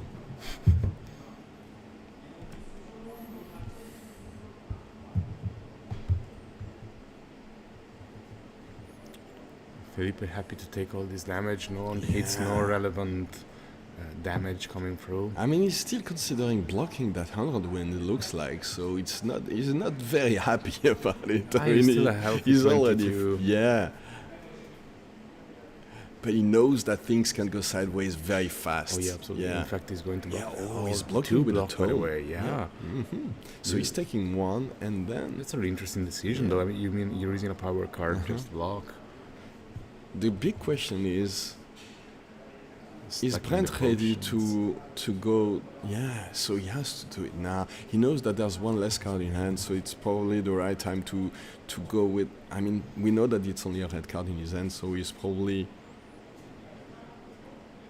His opponent doesn't know about it, but he's happy just attacking for 6, Yeah. saying, I have one card left in hand, you don't know if it's a blue or a red, but in any case, you need to do something about that CNC. But Felipe was blocking with a 2-block card, so it means that it doesn't have any good. Oh, he takes it, so he doesn't care about the arsenal, apparently. I think it's going to be a wildfire or something like that. Oh, no, it lessons was a in lesson in lava. Not yeah. as important. to be Not as honest. important, definitely, but still a strong Also combo 6 piece is damage. something that, yeah. He's halfway through. He's helping Felipe already.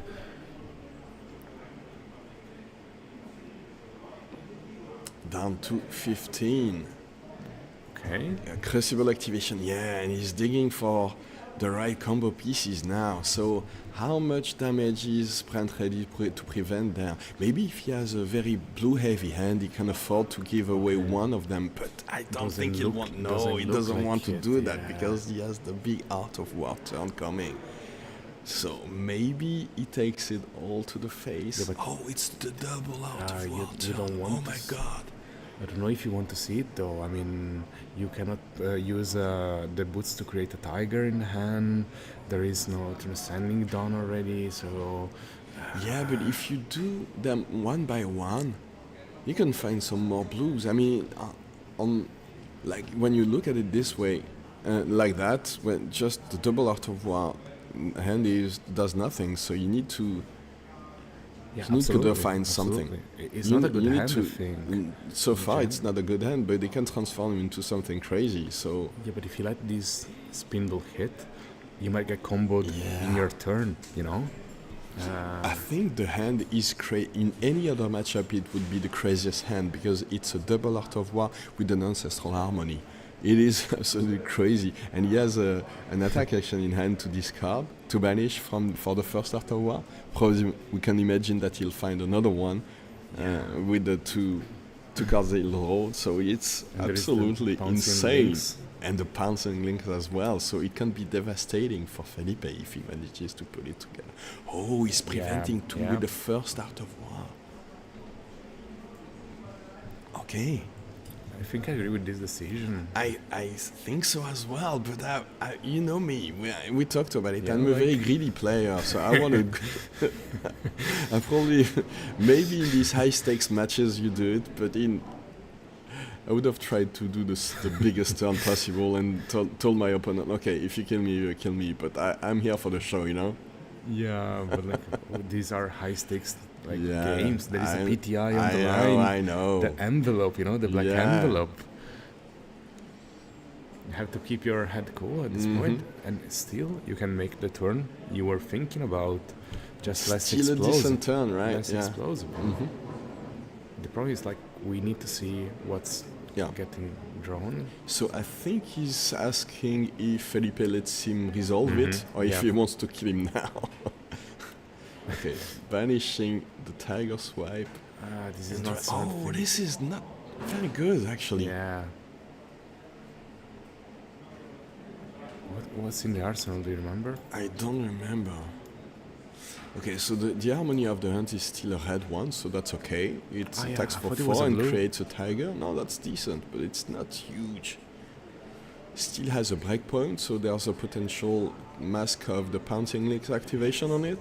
Yeah, we have to think about that all the time. Definitely, also, but there's a breakpoint now with the Art it of doesn't War. represent that many hits. You know that there's only one harmony of the hunt, then potentially 2 other attacks, which would make. I mean the potential Solder Wound would be big, but not huge.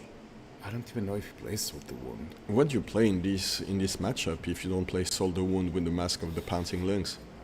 It has to be a 2 or it has to be a 2 base attack, a 2 power base, base power attack. So it doesn't leave too many options. That is very true. Maybe you go get a tiger swipe in this situation, I guess. I think it's more for the another 100 wins, for example, or something like that. Yeah, that's still an option, but the first another is blue, so it doesn't. I mean, would you dedicate a slot to assault the wound, and just because of this matchup, you know, because you don't play it in any other matchup, I think. Probably not. And you're already dedicating AB3. Yeah. So well, let's see. He's activating it, so now we'll probably know what. Maybe you're right. Maybe what's coming? But the know. thing is, when you activate this mask of the pouncing links to get the Solder Wound at the beginning of the combat chain, it means that well, you know what's coming, and your opponent will probably try to block. So it's probably not the best in this situation. Maybe I think he only has one tag. Yeah. Oh, that's the tiger swipe. So yeah, maybe he has one tiger. I don't think he has another way to create other tigers yet. So there is no transcending unless he has another harmony of the hunt, maybe. We know the cards in hand. I don't remember the card in the arsenal, So we'll have to wait and see at this point, I guess. Yes. But I mean, probably this is We're the time in the of Kayo to waiting block. room. Yeah.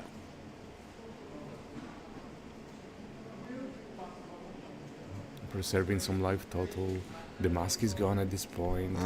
The turn is huge, of course, because he has the tiger, and then a tiger swipe, then another tiger for at least.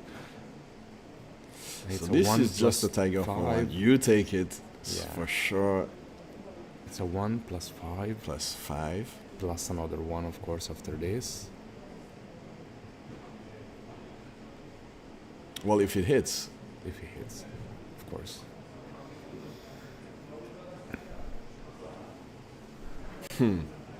Interesting decision, but like 13 is very low. I think you have to It's put some starting cards to in get front very of it. low, yeah. Even just one more tiger attack can be very annoying to deal with.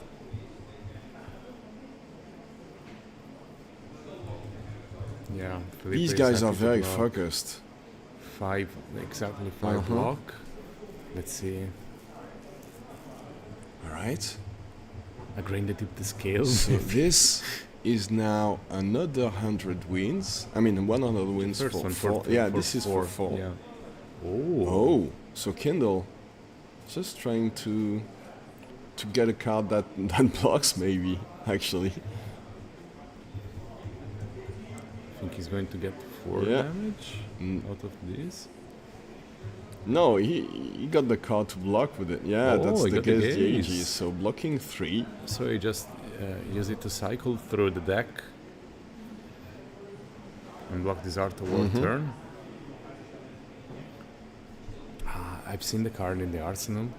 It's another tiger swipe. Oh, so he can't use it this turn. He has to wait for another one because it's Yeah. only an attack for 3. Oh, he does it anyway. It doesn't matter. Yeah, he it's needs 3 to push, damage. to push damage as much as Yeah, possible. I guess. So that's 3 damage. Felipe is going down Interesting to decision, 9. interesting Interesting decision. indeed. You don't. You But don't yeah, have the I guess luxury. push damage while you can. You don't have the luxury to wait against Kano. Yeah, maybe. Just push damage as much When as the defenses possible. are down, you just go in and start punching with your tiger swipes. I mean, Felipe draws to 4, and we go to the next onslaught Wow. assault from Brent.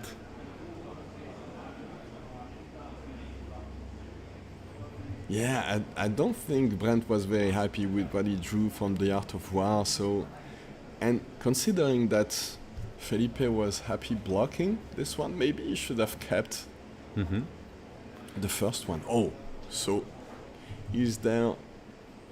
So Bonds these of are red. Ancestry turn. Yeah, probably.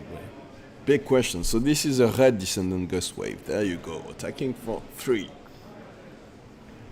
I think. And this Felipe is going always for then, it. yeah, it looks like it. So he's taking it, and until lethal is on the board, he's not gonna do anything. This is still not so, lethal. Yeah, and we know now that there's no Bonds of Ancestry.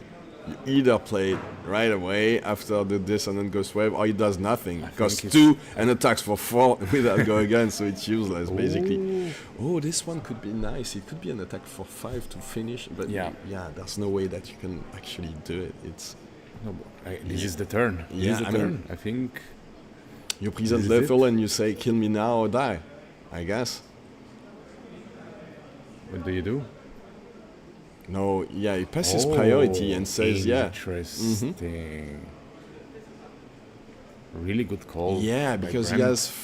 has 4 potential resources now. So if Felipe wants to do it, he has to be ready to do a lot of damage. My Brent smooth is still brain at would have gone for 37. the kill. Okay, Swell Yeah, Tidings, he's very going, big, he's lots of going. damage, but Maybe. We don't know. another activation. So No, Swell he's not going, Tidings he's is just, like, coming in pushing. for 6. You know, just happy to do some Yeah. damage. What do you I do? think that's what you have to do, right? Is too healthy still. 37 is a lot. So he's taking 2 only? 3, sorry. Yeah. Yeah. Because it was 6. Interesting. Very nice. Still 2 cards in the hand, so you And can now, dish some damage. yeah, and probably then any of these attacks now would be lethal. So Felipe will have to. Oh, nice. So this is he's using his action point to play this tome and see what he has in hand and see whether he can do some damage during his turn, and then, yeah, wait to see what Brent puts on the board. Pitching the other potion. Yeah, he could have played it. No, he couldn't have played it actually because he used he his doesn't have action any point action for the points. Tome of Etherwind. So Unlucky. Prognosticate and All the Ether blues. Flare. All the Yeah. blues in the world. So that's still this Ether Flare is coming in for 6, right? Yeah. So that's no, for 4. 4. No, it's a Is it blue the blue one, one? so it's 2. 2. It's just 2. It's just 2. It doesn't matter. It just like, chip damage in your turn. But that's with still no 2 action point. plus 3 then if it hits Yep. on the Prognosticate. So that's decent. Yep. There you go. Yeah. I mean, not bad chip damage, especially when it's done in your turn. Sure. We've seen Felipe during all these games playing in his turn a lot, Yeah. which not all the Kano players do. They just And by making it- default play in yeah. the opponent's turn. And he's making it that much easier to combo off now. So just needs to find a couple of combo pieces. Maybe he already has the 29 is the dangerous wildfire in the territory. arsenal. 29 is Yeah, dangerous but territory. look how blue heavy Branson is. Yeah, but he has to think- play them. At I least mean, 2. I mean, he just has to attack with Or one no, just first. one. No, harmony of the hand. Yeah, still has 2 floating, 1 other blue card in his hand. From what I can see, yeah. Look at that. That's the Jet Tiger domain in his hand. So he still has at least another blue, and this is lethal. So yeah, Felipe there you go. smiling. Felipe is smiling because he needs to decide if it's time to push or Yeah. just put a block in front of that. I mean, we know looking at Brett's hand that it will be very hard to kill Felipe off this Oh. turn, but okay, either arc I don't think first. that's good enough. No. And it was a 3 block, by the way. That's gone now. From the hands of Felipe. Thinking about it.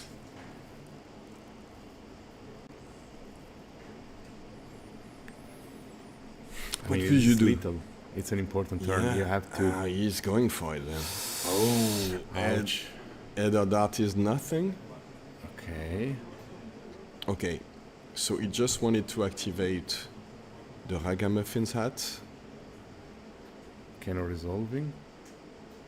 the Wildfire is on top now and is in the banish, so he can go Wildfire into 2/0 cost that will be buffed by the amount of the Wildfire. Yeah. That's pretty good, but what No. else does he have? He Yeah. has lots of resources at his disposal, a couple of energy potions, and we don't know what's in the arsenal in the end, but that That's can not be lots of 29 damage though. That's So still not 29 damage for No. now.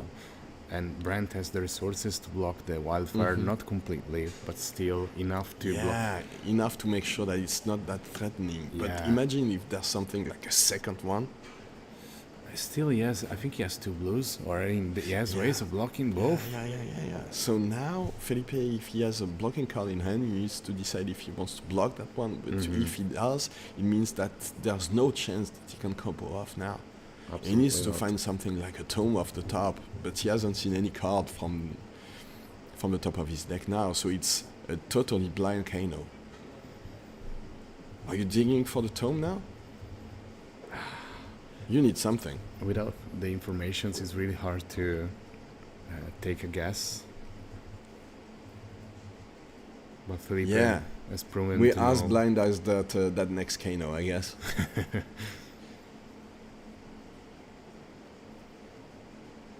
Okay. Yeah, that's exactly what I would do in this situation. Scratch my head.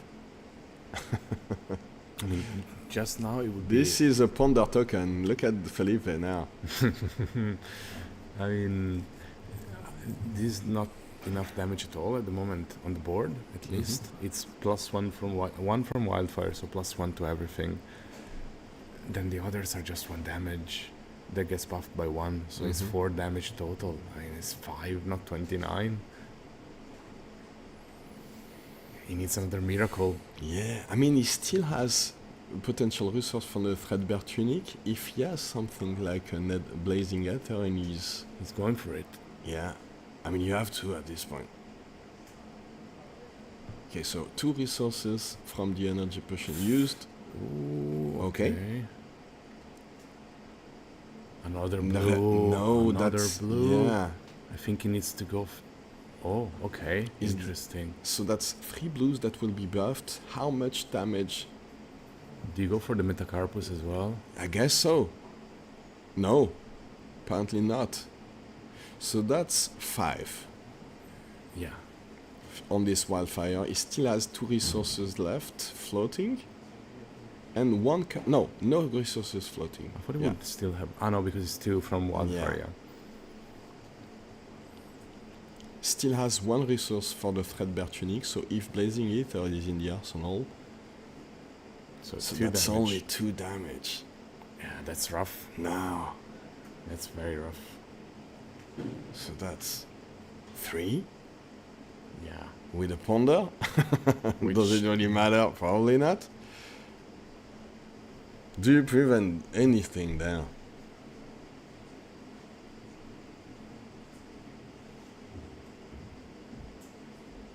Does he have a plan, or is this just a desperation move? I think he's just trying is to he waiting for a mistake? Okay, so preventing all 3 of these.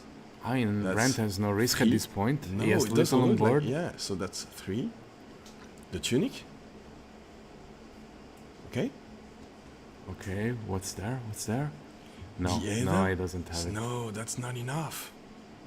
It's not enough. Yeah, and Brent won that one. Wow. Yeah. Very cool. There was no way out of it. Yeah, too much damage. Even if these turns were not they are not the best Zen turns that we've ever seen, but still that was enough. Still damage, you know. Yeah. Still damage. I've seen that with the Tiger Swipe from the Arsenal. You just need to push 3 For damage sure, more. yeah. 3 more, 3 more.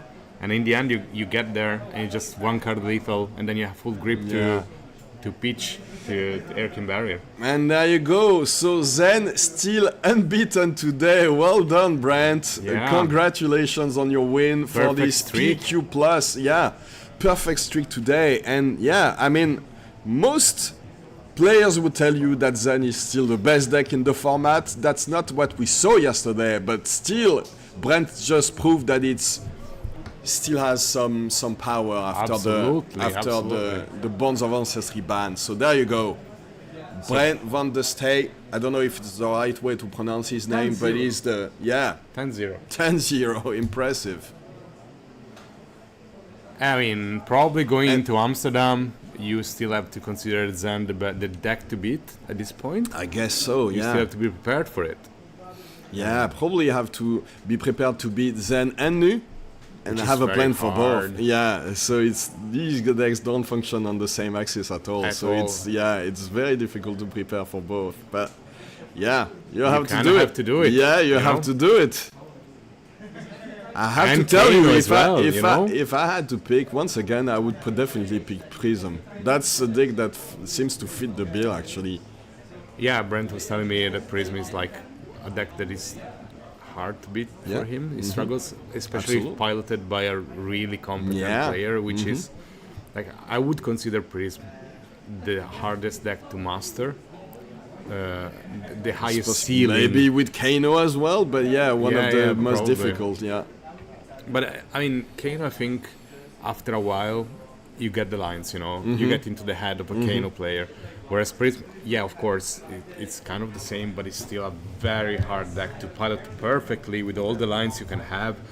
All the decks that can fetch from the deck are really hard because only hard decisions. They don't play with 4 cards in the hand, they play with the whole deck in hand, potentially. Yeah. And you have to know which one to pick in each particular situation, so you need to think about anything that your opponent can have to force you to into these very difficult blocks. And also, of course, when you attack with an Herald, you have to think about the potential of a popper that will destroy your turn entirely. So it's definitely very challenging. Yeah, there you go. absolutely. So there you have it. We are extremely tired, but it was an amazing weekend, guys. Yeah, what it was great. A tournament. Yeah. Yeah, it was an amazing weekend here in Bologna. Like incredible plays throughout all the weekend, incredible games. We've seen a Max win. We've seen a Max win yesterday. Yeah, that was so long ago that I absolutely forgot about it. But that was impressive. Yeah, so Max won a battle Hardened, and then Zen came back on the next day to prove that it's still the best deck in the format. There you go. Zen, Tamer of Purpose. The deck to beat. Yeah. Going forward, still after the bans. Probably ban something more. Oh no, let's leave I'm it joking, at that. Let's I'm see joking, how I'm it joking. goes I'm at Proto joking, I'm Amsterdam, and see if there's a need for bats, but I don't think so. No. So as you can see, behind Tech Lover, Sun and Kayo, the venue is practically empty now. We're gonna need us. to, just us now, guys. So we'll be sure to contact all the people in chat that won some of our giveaways. I still think that we need to give the names of the latest 2 winners. So that was Bryce and what was the name of the second one? Federico Vassallo. You both won these 2 deck boxes, the Boulder deck boxes from our sponsor, Ultimate Guard. Look at this. Yeah, there you go. There you go. Ultimate Guard. These are very nice. They are made from renewable material, and from what I read the boxes earlier today, and they make a commitment to replant seeds and to replant trees with the proceeds from these boxes. So they are very cool deck boxes made in Germany, made with renewable material, and they help you plant more trees. So what's not to like about them? Anyway, so you guys won them. Send a message to the Go Against guys, and we'll be sure to take your addresses and send them your way. Thank you so much, guys, for staying with us all the way. Guys from Go Against, you've done an amazing job. I was very honored to be a guest on your stream, guys. And hopefully we can meet next time. There's a big event in Italy. Yeah, we'll be here. Okay. Casting all the matches in Italy. Okay, I'll come for the pasta and for you guys as well. Thank you so much. It was a pleasure. Awesome. Thank you, guys. Bye, everybody. Thank you to Lamberto and to the judge team and everybody. The judge team, all the players, everybody all the players as well. To Bologna. See ya. See you next time. See you in Amsterdam, guys.